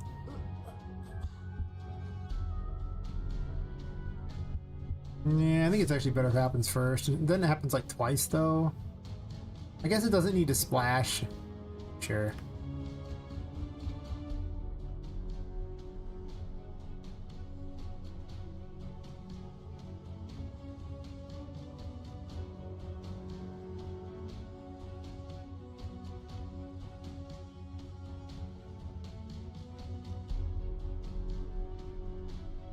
I'm gonna get rid of this falling thing. It's just dumb. It doesn't work the way I want it to.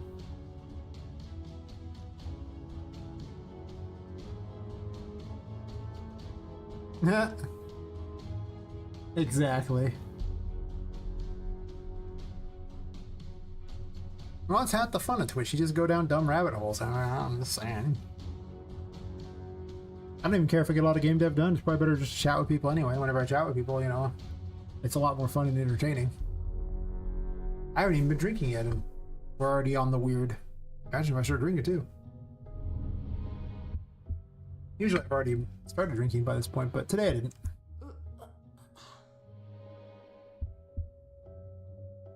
And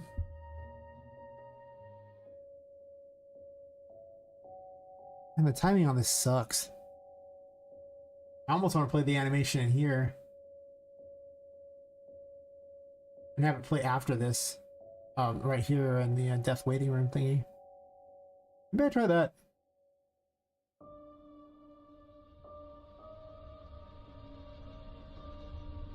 Instead of doing all this here, I just get rid of it.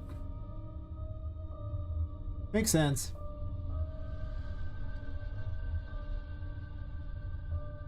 Not yet. I need to do something like that. In the next, I was hoping to have like a demo in the next couple of months, but I'm gonna need to get the Steam page up really soon. Apparently, I didn't realize people were so excited about it, but I've been asked multiple times in like the last week or something like that by a whole bunch of people. Just when are you going to have a wish list available? I'm like, oh, I have failed. I do not have it yet.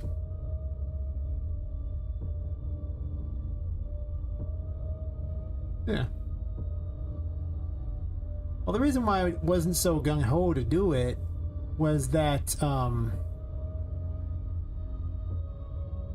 I originally released one on itch.io and it wasn't ready. And I was like, oh, people can play this thing like that. And basically after the initial wave of things, it never got any additional attention. So that's why I was like, I'm afraid to even release this yet. I want the page to be amazing by the time I have it. And now the game's getting there and it's like, okay, well.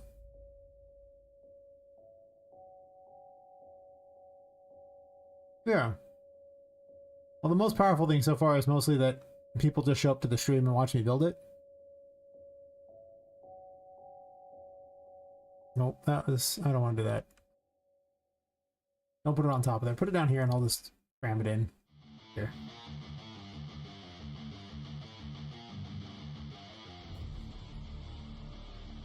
Yeah. I mean, it was bad. I'm just like, wow, this game is literally free, and wow. So I definitely have since changed my opinion on some of it. I'm gonna try this. I think it'll work out a little better than what I'm hoping for. It's when the character dies in the air, it didn't leave blood on the ground when they hit the ground, so I want them to hit the ground and leave blood.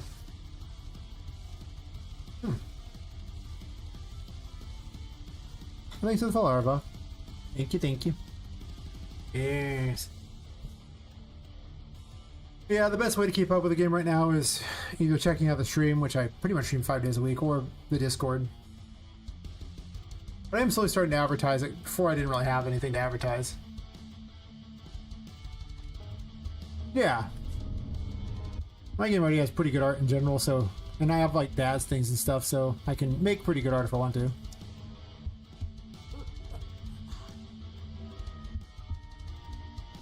I guess I don't need 2 of these. I don't know why I'm doing it twice.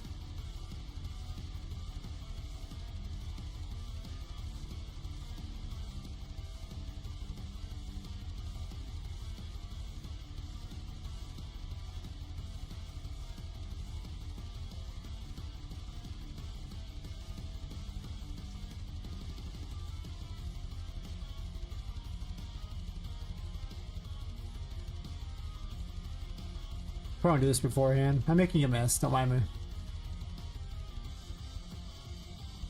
Don't include that. Move it out of the way. Try to move it out of the way. Fail. Yeah. I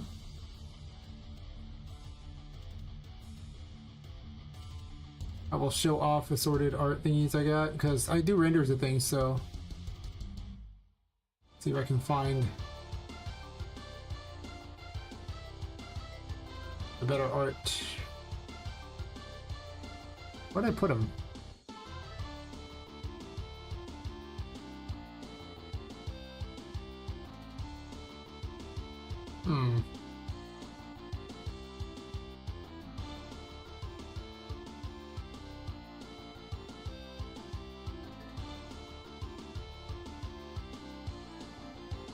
As you can see, I can already just render the characters, so I can already have them as like better quality if I want.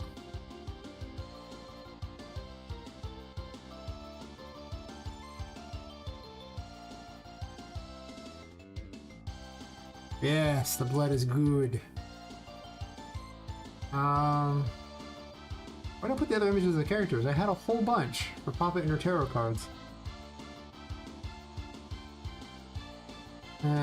Whatever, they're somewhere. Blah blah blah blah blah. Pictures. Where be the pictures? Maybe I put them in the first Poppet one. I need to organize my crap. And I can have like pictures like of them following these. Like I already have this stuff like that, so I can get pretty good animation quality if I want. Oh, thanks. Yeah. So I shouldn't have any problem with these things like that. I'm probably gonna change color. I might have her falling into a thing like that as a thing anyway. Yeah, files over. It's fair. Yeah, as soon as I get this to where I want it to be, then I'll show off more in the game.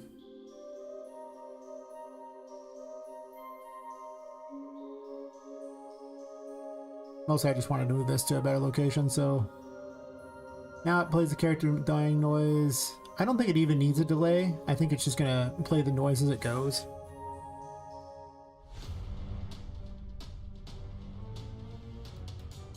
Like that. Yeah, I'm solo. I'm one of those people who has decided to hate their lives and make it a little harder. I enjoy game dev. Yeah, I'm the art guy. I didn't make every asset. Like, I didn't make things like these tables. I did put a thing on top of it and reskin the tables, sure, but I didn't hand model everything. I modeled, like, Poppet, Tinka, most of the female victims. And then I also make use of asset packs, and I'm very good at making things look good. As you can see, I have my Crazy World steampunk game. Exciting. Yeah. Yeah, the game's called Poppet Quest. You play as a woman who's been killed and her soul is been stuffed into a doll. She's trying to escape the Whimsy Wonders toy store. Not really. I probably should. The thing is I want to have unique assets for my characters, so I don't want to sell them, like, you know. Yeah. Well, I definitely handpick assets. Like, I'll make things like the painting things and stuff like that. I'll put these together like that. This was made out of things like that. I make the walls and the building like that. These things are all, you know, handcrafted for the game itself. I'll make all sorts of construction things. Like, I'll reskin things. I mean, lots of these things have been redone. I assembled this couch together, then gave it physics and things because I could, and it wasn't one piece, you know. I make things like these, which are just, you know, built out of assorted pieces of things, but they were very unique to my game. I actually started in like that was 2019, and but I was using RPG Maker. I did that for a couple years, and I took like a 2.5-year break because of health reasons, and I came back, and I've been doing UE for about 2, and this game about 1. Okay, I was gonna test to see what happens if the character dies, and then I'll do a bunch of testing things and show you. I could even run an actual game test for that matter, but I'll probably just show off a bunch of abilities because it's more fun to show off a bunch of abilities in a game test. Though I do have about an hour and a half of content.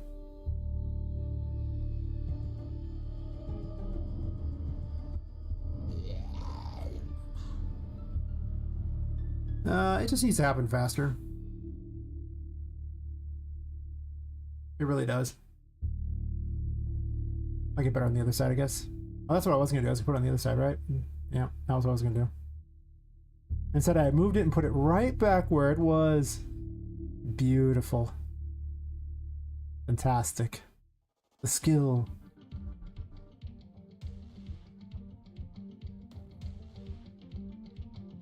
I'm in the polishing phase for a lot of stuff.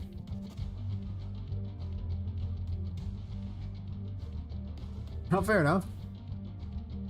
Well, if you want to see some stuff real fast, good. Okay, fair enough.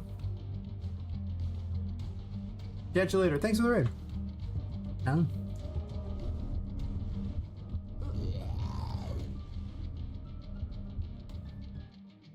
Alright. Let me make it so the F key doesn't instant kill me anymore. Important. I'll just go ahead and delete the F key. I'm not going to use the F key next time. It's the same as the dialogue key. Which is obviously like the worst choice imaginable. Oh, thanks for the follow that, gamer. I'll open up some rooms here so we can have some things to run around through, and we'll let's open this one up. I don't care about that one. I want that one. Open door. Let's open all the doors here so you can have a little fun.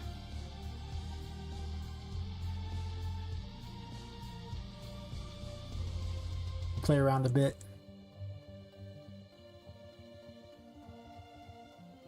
Yeah, insta kill.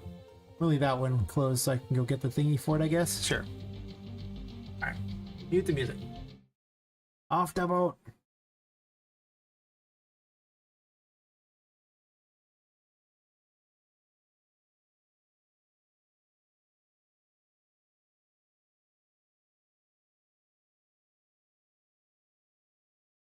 Yeah.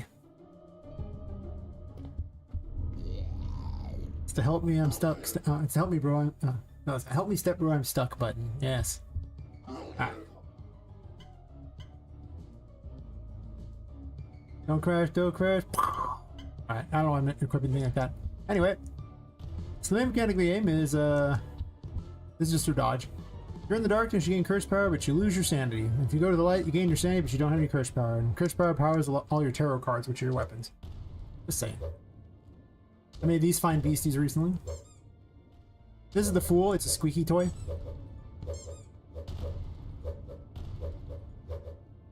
Sometimes it's mishappy for some reason. I don't know how why, but breaks. Yes. Yeah. You can also break things with it too. Very exciting, very exciting. 10 out of 10. Would break stuff again. I didn't put a nav mesh down, so things aren't moving, and that's unfortunate. They can jump, but that's about it. This is the Empress. It makes explosive mushrooms, basically like Bomberman, and they will blow up when anyone gets near them. And this is the insanity effect when your sanity gets. Oh wait, I guess I'm too close to that. Let's let my sanity go below 50% real fast. This would be a lot more fun if there was a nav mesh down. I probably should set one up, but since you're heading off to Edo, just to. Now this is the insanity effect. You know your sanity is going too low, and you should probably do something about it. But if you go back to the light, they will eventually go away. Normally you get a tarot card in there, the magician card, but since I have everything unlocked, you know, you don't get it. Empress also creates mushrooms that heal you as well. They heal anybody nearby, so you, them, whatever. Alright, so. Yeah, the magician, it can pick up small objects and throw them, which can do damage to things.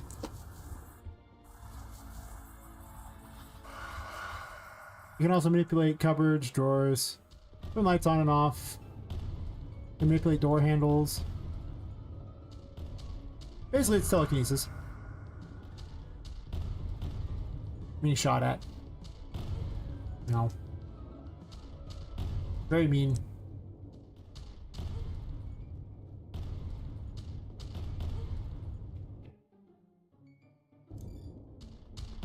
Not all these are truly production ready. This is the hangman. It bubbles things. Doesn't do a lot of damage or anything like that. It's pretty much a wimpy weapon, but it's good at keeping things at bay. It also has the best hat. Very exciting hat. The stance isn't very good for it. Yeah. Well, I'm just switching between them like that. Normally for the demo, you only get a handful of these. And you won't see the others, but there's only a handful of weapons at the moment.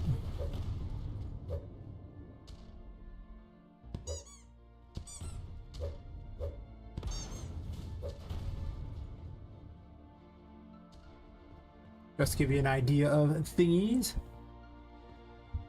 Oh, I made this one recently. She doesn't do anything yet, but this is a new enemy I made who's eventually going to do something. She's currently standing in the air and not the best, but one day. You can stand on her head though. It's important. We.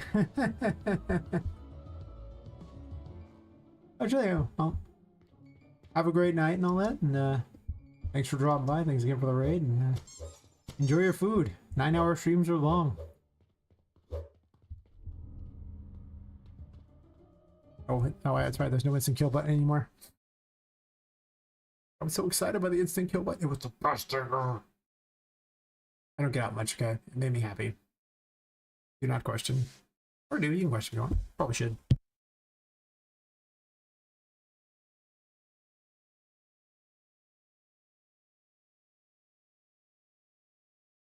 Just have food off to the side.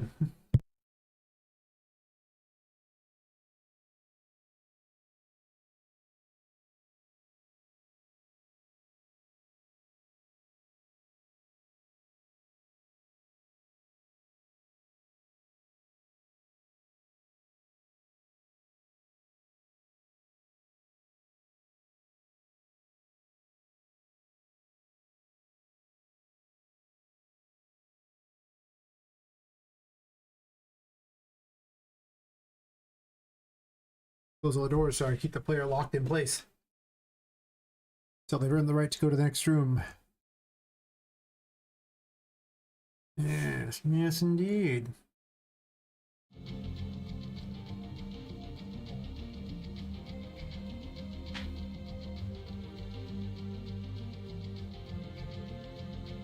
I gotta get the timing right on this.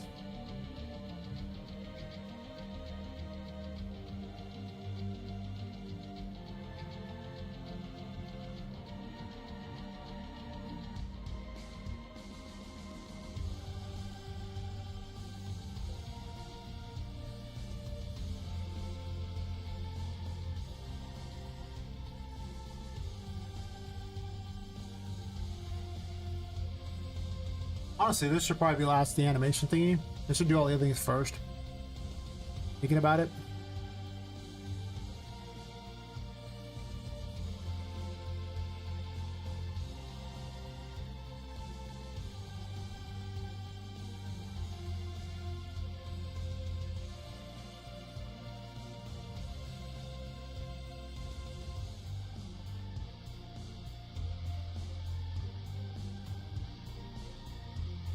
Not using G for anything. I still don't think I am. It's kind of a weird button, but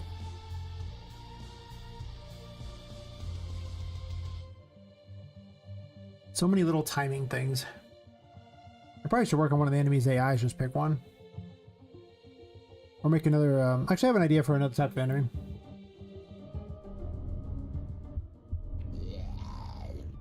Oh, it's G. That's way better. But now I have to jump in the air and do it.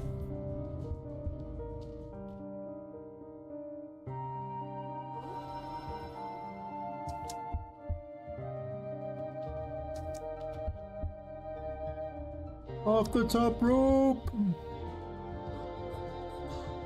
There we go.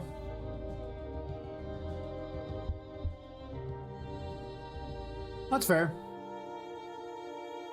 I actually have the ability to, you know, change the keys up to whatever you want in the menu thing, but they do have some defaults. So, you know, if you want to change them, you can. I think that's all the ones you're going to use, although I might need to interact. Oh, interact's already on here. This should actually say map. I haven't changed the names of those too. This doesn't currently do anything because I don't have a use for it, but I've just left it as an option.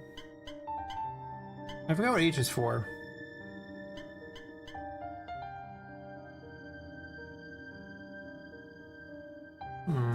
Oh, hide the HUD. Which I'm just using to, just because I already had a thing, it was easy to just set it up to do. I could have just technically set instant kills with the Tarot 3 as well, but I didn't need this forever. The HUD one I use periodically to take screenshots. So it got to stay, as it was somewhat handy and not awful. Mostly. It's kind of awful.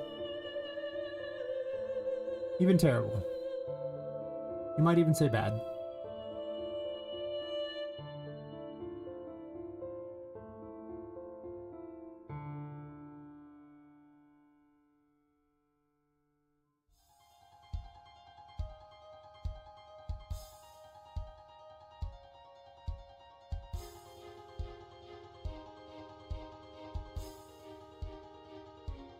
I hate when that happens.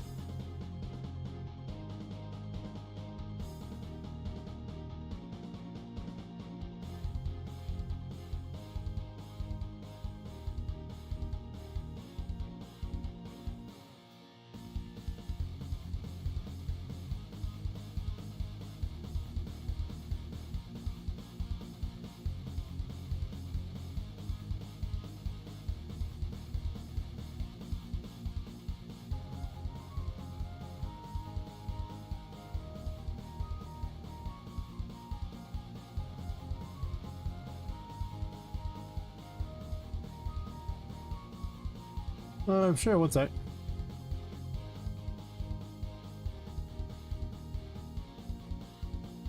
Oh, I can't. I gotta put this off here so I can actually get it to lock inside there. That's what I was hoping to do. I just wanted that to be a thing. But I couldn't collect the little thing in the corner for that.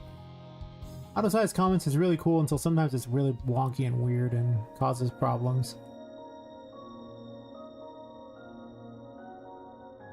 That's better. Oh, you want to see like this one here? You want? Like, are you looking at Poppet? This should actually be inside of the system thingy.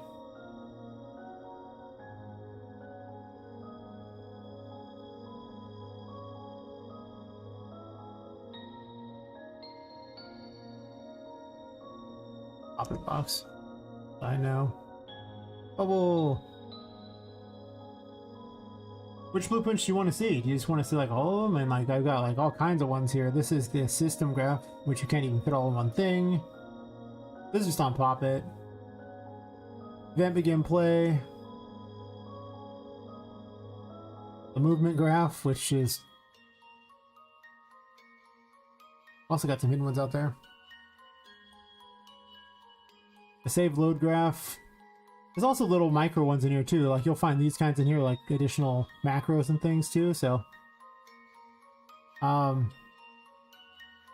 upkeep graph, which is just things that happen on it, upkeep over and over in loops, essentially. Mostly adjusting for light and darkness types of things and stuff. The tarot graph. The tarot graph has lots of micro things on it too, like macros and things like that. Sometimes just straight up graphs too. As you can see, it's getting there. The item collected graph, whenever anything is collected, this keeps track of, oh yeah, well, Poppet's also got lots of functions to play with too, so, you know, not all these actually do something, but they definitely do stuff. But why is it just camera ones? All of them, please. What? Oh, she has interfaces, that's what it was. So she has some of these. She doesn't have all of them. She just happens to have basically every one of the interfaces on her, but she has a lot of weird ones in there. With the infamous "do I have this" one being actually pretty complicated. Because some of these have like, you know, well, this one's not any graphs off it, but item collected does. Like if you go to like the tarot collected graph, it has a graph inside of a graph.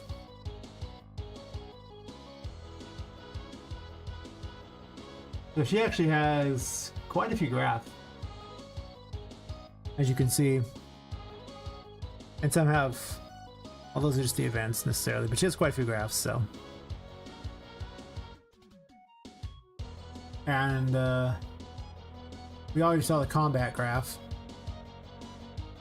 Most of our stuff handled by Tarot, so it's kind of a misnomer. And the dialogue system and head dialogue thing are story progression, things like that. Like I say, she uses a lot of interfaces too. Most of them aren't that exciting though, but he does use a lot of crap.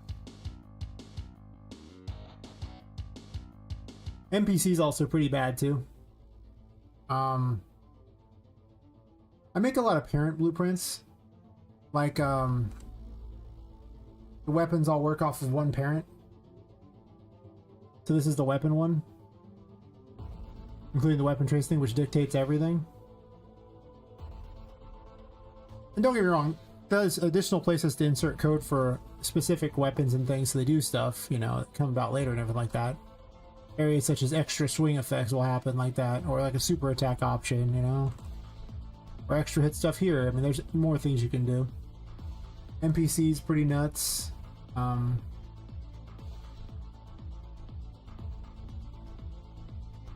This is the death graph for NPC. I actually stole some of the code from it because I thought it would be very handy.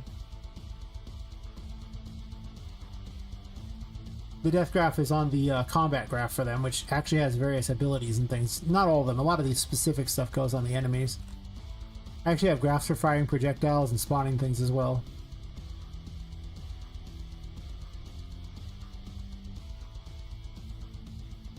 Because the NPCs are a lot of things, like they can be spawners, they can, you know, fire projectiles, they can be spawned in by something and act as a goal for something. I mean, there's a lot of stuff they do, and then the dialogue and cutscenes thing is kind of defunct actually at this point. So I probably don't even need that anymore. Event begin play for them, which is actually a lot more organized than Poppet's. Kind of has to be though, because a lot of enemies use that system, which kind of handles all things like, can you pick them up and drop them? Can they be sent to the painting world? If they're sent to the painting world, what happens? Were they spawned in? If they were spawned in, then it removes them from the array of the spawn or like that. If they're instant focus, then like it puts widgets on them to show what it does, and they're healed or things like that, destroyed. If they have a building that they spawn in, very important to note, might spawn in a building. If they're a shopkeeper, I don't know why this doesn't have a bubble, probably should.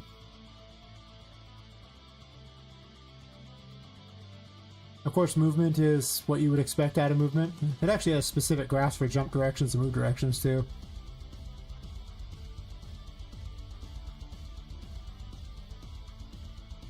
There's a lot of code in this game. I have a lot of abilities though, so I kind of need them. The patrol graph, it doesn't even work alright. I was gonna have patrol points, but they're all spawned in, so it's kind of weird. And of course, we already saw combat.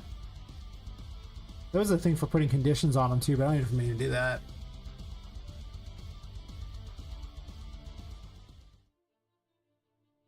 Yeah, I got lots of fun things to look at, and then when you actually get onto them, and you know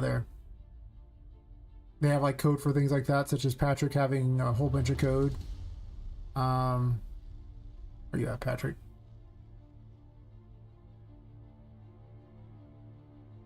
With how I did like the AI for things in the blueprints like that, where it gathers all the information about them and then goes into various decision-making trees based on the battle phases, and the battle phases get more and more complicated to like these ones here that are more complicated. I'm actually going to simplify this down, this particular one here. An actions phase, that when you actually know which action to do, it does the code for it down here.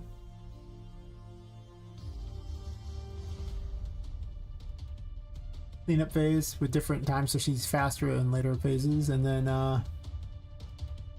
different types of attacks things. These are very specific to characters, so most of their attacks are pretty specific. You name it, like there's so many interactable things, there's just code everywhere.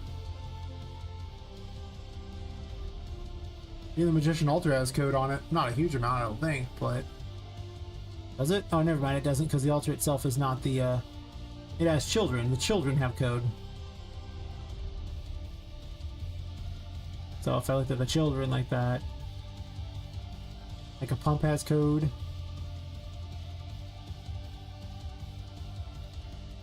Object a child, I have to find, I'll manually go to it. You like that.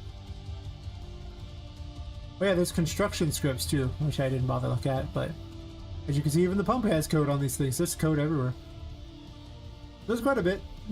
The more you add into the game, you know, the more interactive things, the more code. I can sit there and show lots and lots more blueprints if you want to see them. But the possessed objects have a bunch of code too. They can do a lot of these. I'm a big fan of the parent strategy, so I make parents and then the parents do things. Fair enough. But I have so much code to show. Oh my god. It's like vindication that I've spent all this time and effort on these things. Let me see how it is.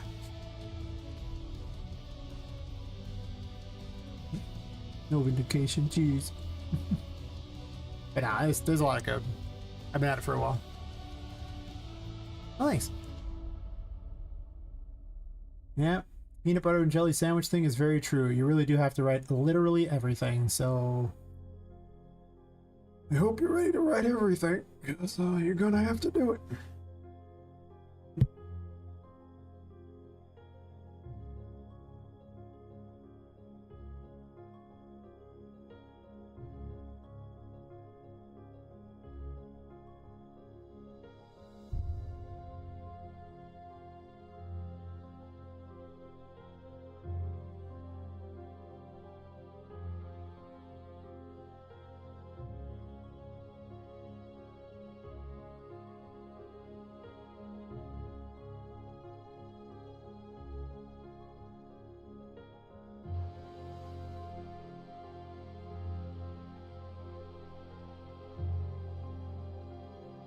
An idea for an enemy, so I want to make it.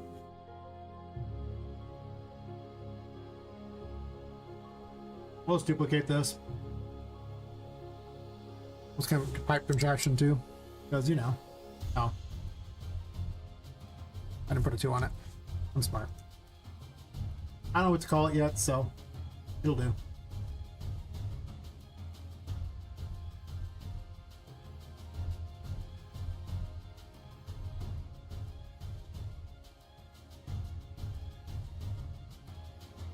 I could make another child blueprint and do that way, but I would rather just save myself some effort and just copy paste. I'd rather just drag it and move it, because the other way is dumb and wasn't going to work anyway.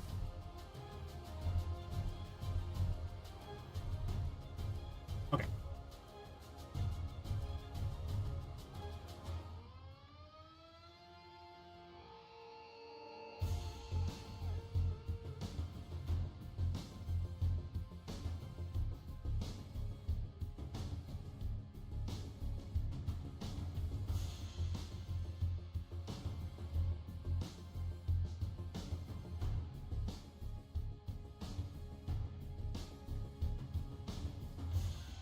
I think what I'm going to do is shrink this one down quite a bit.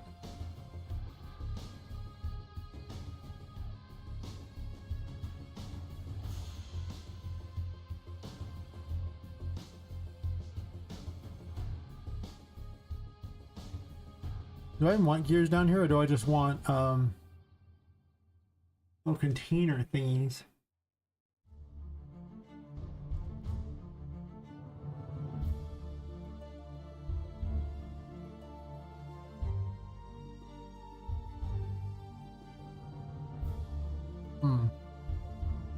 They could have gears as feet like that. I'm not going to really have them move their stuff per se. I could actually, I guess... I could rotate these to act like they're moving. How do I want to do the feet? Because, I mean, you could technically do some sort of thing where you're moving like this and have them run after you. I was just going to have them hover places because I realized that animating them would be like a lot of extra effort.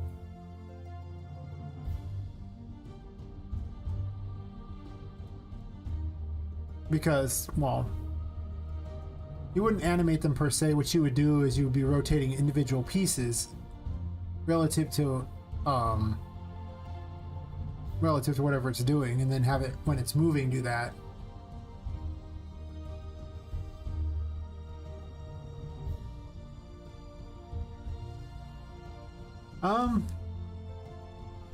That's actually not the worst idea.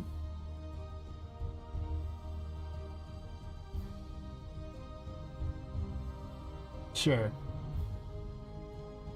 Because I'm curious to see how this pans out.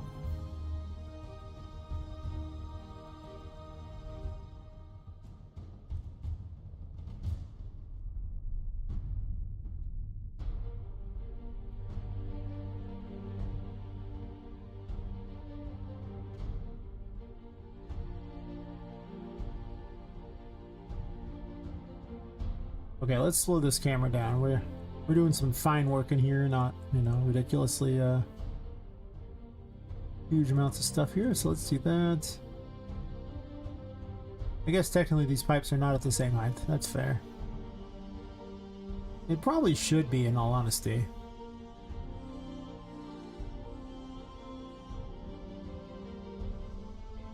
Negative 40, negative... Okay, yeah, so let's just make them the same.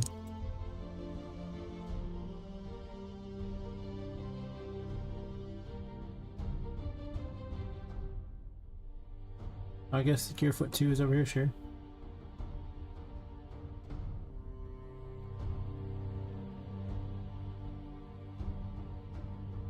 You know...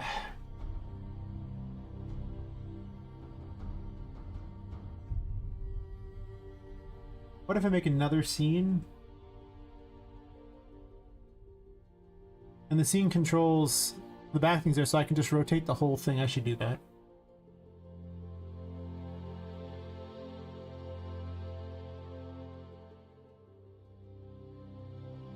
Scene... Oh, back feet. Actually, back legs, probably. That includes the legs, too.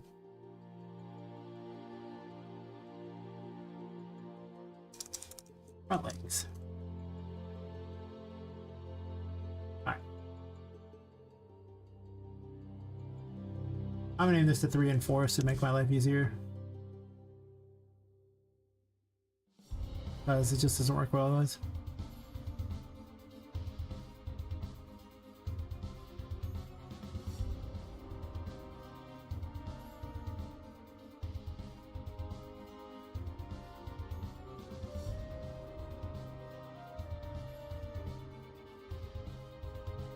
Technically, those are the back legs. That's dumb.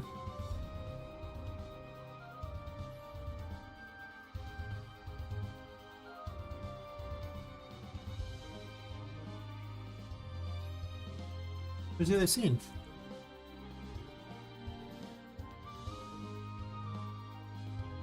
Okay.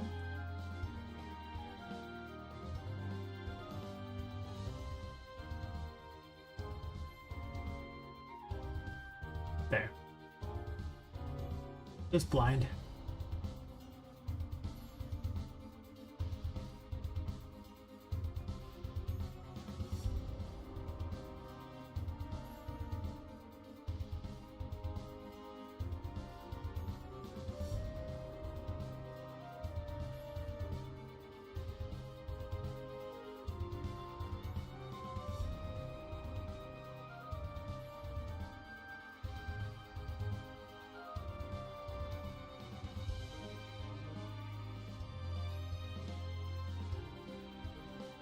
Hmm.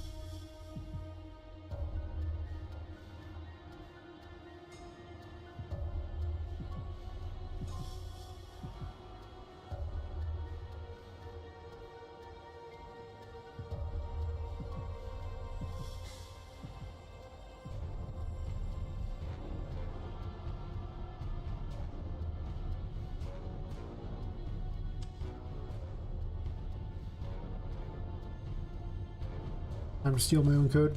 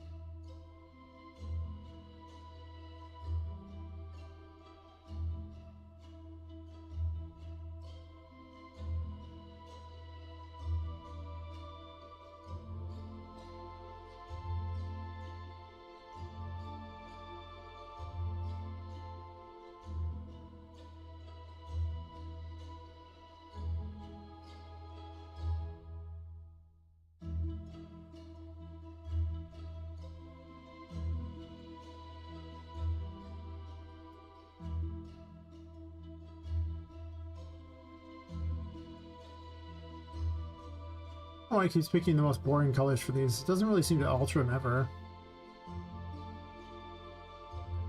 Thanks, I hate it.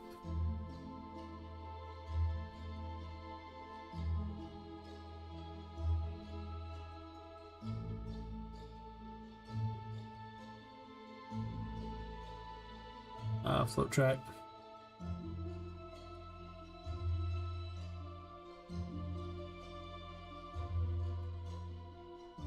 Doesn't need to be very long. Maybe like a second, and it'll just loop.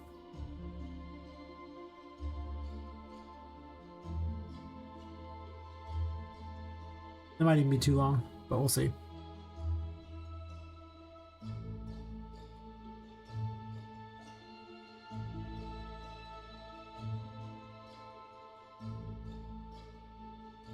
Change on that, sure.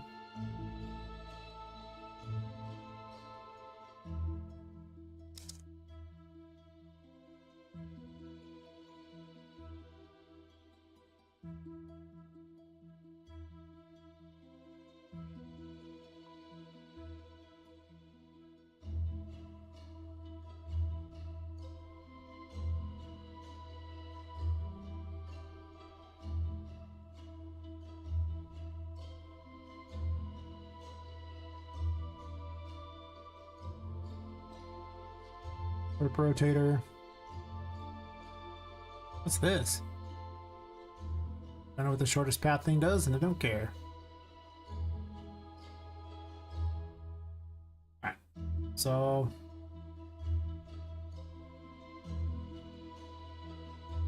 your current rotation is nothing. Yeah.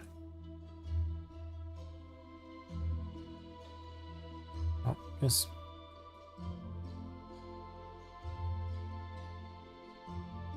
It doesn't gotta go very far. I guess to go like maybe to like...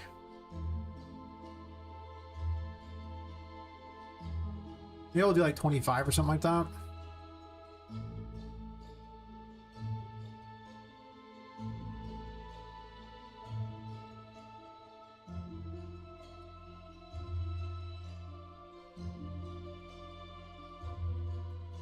I'm gonna move farther out.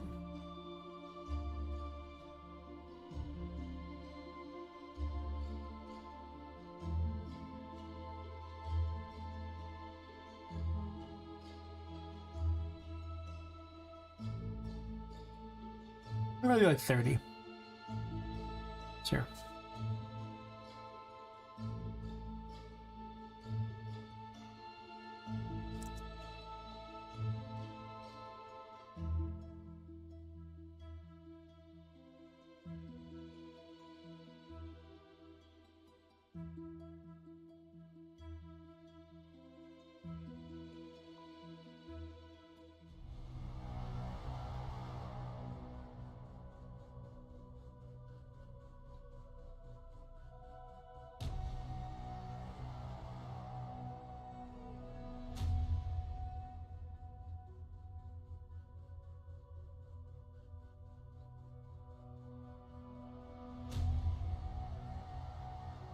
These ones will have to rotate in the other direction, so it seemed easier to just do it that way.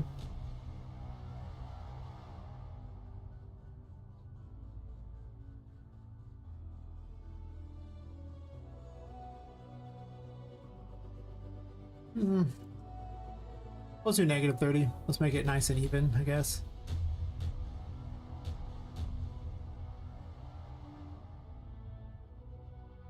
Act up the alpha.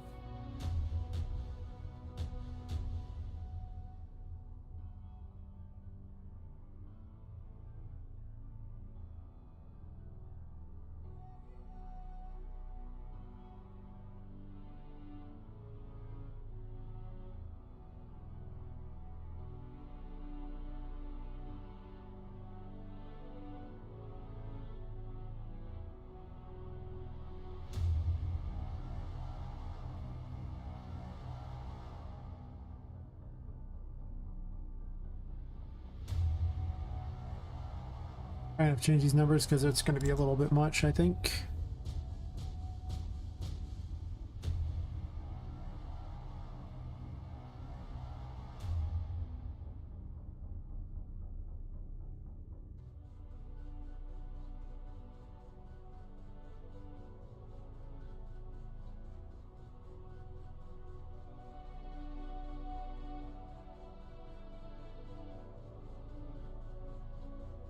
Grab the code from one of the other ones that already does the moving, so I don't have to remember. I just want it to basically walk towards the flare.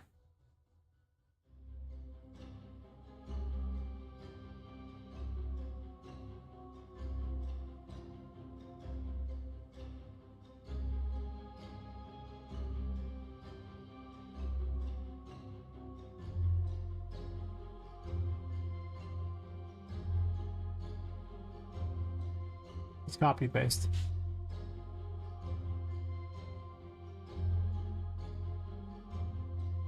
No need to jump.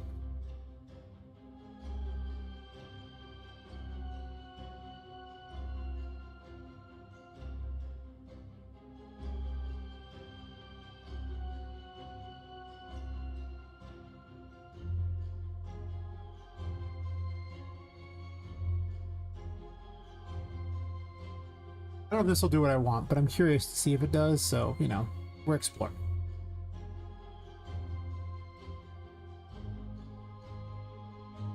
It would need a nav mesh, though, that is true. Is there a nav mesh down?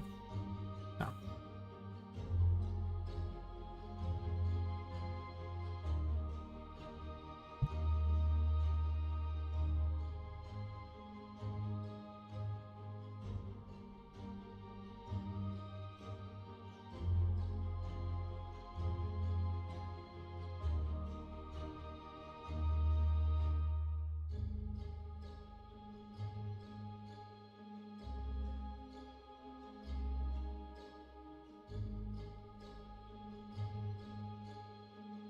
Hmm.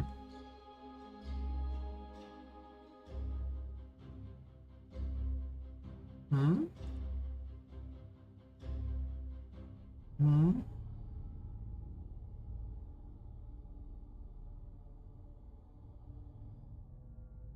Hmm. Weird. Whatever.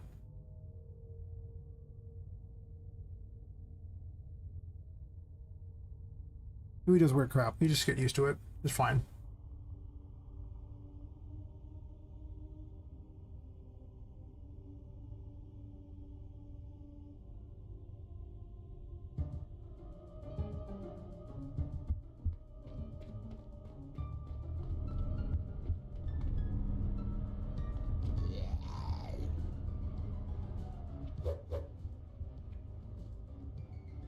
Hmm.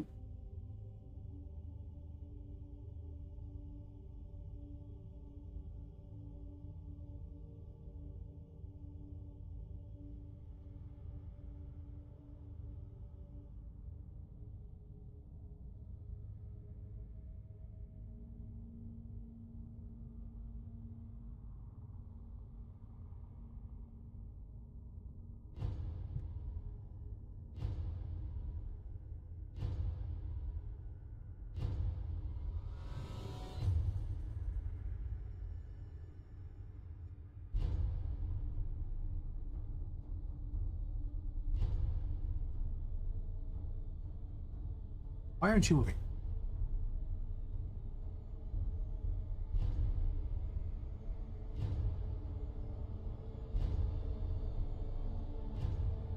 You not getting a target? There was an nav mesh, right?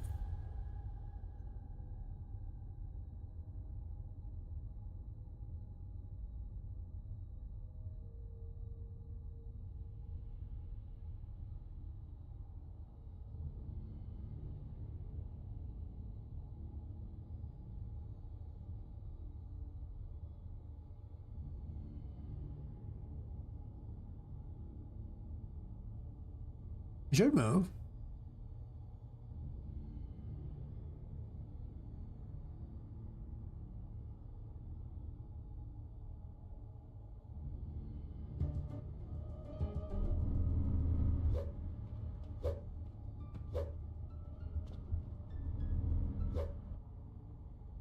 You're not technically on the ground, I guess? No.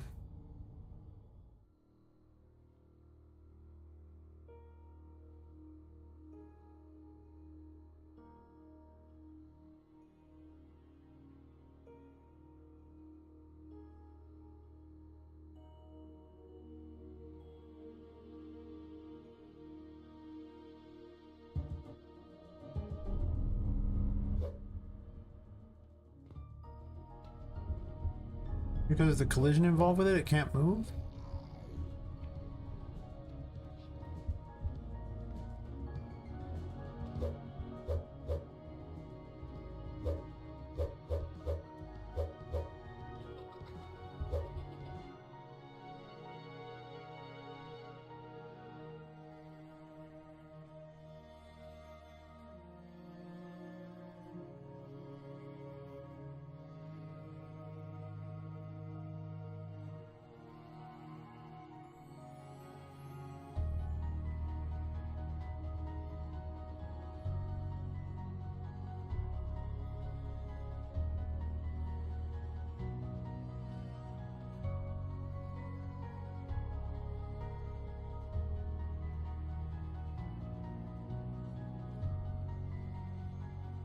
Also, the nav mesh is messed up.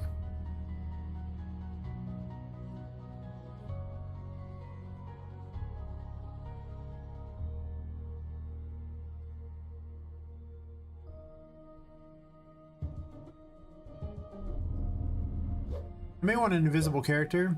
It'll rotate, but it can't actually move.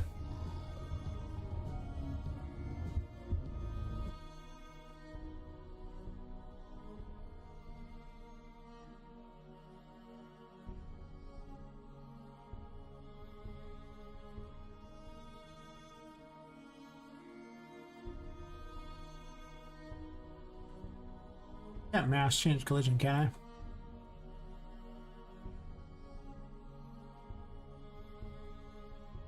I? I cannot. Actually, wait. Can I now? That's unfortunate.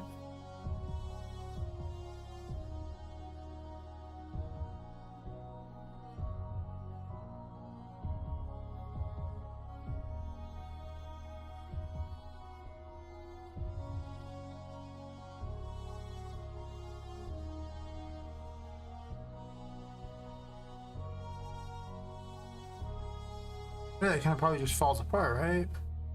Hmm.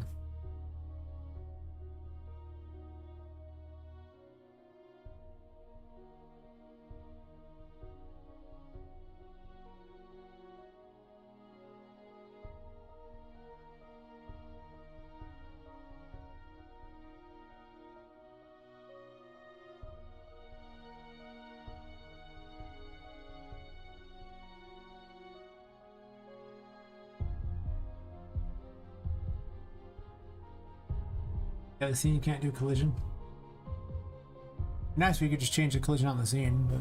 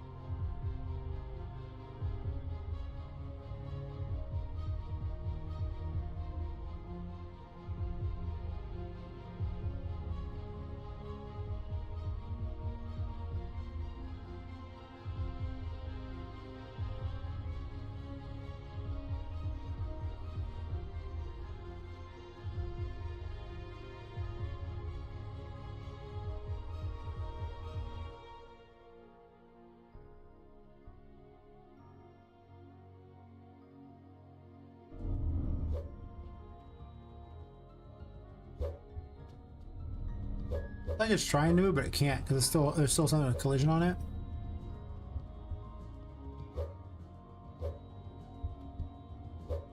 You can definitely tell it's hitting something though. It's all these children.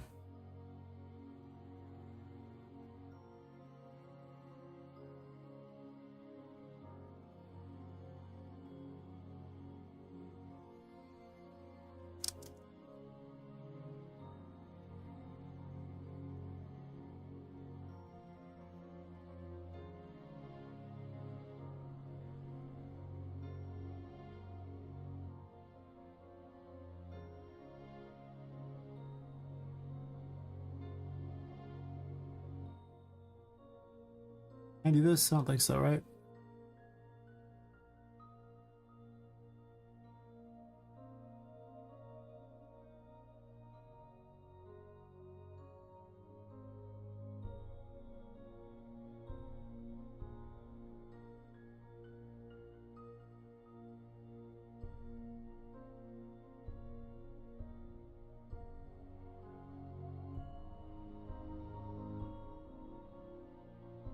Batteries just kind of suck for this. Just saying.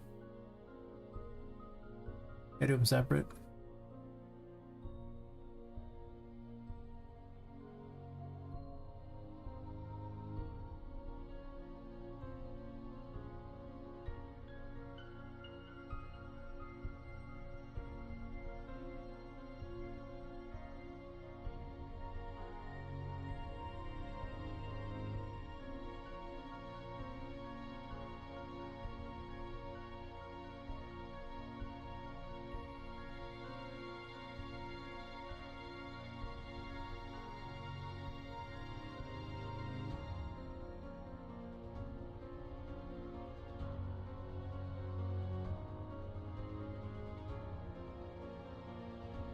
Does it get child?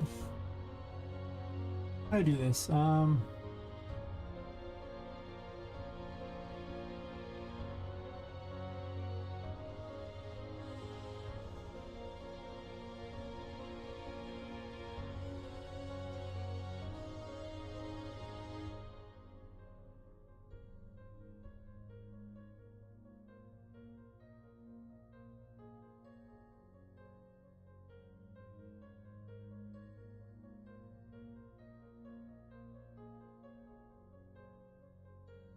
Let's get children components.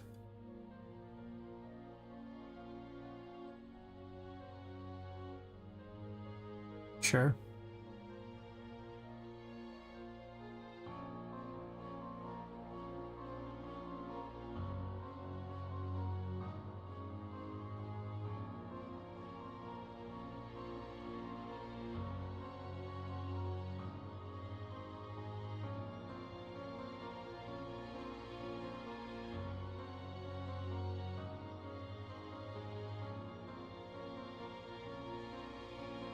Can I get away with doing it this way? Well, you'd have to do a for each loop for all of them, so you probably need to do it beforehand. I basically have to do this the whole way down, for each loop each one, add them to all in an array. Which means I basically need a character pieces array in the first place. Then I can go there and set alter collision to nothing if I want in that.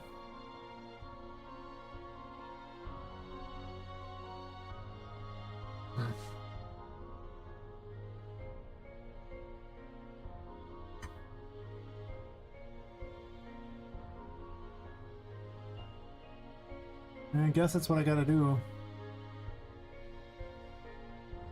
You create an array like that.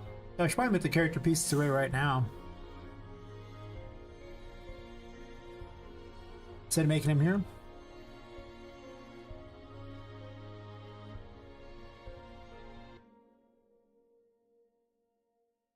Just do it on construction.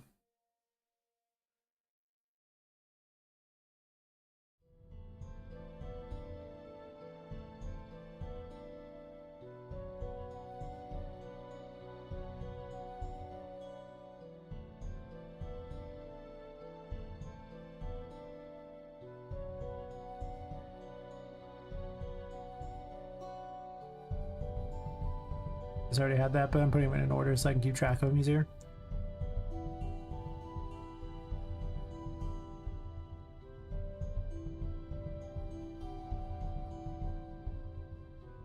I used to try to get all the components of the array actually automatically by getting the children like that of these things here, and it wouldn't work right. That's why I started manually creating the array. This is the exact problem. I spent like probably a couple hours trying to figure out why, because there was just no logical reason why it wasn't finding them, and sometimes it would, it just was very random. So rather than spend forever, I just manually solve it. And that's what we're doing.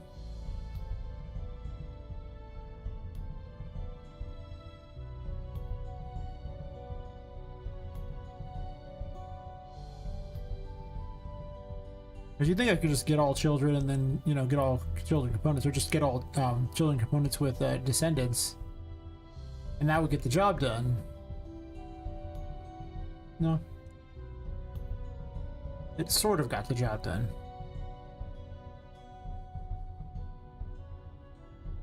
I'm obviously gonna have to do some changing on these here, but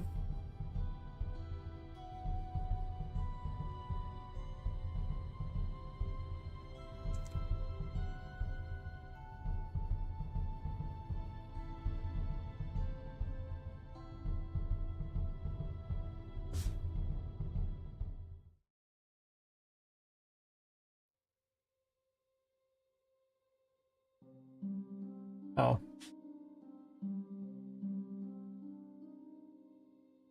Got a step.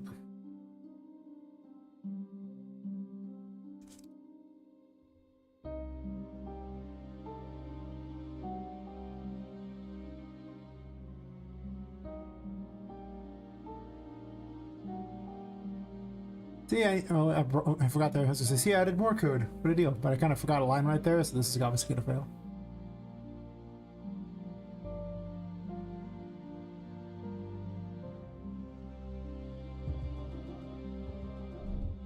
I'll probably do a quick test here and then take a quick break to grab a drink and do all the bio business, and then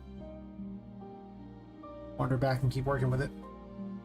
Because I just want to get the legs working first, and then I'm going to redesign what's above it. Make it some sort of bizarre contraption.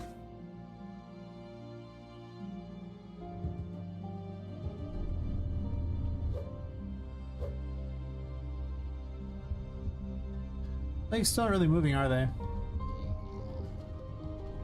I get the feeling it's not fast enough is a problem. Oh wait. It's because I never started the movement check, so it'll never look.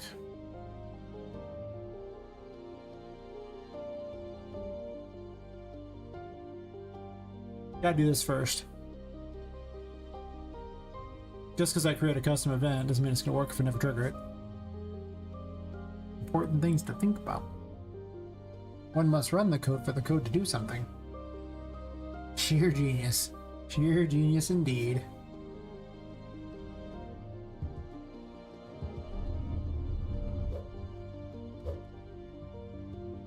Okay, well, it moved them. Not really as intended, though. It does look kind of funny as it is, though. It actually rotated them initially, and if you look, it's actually moving them. It's just not moving them the way I want them to. And that's because I probably didn't account for initial rotation of the character scene. It needed to be like -90.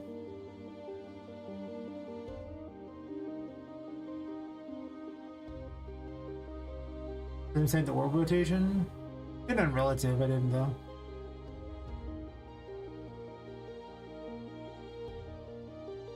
You just always need to say -90.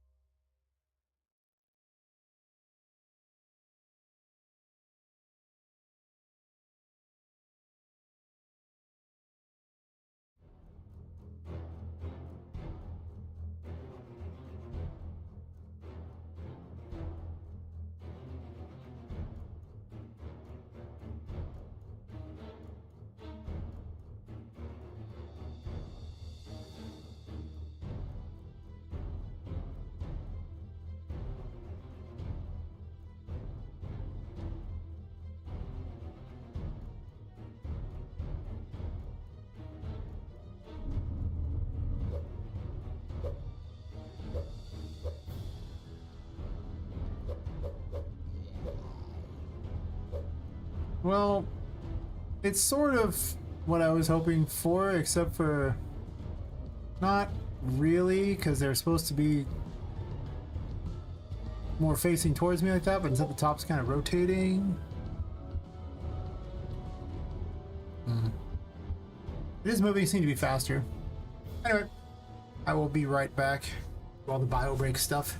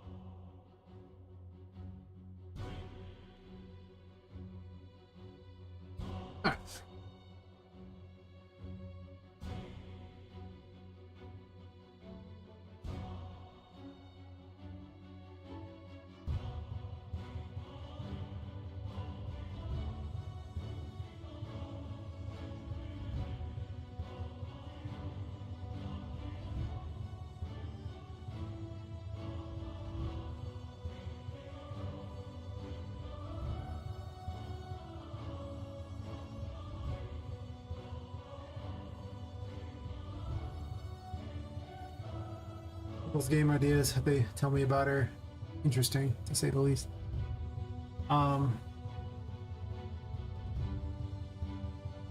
What if it's just not in the scene? Like, why does it need to even have those in the scene? Can't I just, you know...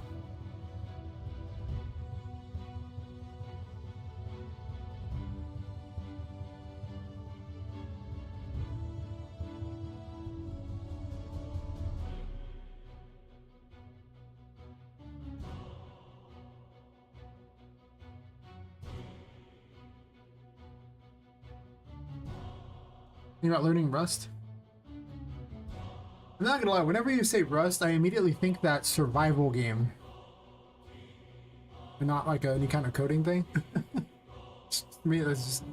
I'm gonna learn Rust. And it's like you're learning that game, and it's like... Yeah. But my brain doesn't think it that way. It forgets that's a coding language. It just recognizes that that's, you know... a game that a bunch of streamers played. It's just like, yeah. It's like, oh yeah. First thought that comes to mind. Probably not the best thought. Yes.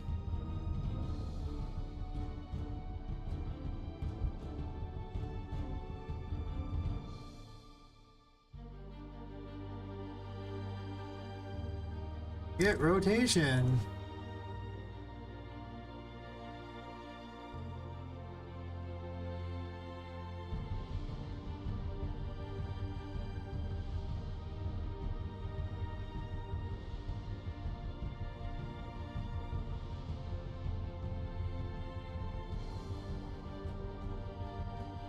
Fake rotator.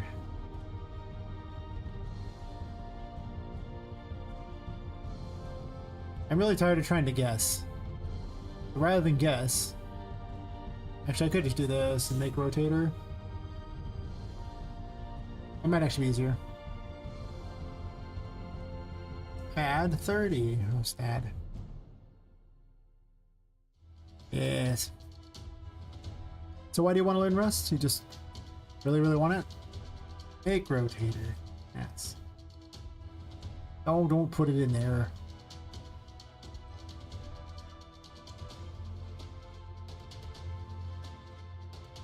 We just do this here, and then I can just change this number on each of these here. And I don't have to sit there and break each one of these and do a bunch of crap and constantly re-enter new numbers to try to figure out what's what. I just get the right number every time and it never matters again.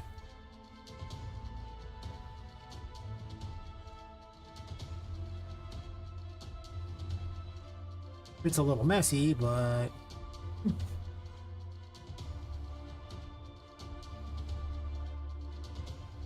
Ah, back to the game engines, I see. That's fair. What's that, negative 30? I'm too lazy to use the subtraction node. I mean, you know, if it's something you want to do.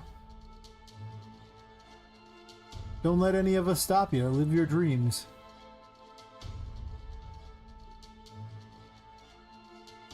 They aren't going to live themselves. They need your help.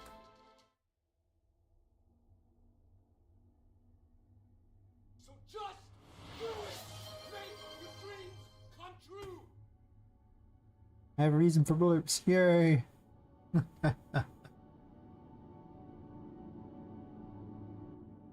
I don't get out much. I'll take whatever joys I can get in this world.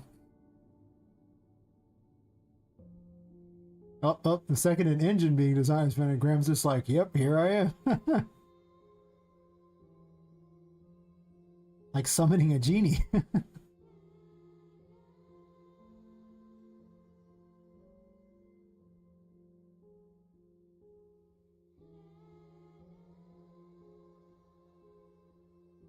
I mean, that's probably, you know, that's like what we call the real reason, but it's a lot less fun. Way less fun.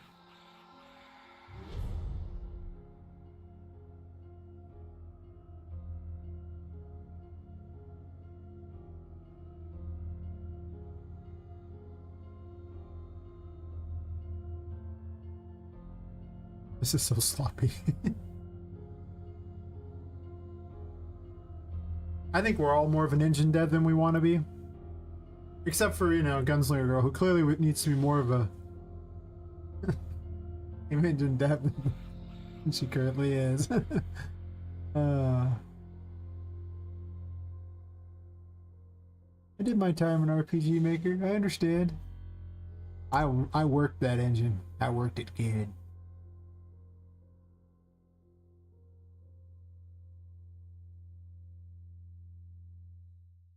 Maybe not as much as the guy who turned it into like a 3D engine.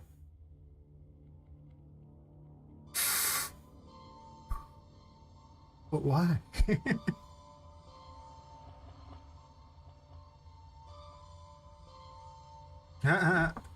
Nice, nice. I mean, there was a time when I said I'd never be a streamer. I had no idea why I'd ever want to be one, and years later, here I am. Just streaming away.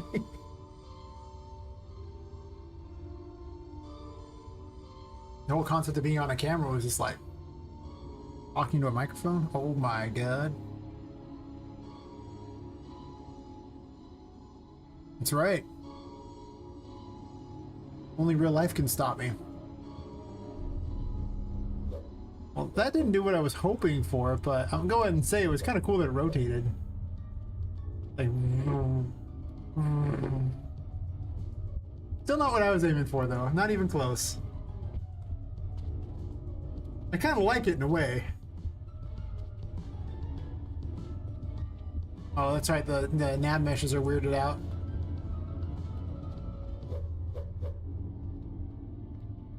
You know, if I just put a gear underneath that thing, so that it's got a giant gear underneath it, and it looks like, you know, it's just spinning its gear and moving, it'd probably look pretty cool. Wouldn't be what I wanted, though. No mic or camera, though. You should always have at least a mic. Camera, how about that, necessarily. I mean, I've streamed without a camera for quite a long time. I didn't have a camera, and now I'm using my phone as a camera, so once I figured that out, I mean, but I also didn't really want to be on camera for a long time.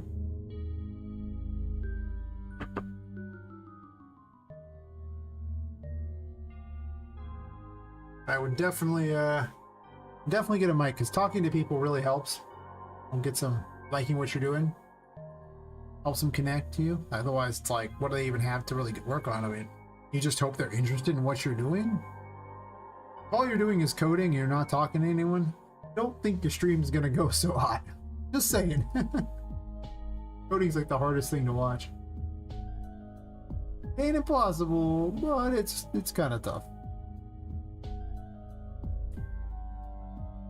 But you could just get yourself, you know, one of the little VTuber avatar thingies and a voice changer or something if you really want.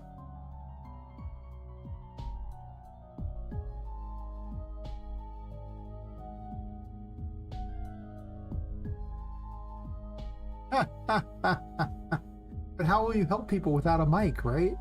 Isn't that what you're gonna do? Just everyone will show up, they'll bring their problems to you, and you'll help them live on stream? Just saying.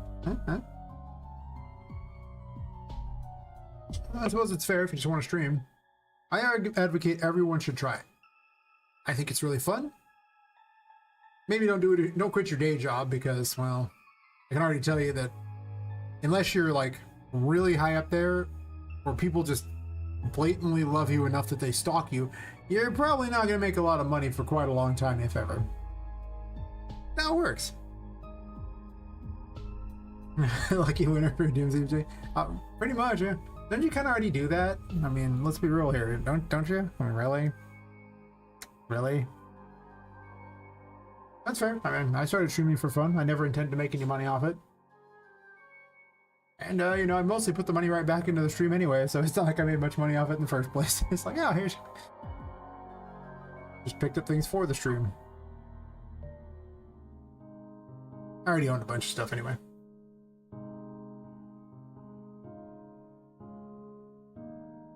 Yeah. Live deadlock. I mean, I suppose. Getting people interested in yourself is pretty hard. Streaming is about getting them interested in you. Because, you know, they might like your project or whatever, and that'll get them in the door, but they're probably going to spend more time talking to you. It's usually... That's why, like, we all watch Fox, you know, like... Here he is playing Suikoden 2, or 1. I don't know. I don't even like the Suikoden games, except for maybe 3. But I'm hanging out and chat with him because I like Fox. So I was like, oh, I'll just chat with him. You know, kind of thing. Like, I actually don't like watching big streamers, I found, because I don't get to talk to them. It's terrible. So, a lot of it is really just you get to know someone and you just kind of follow after them. It keeps the karma jar topped up, type of thing. That's fair. It's fair.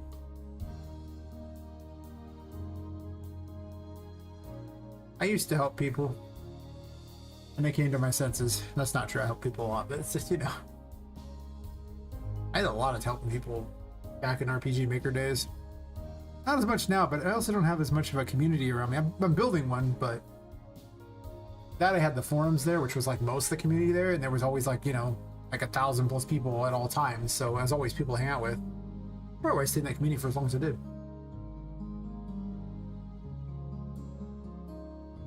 Yeah, exactly, Graham. It's just nicer. You just get to talk to people. Like, I raided a dev last night, and like, dude didn't even talk to me like once. I think he eventually thanked me for the raid like half an hour later or something. And I was like, saying things, you know, trying to get in the project, you know, just talk to him like that. He never talked. It was just like, ah, man. I didn't stick around much after that. I was like, cool, man. Anyway, stream, remember years ago there was a streamer that would stream a jar of peanut butter and hundreds of people would watch because they thought it was soothing. Ah, yes, I have definitely seen some streaming things that make me question a lot. And I wonder if she's streaming today, because... Oh, not this one here. There was a VTuber and she was in the just sleeping category, and it was just her avatar sleeping.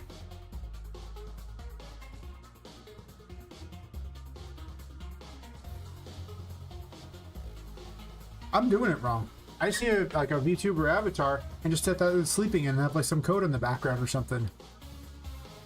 It seems like. You know people better in smaller communities. Some help people I don't think they deserve it, or deserve a chance, or a kind. Yeah, there you go. And some people you don't think deserve it. Who turn out to be not that great later. Yeah, some of those people. Yeah, it's just better. It's nice. I never really talked to a lot of the, like, it's weird. Until I started streaming on Twitch, I never really talked to the small streamers. In fact, I never talked in chats at all.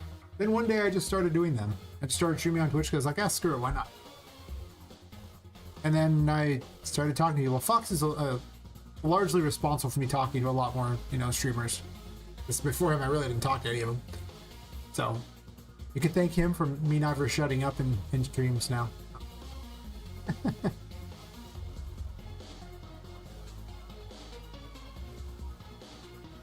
That's fair. You shouldn't help people who don't deserve it. I don't really know who deserves it, but you can be the arbiter of truth, justice, and, you know, the game dev way on that one, and just tell people they're undeserving. Pick them off the boat. You are unworthy. No help for you. And that's what you do, that's funny, so you know. You start doing that. Unworthy, boot.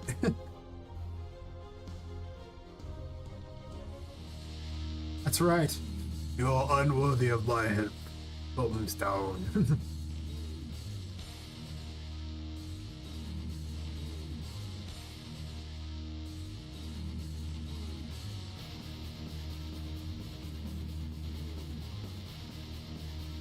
Aha! Yes. The only thing we can safely say is I don't always know what I'm talking about, but I talk enough to pretend like I do. Right? I just say weird things. I like weird things. I like absurd things. That's why I have so many weird game dev ideas, because I just like bizarre things. I'm like, I'm just doing this now. That's fair. Yeah, he streams while I'm at work as well. I don't get off work until usually like 7 or 8 at night. I get home and then I like an hour at 9 I start streaming. So there's a little bit of time I can see him that isn't on the weekends. Like the weekends I don't really do anything. I need to actually I do other work on the weekends. I just don't do game dev. If it was my job, I would probably do game dev on the weekends. I probably would. Let's be real here. I mean, I just would. If streaming was my job. but unfortunately the day job requires a little more than that, so I end up selling a lot of things online on the weekends. And that is always boring, but then I hang out in Fox's chat and try to convince him that a 24-hour Suikoden stream is the right choice for him. It's probably not, but listen, 24 hours, huh?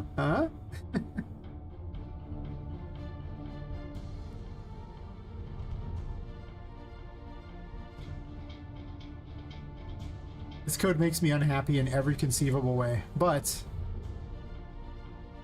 I spent 2 hours trying to do it the automated way, where it would get all the children of the array, and every single time it would come up with random results. After the amount of time I wasted, I'm like, I'm just gonna go ahead and do this the not fun way. And you know what? It worked the first time. And I was like, oh cool. So if I just do it this way, I can ignore it all. Yeah, I'm pretty certain that, well, I gotta convince him to play Suikoden 3 now. Because he's got like 1 and 2, but you know, listen, everyone always makes fun of 3, even though 4 and 5 are god-awful and way worse. But I actually like 3 better than the other ones, so very sad.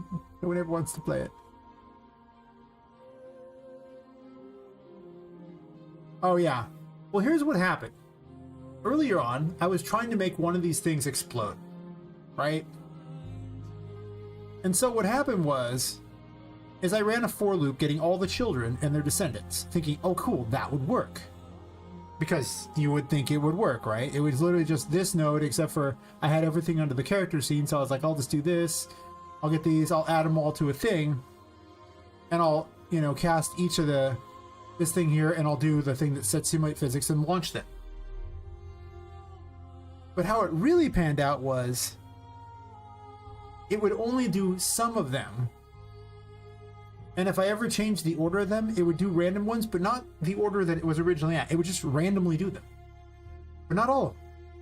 If I added more to the thing there, it would still randomly do some of them, but different ones now.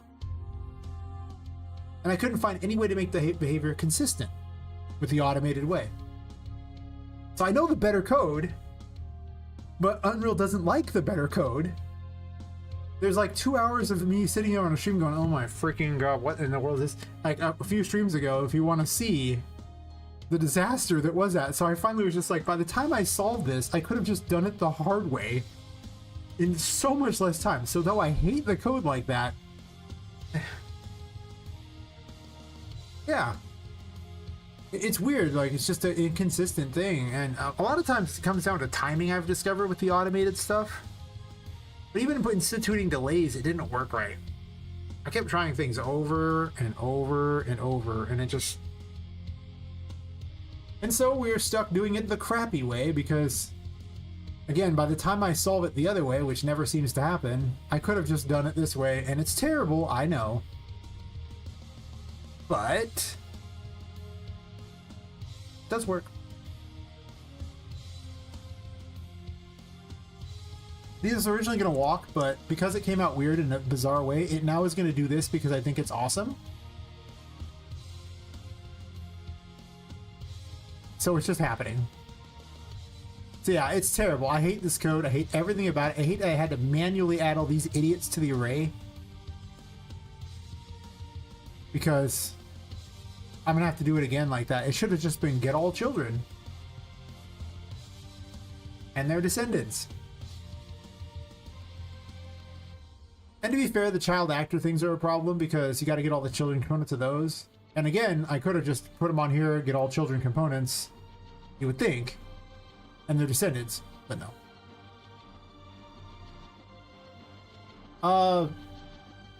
Quite a few actually, like 7 of them. It's one for each of the stupid loops because I have to get all the character, like the children components of each of these child actors. The good news is then I can just use this array later on to blow them all up too, which is what I'm going to do. So this would all go flying into pieces. But I hate that this is how I have to do the code. I totally hate it. It's ugly. But again, the other way doesn't work. Oh, wow. We can fix that. I'm sure I'll do more than that.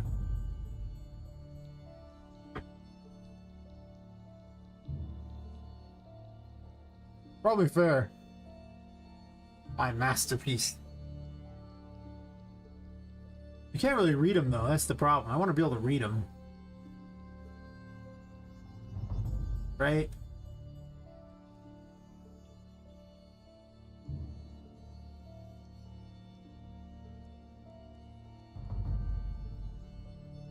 I don't know about how it works though. I think we might just put my masterpiece and call it square.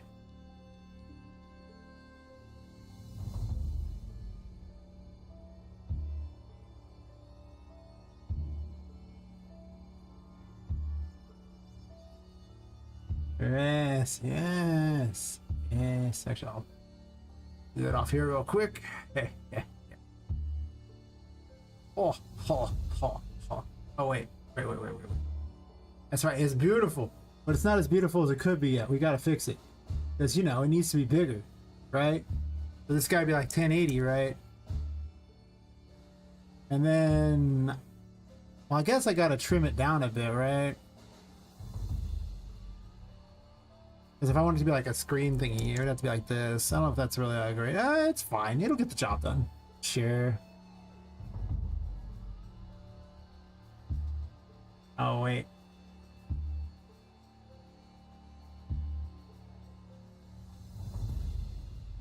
Did I install Griffey?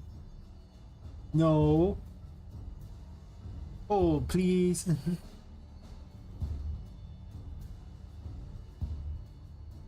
Never seen our 2 loops? Well, the good news is these loops have to finish before the next one can even start, so at least there's that, but there's no timers in them or anything like that. They're just harvesting things. It's still ugly. I still hate it. I hate everything about it. The knowledge of my life has led up to this moment, and that's what it came up with, is terrible. I need to install something very important. My favorite font. 1 second. Installing a couple fonts real fast. There's one called Solstice of Suffering. That might actually be pretty good as well. Alright. Yeah. Those should be installed. They should have selected now, hopefully. Close. Do I have to reopen it? Maybe.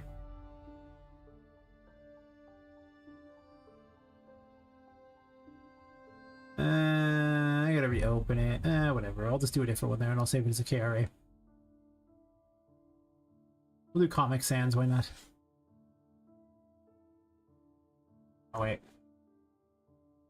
Actually, wait, does it appear at the bottom? No.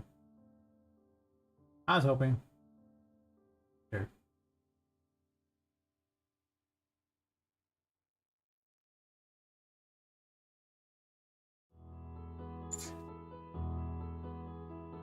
Really? Fine. Our caps lock is on. Oh. My masterpiece. I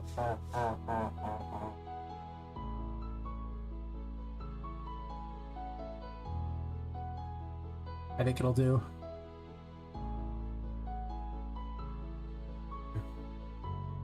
It made it even be that big. Also, I put 2 placeholders in there. 1 second.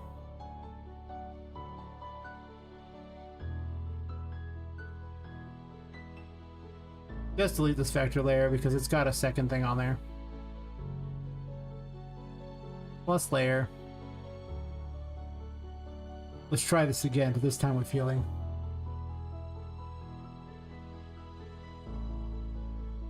That's right, we found yours.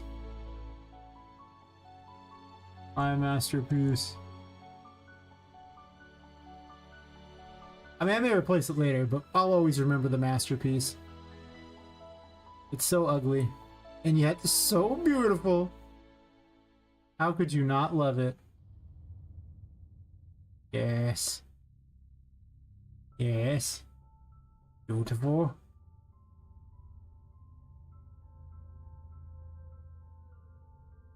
Oh, I'm sorry, it's missing something.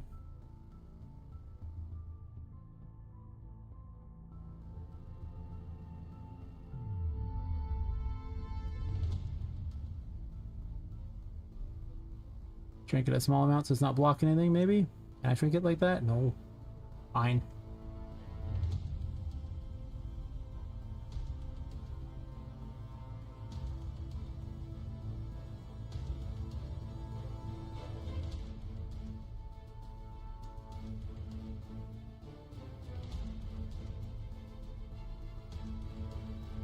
Save it as a carry in case I want to change it later.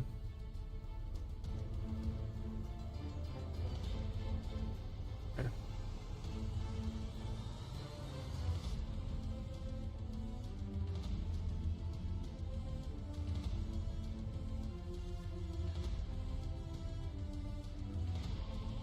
We're just gonna go ahead and the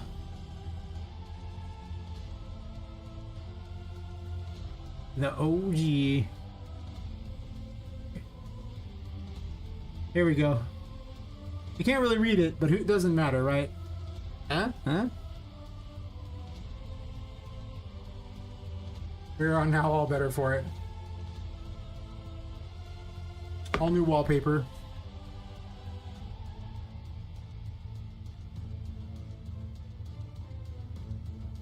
I don't get out much. I'll take what joys I can get in this world.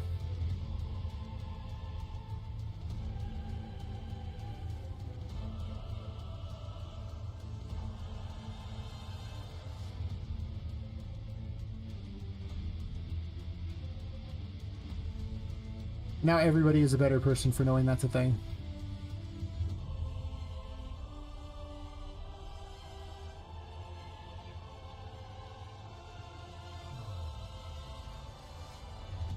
That's right. Listen, who doesn't like spinners, right? We're looping, we're spinning. These are my new flashy rims on my game. They do exactly nothing, but who cares? That's not relevant at all.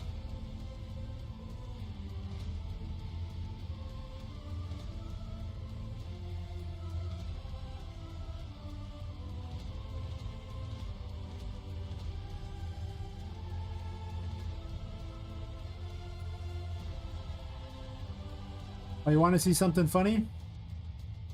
Once again, the nav meshes are doing weird things again. Why are the nav meshes doing this? I don't know. They've just decided this is a thing they do now. Huh. There's nothing there. They're like nav mesh ley lines. Where do they go? I don't know. They go somewhere. Yeah, the green's the nav mesh. Don't know what in the world's causing it. It makes me happy in a bizarre way. It's just so dumb. Every room you go to, the nav mesh is just so weird. Yeah. This is almost as funny as the day it broke in the sky, but I'm just saying, you know? It's a thing. Don't question it. Nav mesh ley lines are real. And when you discover the secret of the nav mesh ley lines, you can power any game. You can do anything. You can be the chosen one. Or something like that.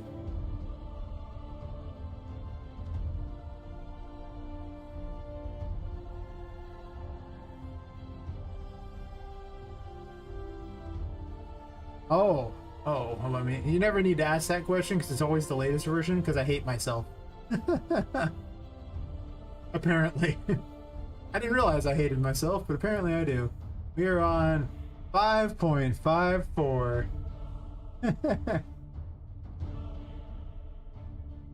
And it's glorious. I don't even know what it does because as far as I can tell, they seem to be able to move over these just fine, but whatever. Well, you see, the little launcher was like, listen, you can click update, and I was like, can I now? So I clicked it. I was like, maybe they fixed the bugs that were in 5.52 and 5.53. Maybe. See, now it's got a little thing. It's like...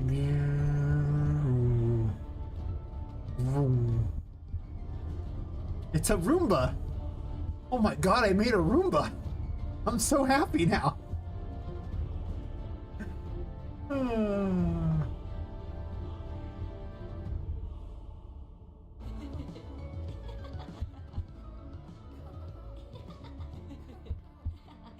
I mean, the toy store floors will be super clean by the time that's done.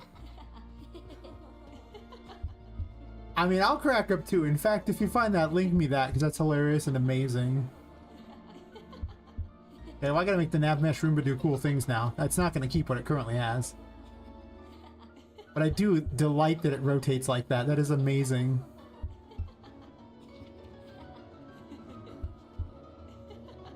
Sometimes my errors turn into the most entertaining things. Like, I wanted one that's gonna walk, and I'll make one that walks later, but just the fact that it does its little spinny rotate thingy is awesome.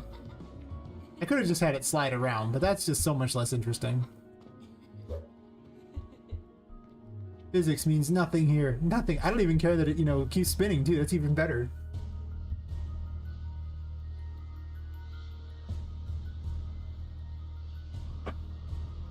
Maybe I'll do 7 hours tonight. I have to be up to go to a dental appointment. I'll have to be up earlier, so I won't be able to stream quite as long tonight. But as always, tomorrow. That would still be like another hour and a half, though, so that's not terrible.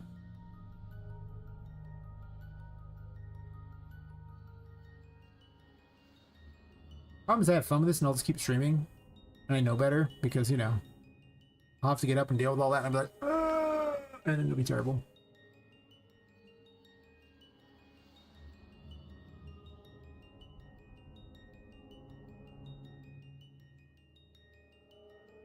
Let's rebuild it to something new. We can build it, we can make it stronger, we can make it better.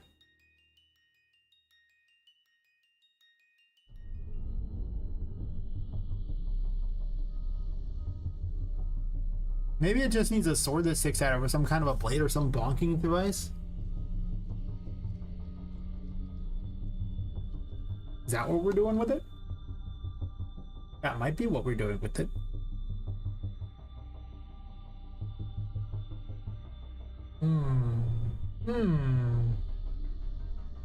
What we do?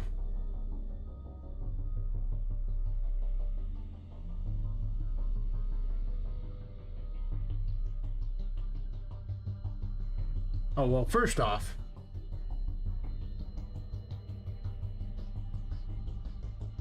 we need to make a change. I hate the content drawer. I just don't use it.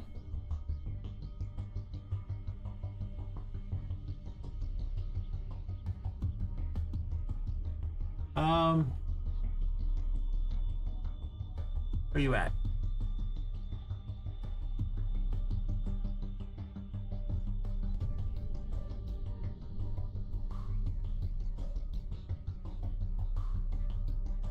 Roomba.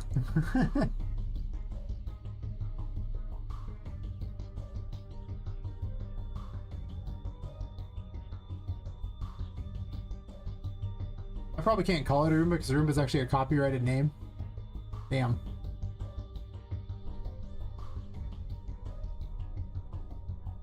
Oh, that actually sounds even worse. 'Cause I could call it a pipe cleaner. It definitely has terrible connotations as well.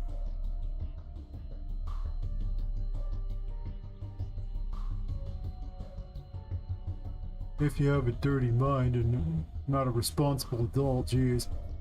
People thinking of this weird stuff.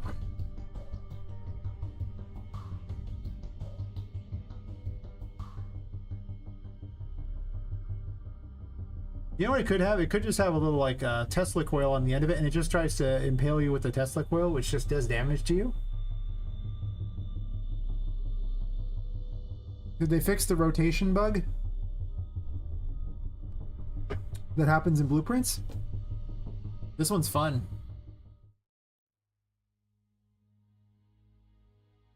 I don't know if you've ever seen the rotation bug, but I will demonstrate the rotation bug for you. Oh, okay. Let's pick something where it's like nearby so I can see it rotate. Okay, so you rotate like this, it's fine. It works great. Sure. You rotate like this, and if you notice the numbers start changing a little weird, but sure, whatever. It went a little bizarre. Then you rotate this way, and it fails horribly. Rotate. Attempt to rotate. That's not the bug. Alright, can I click it?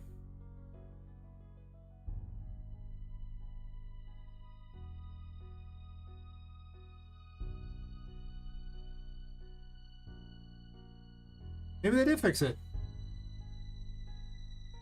I think they did. Oh, okay. It used to be that rotating along, you know, the green one here would then change all three numbers randomly. Yeah, pretty much. It would change the one number, you know, correctly, but the other two would just change erratically and you would never know. So you could never truly set it correctly. It was really terrible. And it has been fixed. So apparently this is the best patch we've ever had.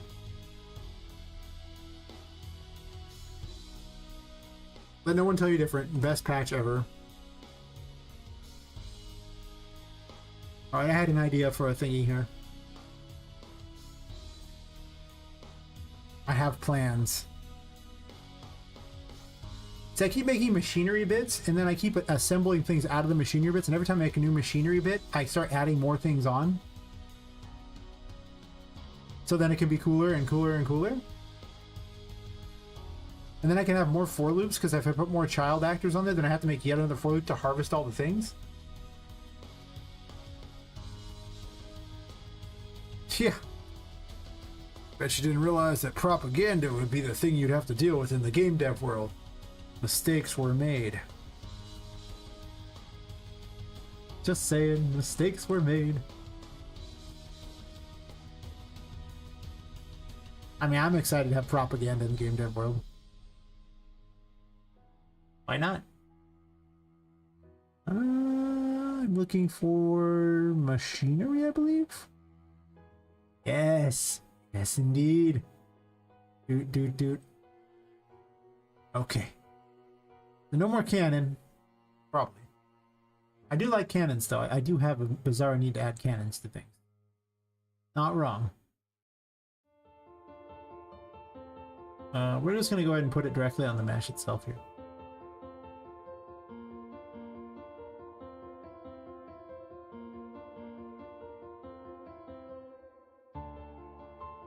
No. I said directly on the mesh.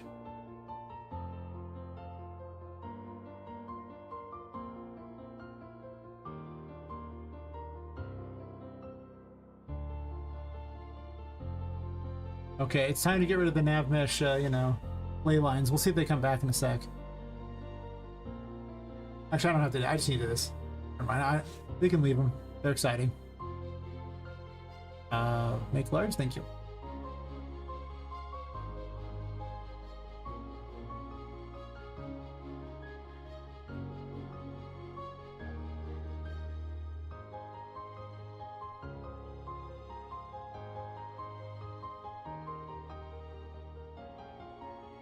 Wow, that actually looks like a nasty gun, jeez.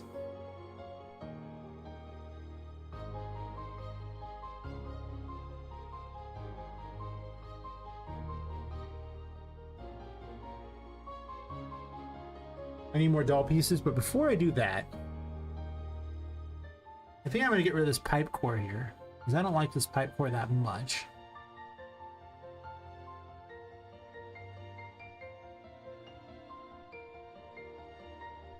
And I'm said I'm gonna have more fun with this.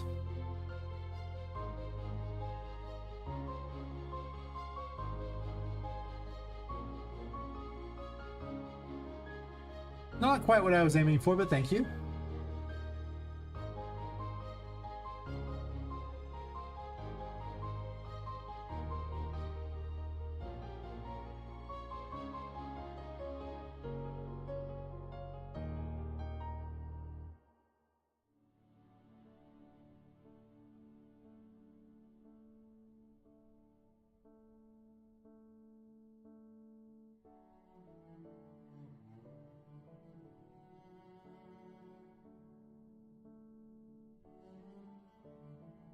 Okay, well now the head in there looks kind of cool. At first I was like, nah, but then I'm like,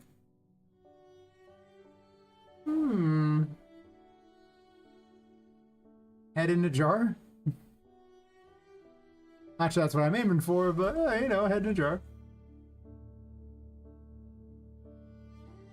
little alien thing, the little limbs sticking out too. But I probably should make it smaller, even though I kind of like it. The actual plan was not to put that in there, but to use it as like a central core. Like so.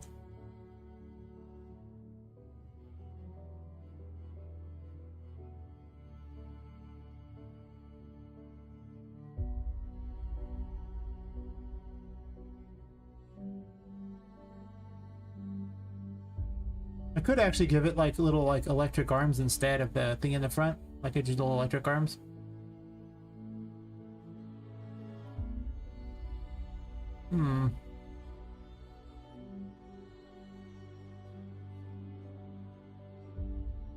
Okay, I kind of like the electric arms, I'm just saying.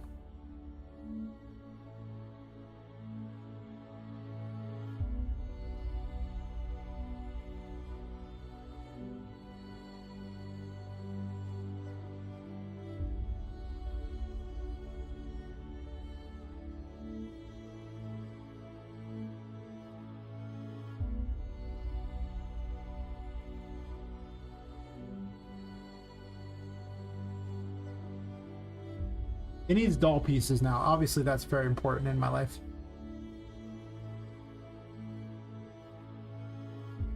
And strange gears that do things are important. Never question what the gears do. That's not relevant. Just that the gears exist is all that truly matters.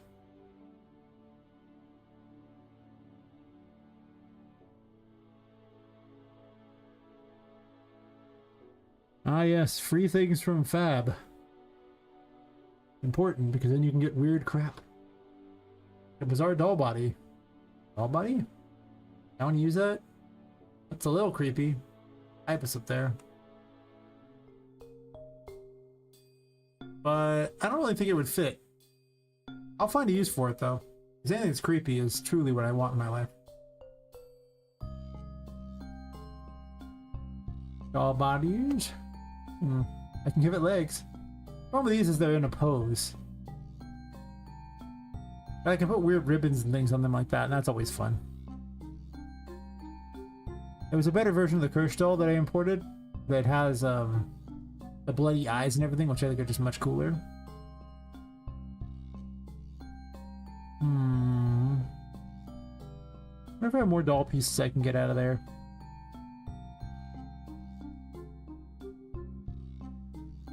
I didn't really import a lot of the things.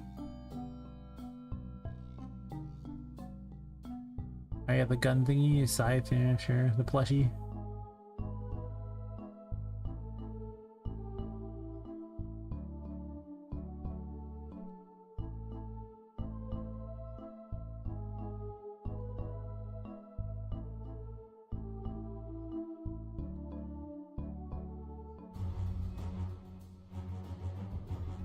It's possible I use the green pieces for like the machine dolls, and then I use the moving dolls had like the white pieces. It's an idea.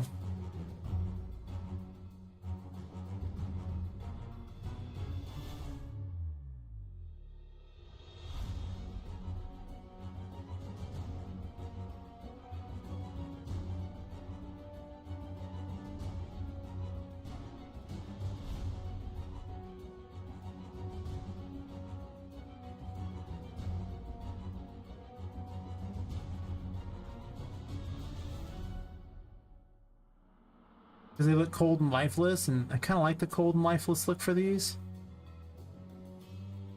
So these are pretty menacing because, you know, they're just a little disturbing.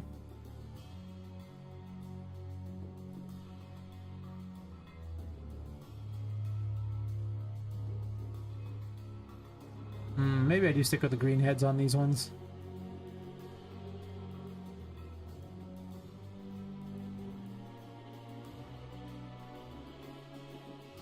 Yeah, I think I like the cold, lifeless look better.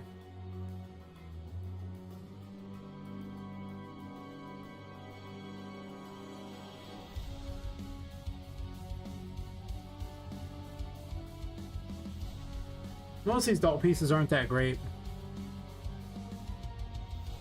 Like, the heads are awesome because, you know, they just look creepy as hell, and why wouldn't you use those? And everything else is like, Like, the bows are okay. These thighs are kind of weird. I don't know what you would do with them.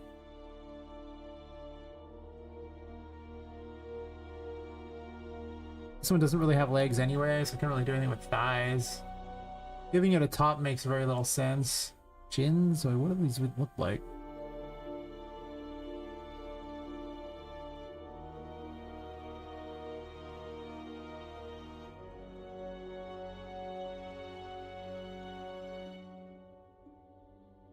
Yeah, I don't know what I'd do with those.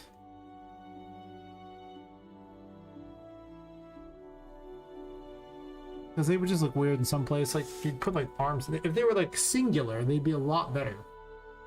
But for some reason, they put them as two, and that sucks. There's a knife in here randomly. That's fun. I can give him hair. I can give him disturbing female parts, but I don't think this is the character that would have the disturbing female parts, you know? Like, I think the dolls themselves, like the creepy dolls wandering around, would be the ones more likely to be like that.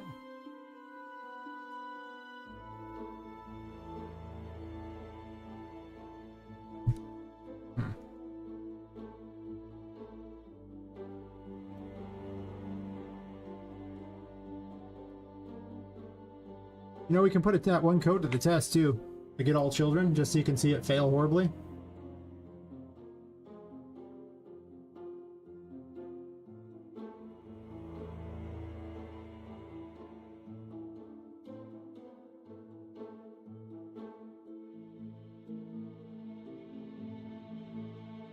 So it's just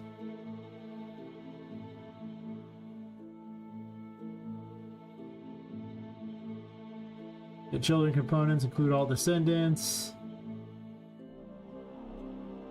We'll set in that pieces array, and then we'll go down to here. Now, if this were to work correctly, what it would do is it would make it so the character can move, because everything would be set to no collision, so it can actually move around. So if the enemy moves around, it worked, and if it doesn't, well, it didn't. In theory, you'd think it would work, and it would make my life so much easier if it did, because I could skip so much code.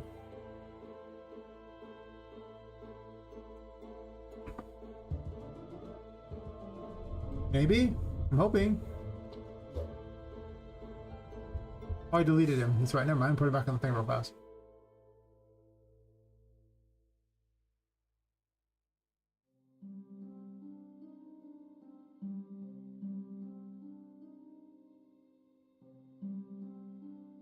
Fortunately, it needs to be moved up a little bit in the...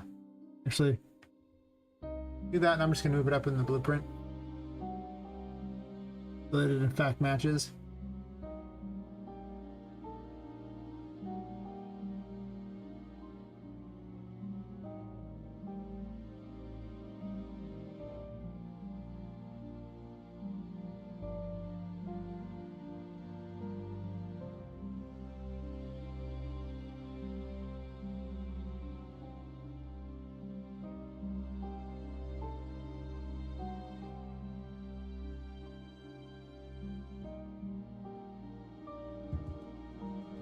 It did work that time.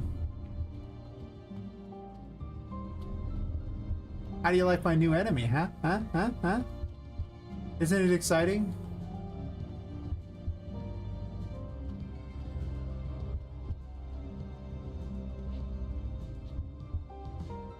It's got a glowing core too.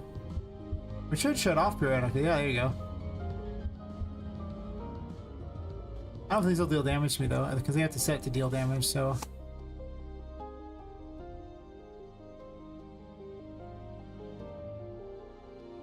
Sometimes I have inspiration in weird ways. Do not question. Deals damage. So let's do like 5. Just shock Poppet.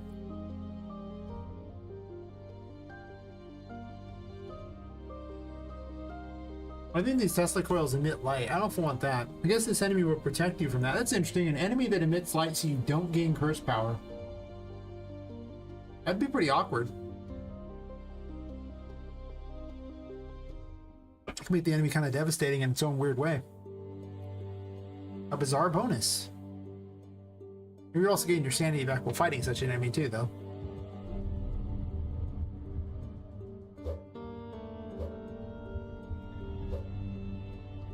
Oh,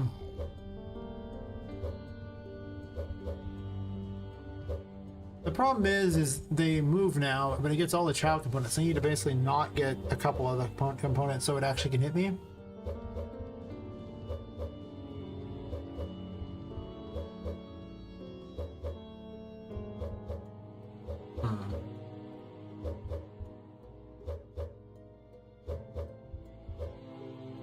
Does the capsule not have collision? Wait, what?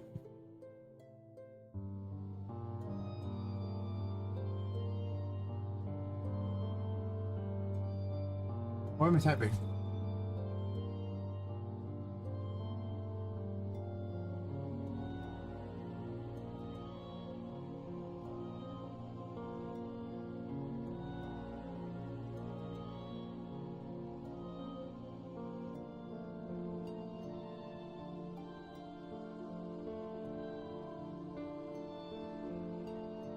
That's interesting.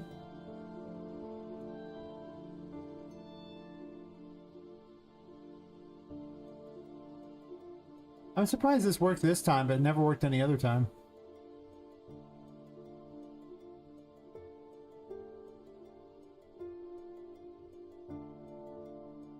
God, I hope this just works every time from this point on. It won't, but I want it to.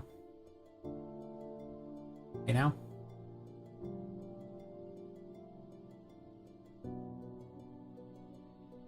We'll keep the other aside in case I need to reuse it, because...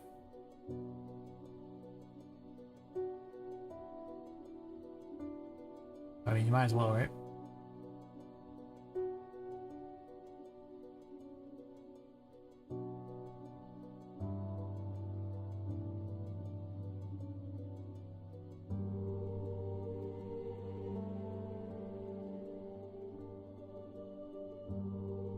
Um...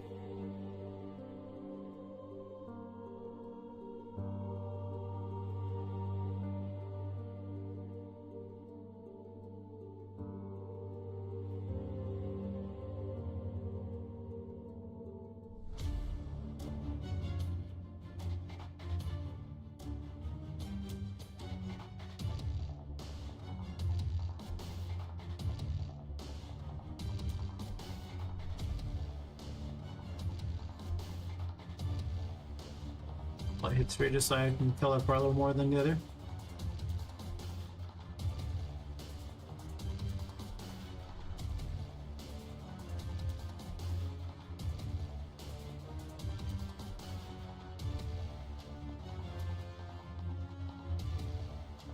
So for this one, I need to get those two specific ones.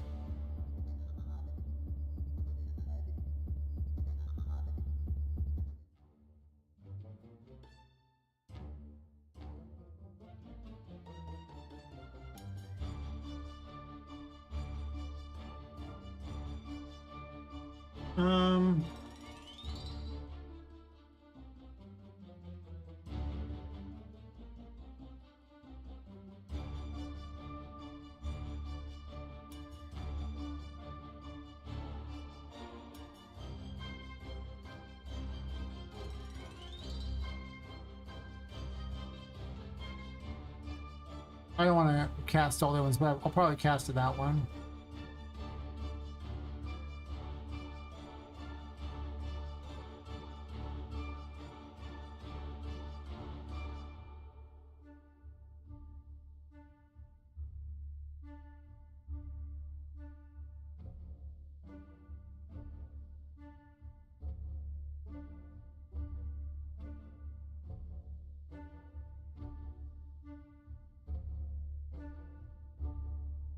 I can't get the locations? I can say it over here.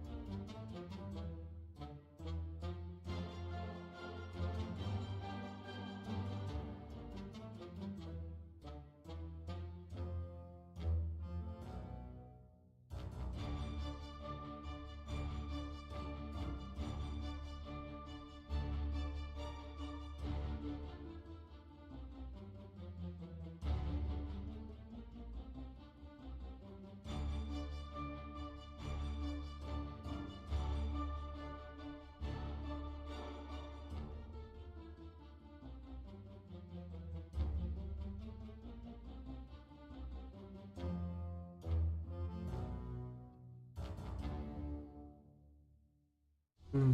Indexed, huh?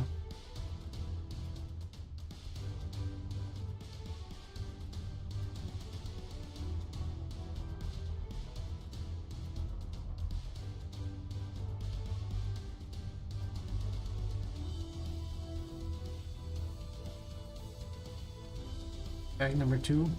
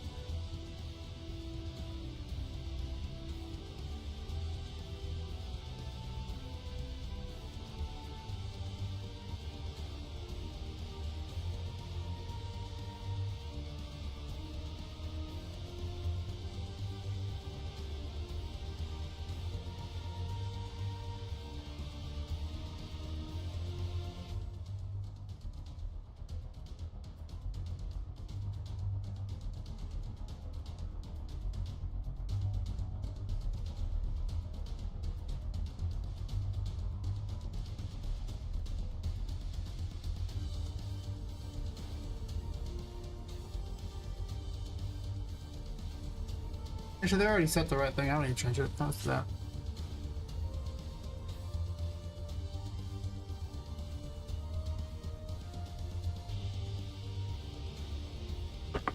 I make them launch Poppet.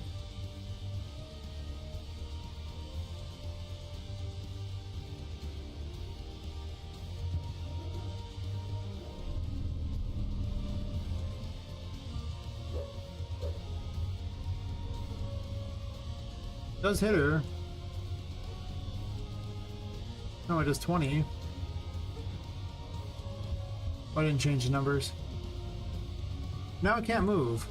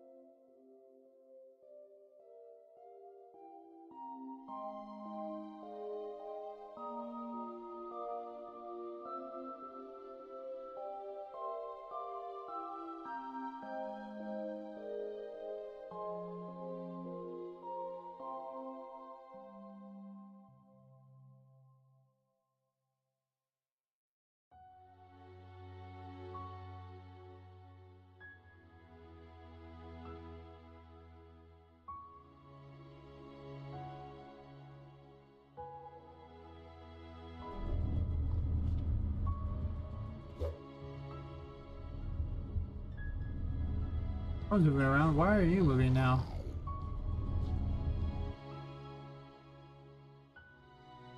It's literally working before. These are on overlap, so they shouldn't cause a problem, you would think.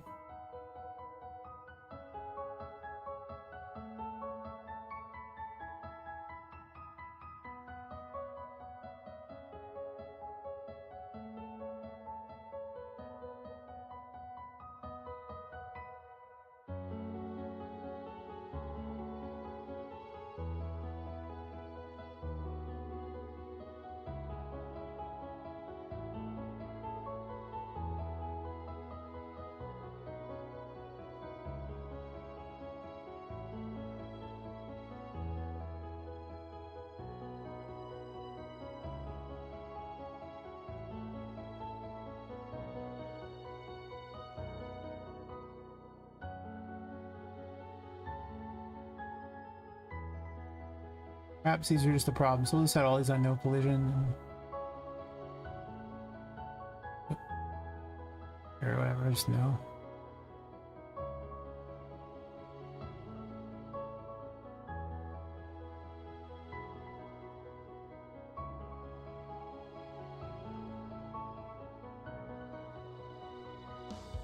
Overlap all dynamics shouldn't stop anything from moving.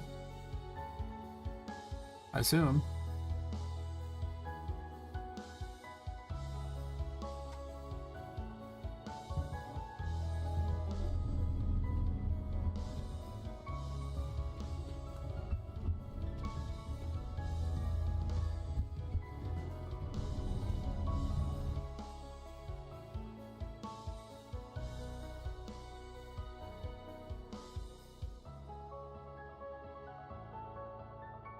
Let me guess, if I just do this, it works? Actually, wait, let me double check something here.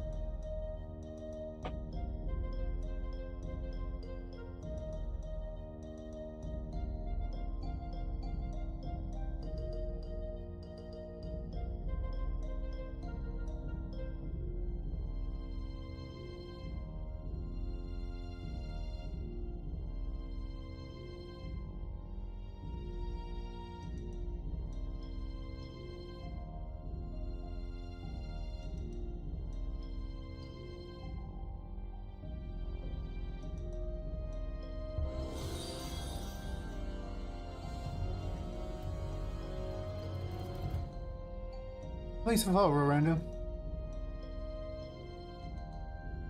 How's stuff with you? Oh, I forgot to include all the descendants. Oh, no wonder it wasn't working. Ugh. I'm making monstrosities out of junk. Yes, yes, monstrosities, yes.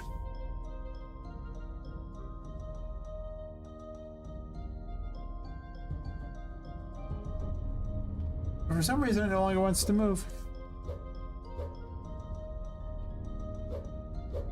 Oh, yeah, definitely.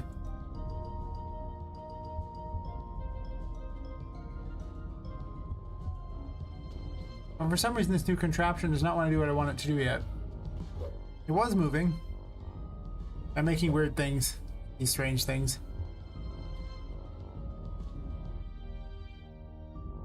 You making anything cool? What are you making? Oh my god, what you making? What you doing?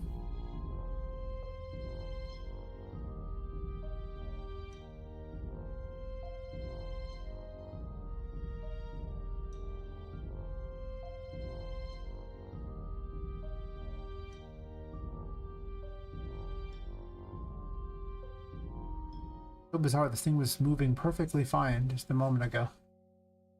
I introduced one thing to make it so it doesn't turn the collision off on one thing, but the thing's set to overlap, and it's like, nah. I'm like, oh.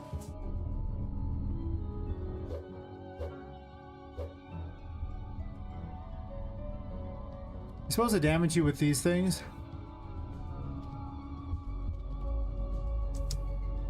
They're child components. I guess I could build them manually in there too, instead of them being child components. I don't really want to rebuild all this stuff when I could just literally put my machine pieces together.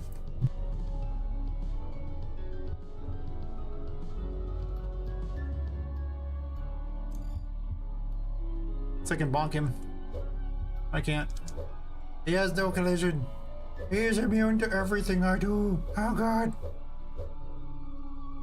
I'm terrified.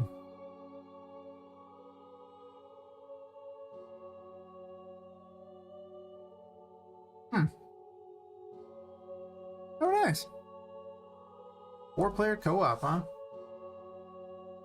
Ah.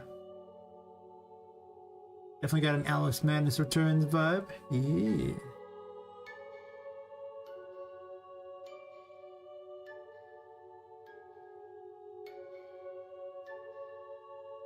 Oh, I think it's missing some tags, right?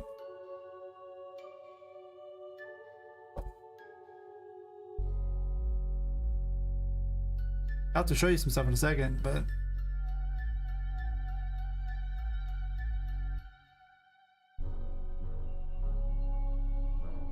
Aspect cleaner. I will, I'll show you some stuff now, actually. Maybe the nav mesh is, no, the nav mesh is here. Oh, yeah.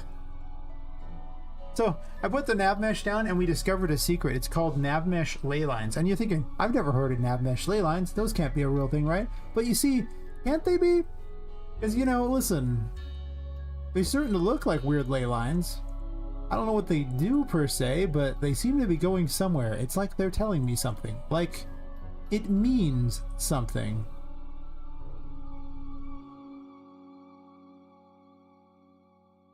Why do they mean what they mean? I don't know. How did they happen? I don't know. But the nav mesh ley lines are real. Unlike birds, which are fake. Conspiracy theorists have told me so. Well, those have things on them. I do not know how the nav mesh did this. I do not. It's very bizarre.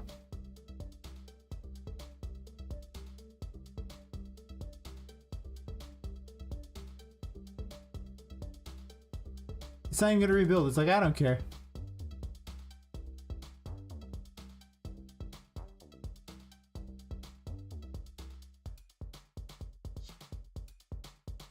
Oh, yeah, okay. I do not envy that at all. Having to restructure from like single player to multiplayer. Ah, man. Ah, that's some rough stuff there. 0 out of 10, not excited by that. Especially because a lot of game ideas don't necessarily trade over very much, but also just having to code it or recode it.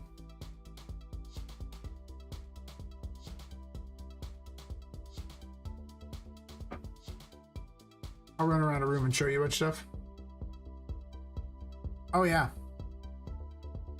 It's definitely everything I've heard from the multiplayer devs is that you want to do it from the start.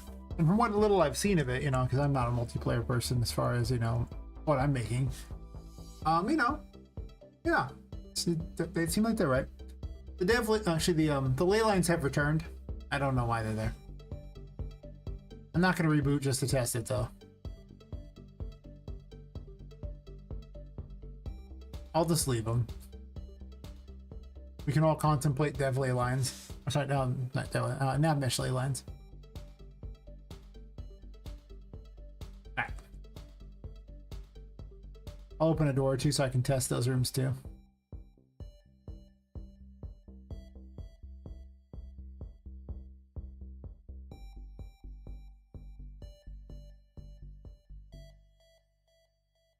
Okay.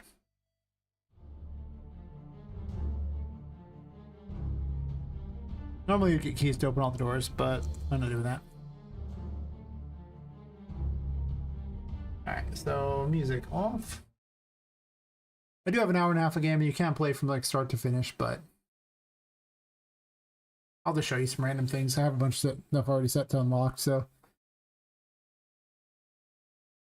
there's like a lot of people want to watch the test. I usually do it with a full test, but yeah.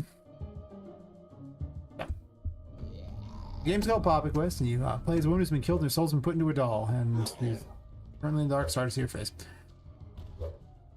It's just her dodging and burning out curse power. The main mechanic of the game is if you're in the dark, you lose your sanity, but you gain curse power, which is what powers all the toys and all of your abilities. If your sanity are at 0, you die. But if you go back to the light, your sanity goes back. You just don't gain curse power, so you can't use a lot of your abilities. She uses tarot cards for abilities. This is, of course, the Fool, which is a giant squeaky toy.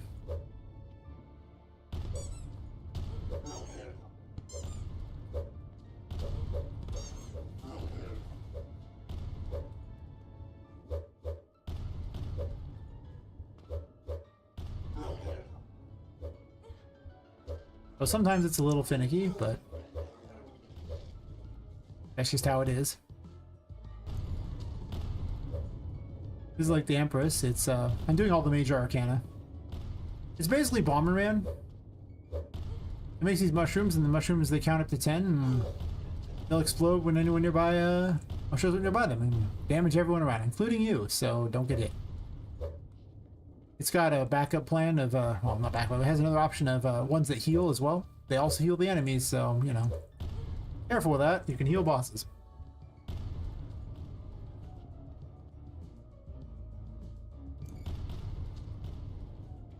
It's the magician. It like acts as telekinesis, letting you pick up and throw small objects, which do damage. Also, you can manipulate drawers, cupboards, turn lights on, move door handles, assorted stuff like that. Oh, I got shot by a cannonball. What a jerk. Stop shooting me with a cannonball, you suck.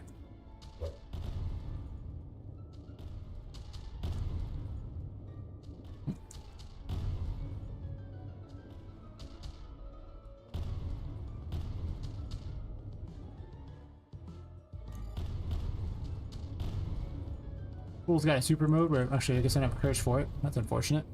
I guess I'm just gonna hit it then. Oh no! If you dare knock me off. Strength is actually double jump. I have it enabled right now. You wouldn't normally have it here, but I forgot these things emit light, so. Wee clunk.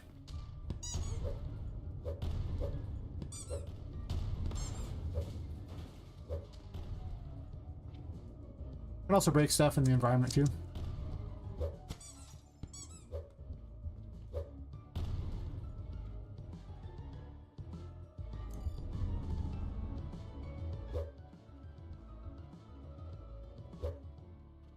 Why am I not getting cursed back? That's interesting. I thought I would have been in the dark at some point, haven't I? Huh. That's weird. I should be getting cursed back, but I guess I'm not.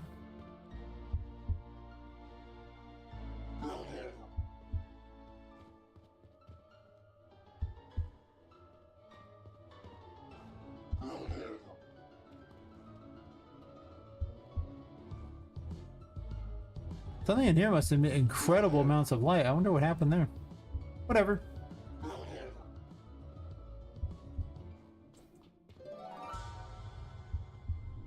I'll show off another ability because I can.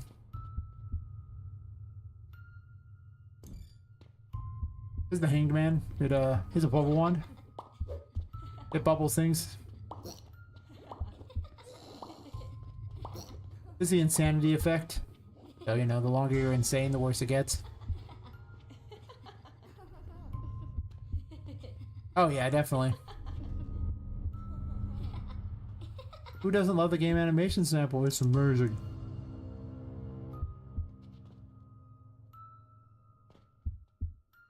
This pose isn't very good for this weapon, but it does have the best looking hat. I mean, just look how adorable his hat is. Oh my god.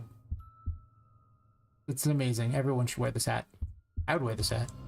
Oh god. So the Hierophant, like there's various possessed objects in the game, and if you try to use them for anything, they will just kind of laugh at you. They'll laugh at you, I mean they'll just kind of do their thing. That's fair. But that's not a game animation sample thingy, that's some issue with the character being considered in light when she wasn't. I don't know what caused that, but something is weird. I keep doing a bunch of things, I'm experimenting on stuff, so. Oh. Nah, nobody uses that. Now, I thought you were talking about the game animation sample. See, now that's the goods right there. That's amazing. Look at this character's smooth movement. That's what we like in life. Oh, yes.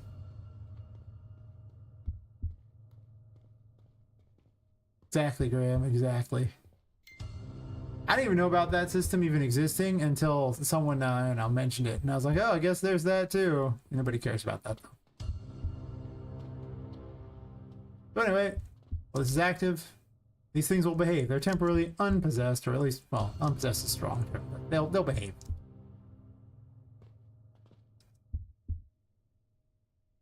Also double jump, which I'm not supposed to have, but that's strength in action.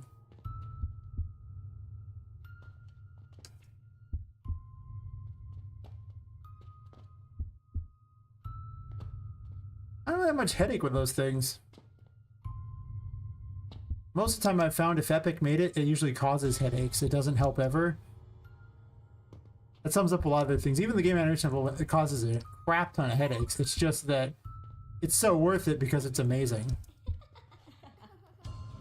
I've kind of found it to be like, should I really use an epic made thing? Like, their water area, I would want to use that because, oh god, why would I do that to myself?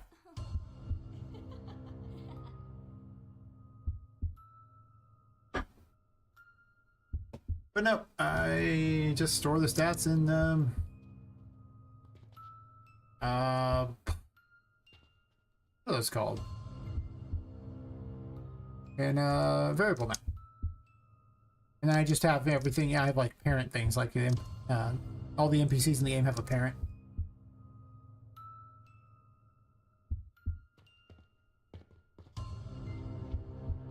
I'll go to this room for a while just to show a few more things. Oh, actually, I guess I have to do this puzzle or do that. I remember I left this room because for some reason I couldn't get right out of the light.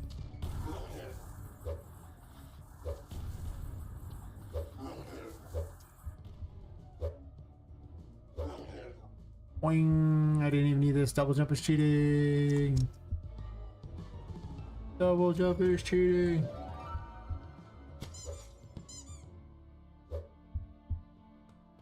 That's the thing. Once again, a lot of their stuff is just like, it's so good, you just gotta invest this huge amount of work. And you're like, but I'm a solo dev. I don't want to invest a huge amount of work. I already have enough things to invest a huge amount of work in. Thank you. I was gonna take the secret way up. Wing! Oh no! Oh god, I'm forward. I mean, all I need is just, you know, the parent-child thingies and, like, you know, map variables, and I basically can do whatever I want. It's not too much effort.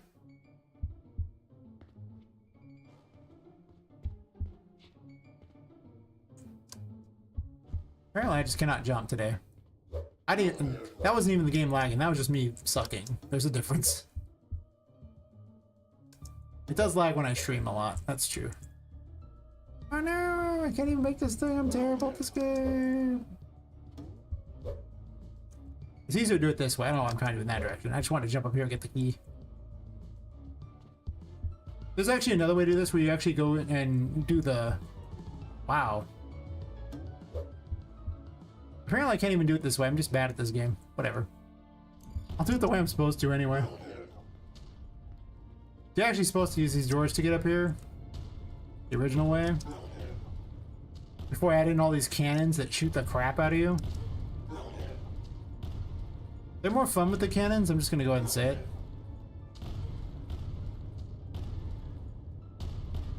But you do get shot in the face a lot.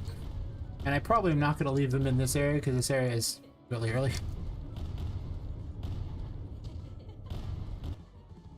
Turn on.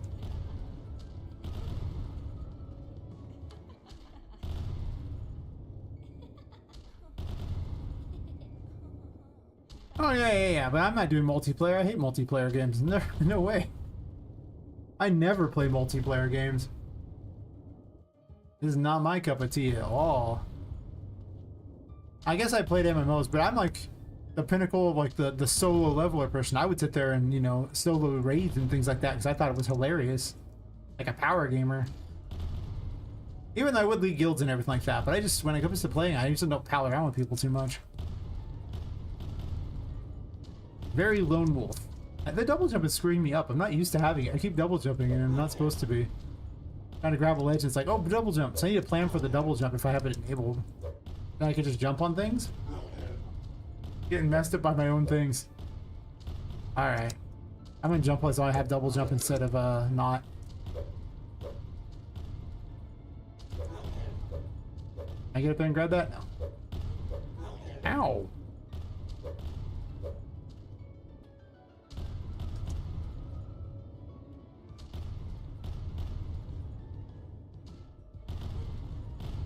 What a jerk. What a jerk. Yeah. Just gotta remember I have double jump.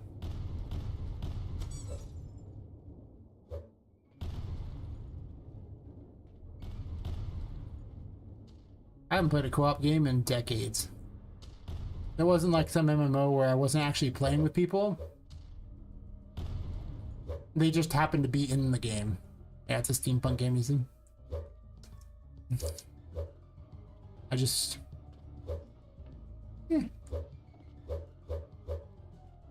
But I was a guild leader in like Guild Wars 2 for some bizarre reason. With a guild of like 400 people. Even though I got roped into it, okay? My girlfriend at the time was like, oh, let's make a guild. Then she's like, oh, you're the leader. I was like, I won't be a leader of a guild. You wanted this. That's right. I make single player games. I enjoy single player games for the most part. I like story driven experiences too. I mean, now that I'm streaming all the time, I would probably play like a multiplayer game, I guess. That would imply I'd stop doing game dev at any point, and I think we can all agree that basically never happens, so... I did get invited to play Among Us, but... to be honest, I just didn't want to. That was my exploit. I was like, yeah, I'm busy. In reality, it's like, I don't want to do this. Are you high? I'll watch someone else play Among Us, I guess. But they have to be funny. But never in my life have I thought to myself, I want to play a game about, like, political stuff, social things, you know? No. Like the opposite of what I want. I have weapons you're not supposed to have for this fight. Going and like, ha ha ha. But I may change my tune on that. I mean, I once said I would never stream, and here I am, so, you know. Not saying things can't change. They probably will. But my preferred game will never ever be multiplayer. And before it becomes my preferred game.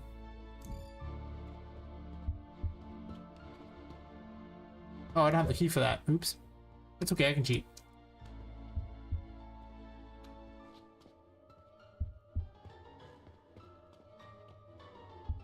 Yeah, I will avoid going in there. You can jump through the paintings to go to the painting world, and then you can also rescue toys by throwing them through there. But the problem is, if I don't have the right game mode enabled... Wait, where's the toy maze key? Well, I guess I'm just going to show you that, because the other door can't be opened. I guess they didn't give me the key somehow. Yay, bouncy coach. But yeah. Just for fun. It'll randomly put me somewhere else too. So maybe I'll go somewhere fun.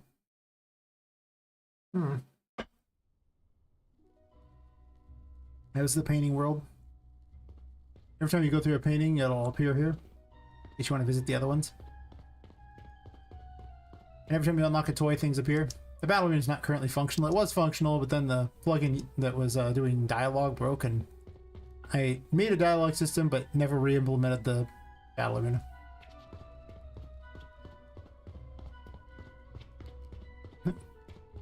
Alright. Thanks. Sleep well, Graham.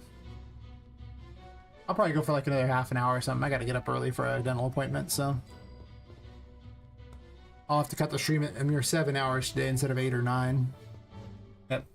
This is Tinka, my Discord's favorite waifu. She doesn't do much right now because, well... I have a dialogue system and he's got pictures. I haven't put those in yet.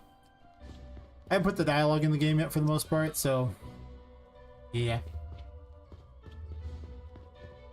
Whenever you save a minion, they open... Gosh, I mean, if you save a toy, they open up little shops.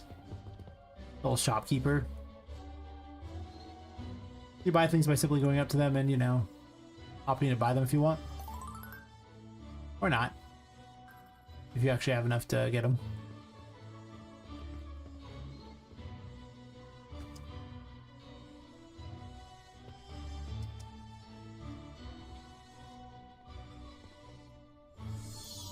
If it has the wrong game mode, it's going to random me to some other location, so we'll see where I end up. It might be fun.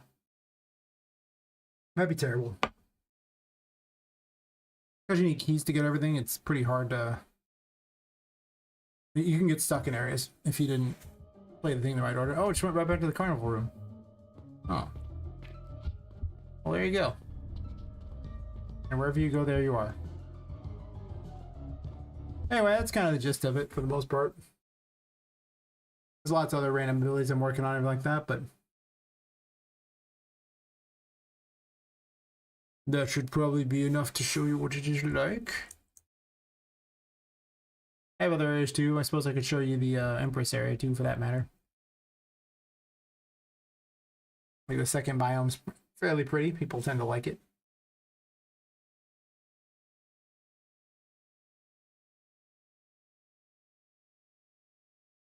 Yeah, you can play for like an hour and a half, just straight up. With no story, knowing exactly where to go, so it's probably much longer if you're not, me. Saying. We're just bubbling them.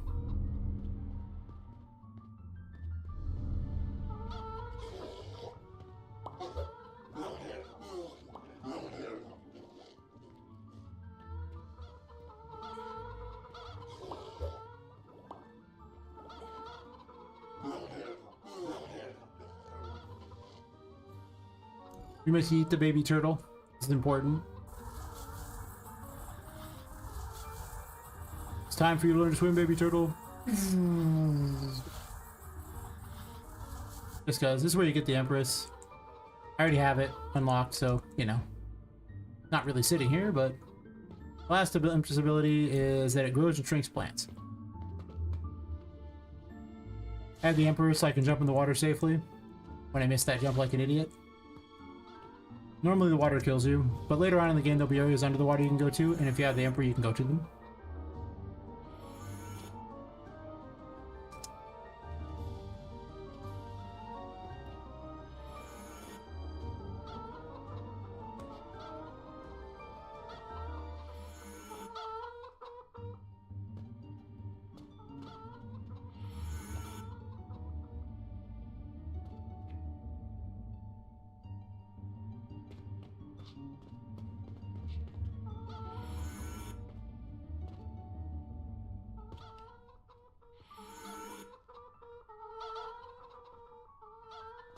Technically, the Emperor, I could just cheat my way through this whole area, but I haven't actually done the underwater, like, physics or anything like that either, so...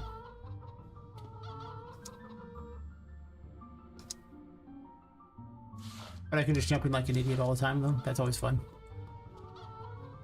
At that point, I can just try to make, you know, ridiculous jumps and just skip things, too. Technically, you can just skip by a lot of that. Not necessarily if you want to, but you can also jump from above and try to land on, grab these keys and things.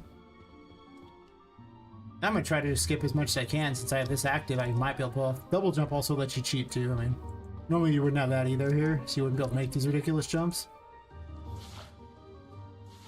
Not that I can make a meme with help. Like, you can't jump over that normally unless you have double jump, but you could also just shrink them back down and then jump onto it.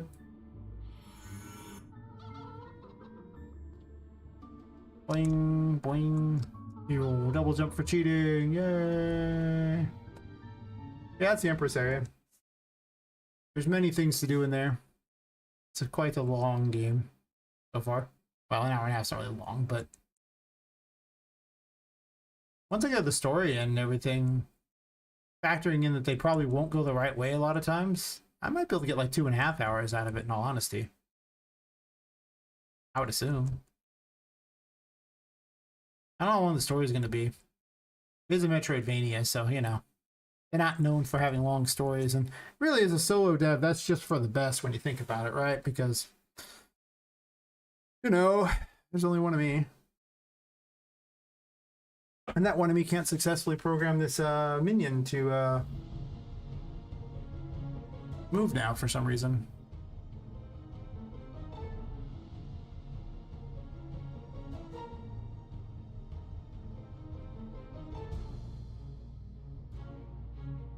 It's so weird because, you know, with all the descendants, puts them in an array, and then from here it's just for each loops through them, gets all the static mesh things, and now it's just doing the collision thing here, just no collision on all of them. That's it. That's all it has to do, and nothing else. And yet it's not doing anything. And I didn't change this, and it's just told to go towards targets, so there's nothing special going on.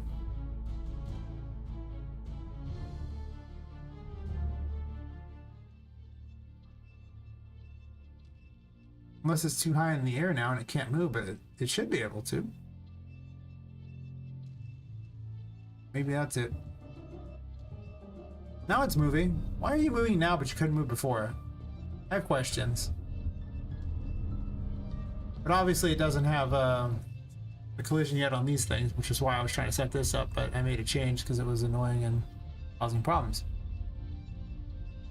So we're gonna branch here, and if it says false, then set the collision. So this way the hit spheres have collision and they should damage me, assuming this works. But last time it didn't work when I changed it, so we're still open.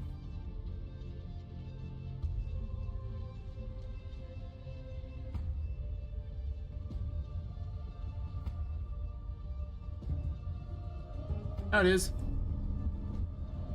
But now it still can't damage me.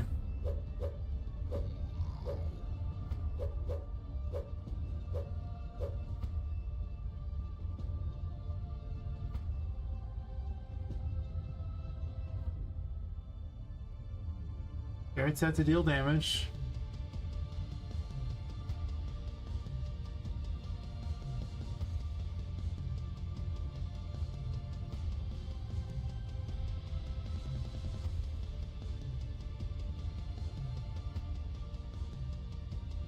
It's supposed to overlap all these things, so it shouldn't be a problem.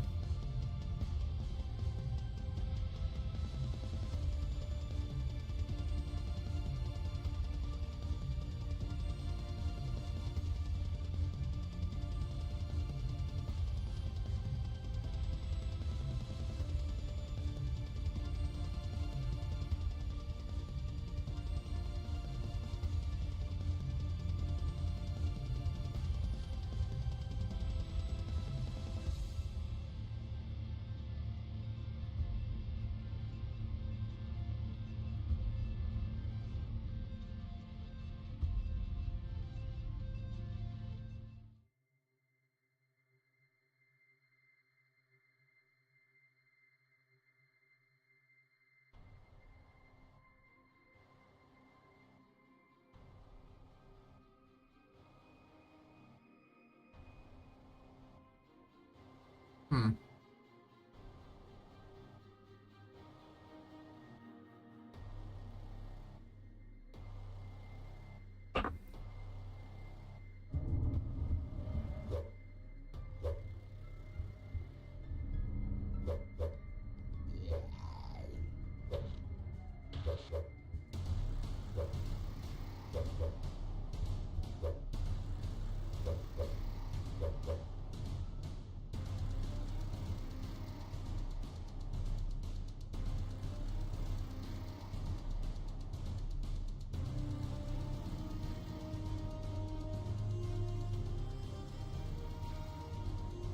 That's right.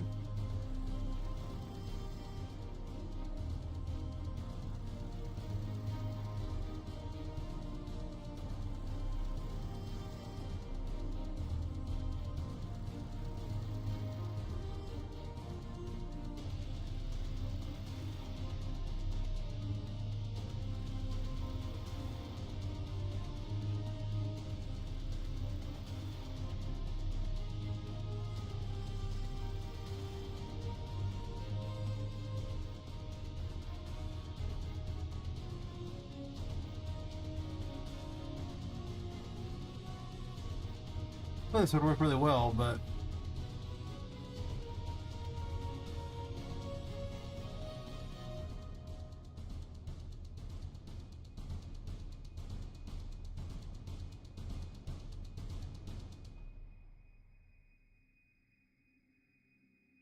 can't set anything different on these, right?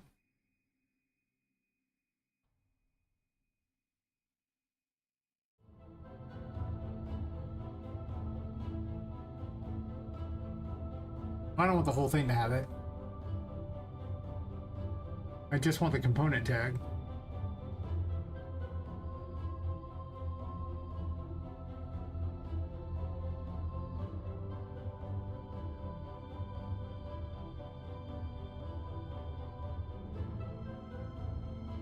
Lots of construction scripts. I wouldn't even print string if I wanted it to, right? So that's not helpful. I don't think it would. We'll see. I don't think it does, though.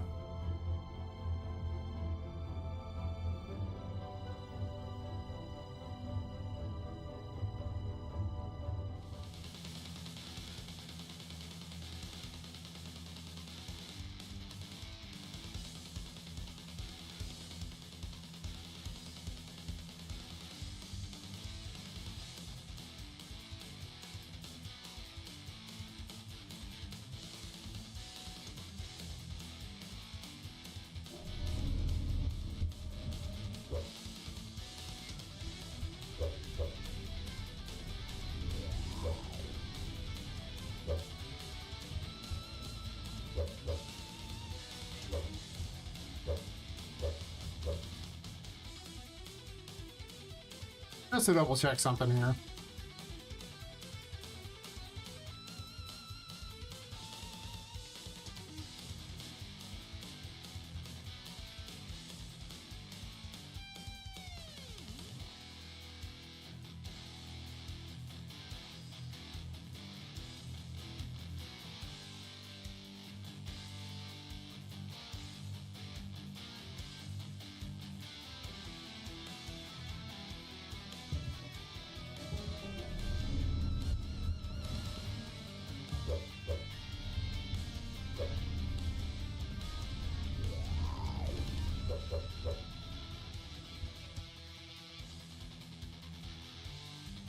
Something's a little funky with this.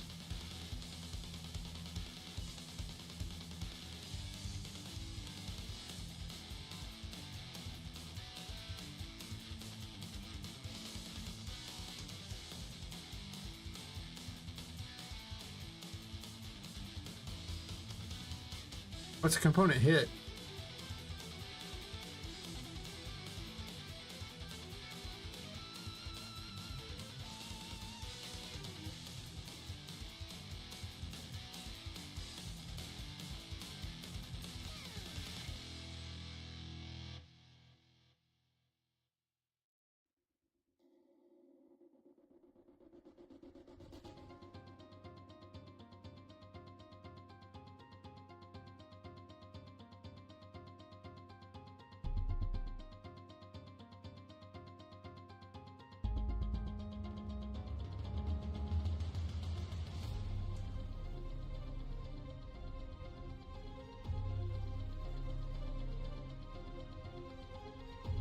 Oh, I see.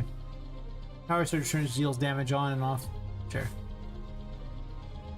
This was not intended to be what it is that I'm using it for.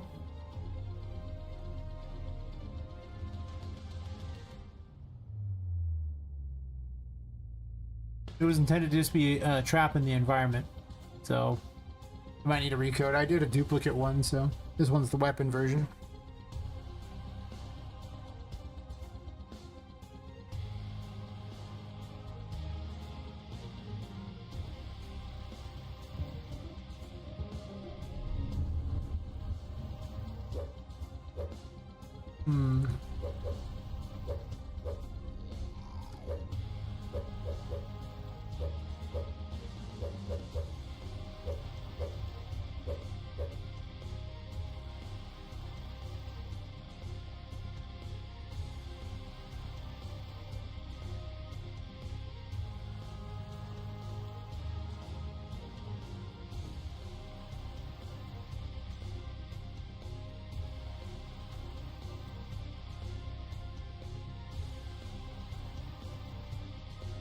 Oh, I'm done.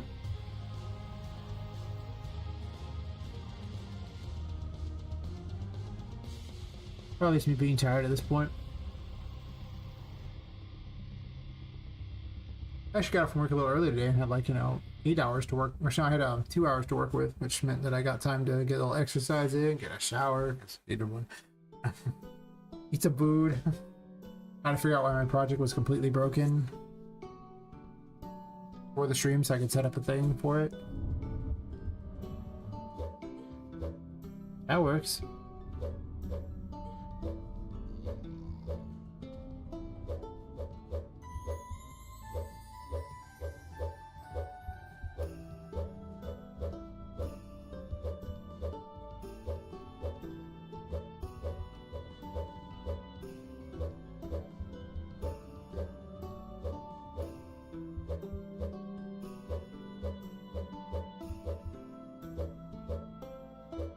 I might make a custom one of those that doesn't do what it's doing here.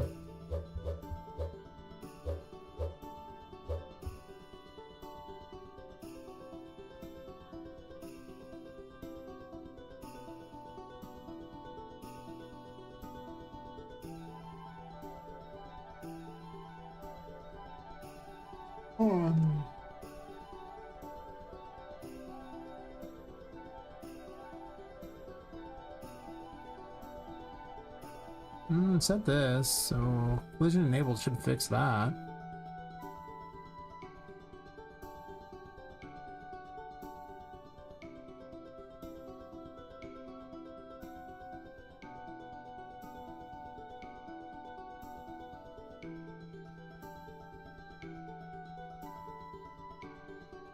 almost 4. I probably should call it. Not quite 7 hours like that, but we'll see. I do got to be up for that dental appointment. Means I got to be up earlier than the dental appointment and get over there. Sucks. I don't want to do that. Sometimes you gotta do what you gotta do, you know? Well, I'll find someone to raid out to, and I'll be back tomorrow night for a much longer stream, I imagine. Since I don't have to be or do anything tomorrow after that, like I don't have anywhere I have to be the next day. Well, work if someone calls me in, but otherwise I don't have to. So, I'll find someone to raid out to. I'll bid adieu to YouTube since I can't raid out with YouTube. Sorry, dude. And we'll see everyone later. Catch you later. And then we'll go over to Twitch here.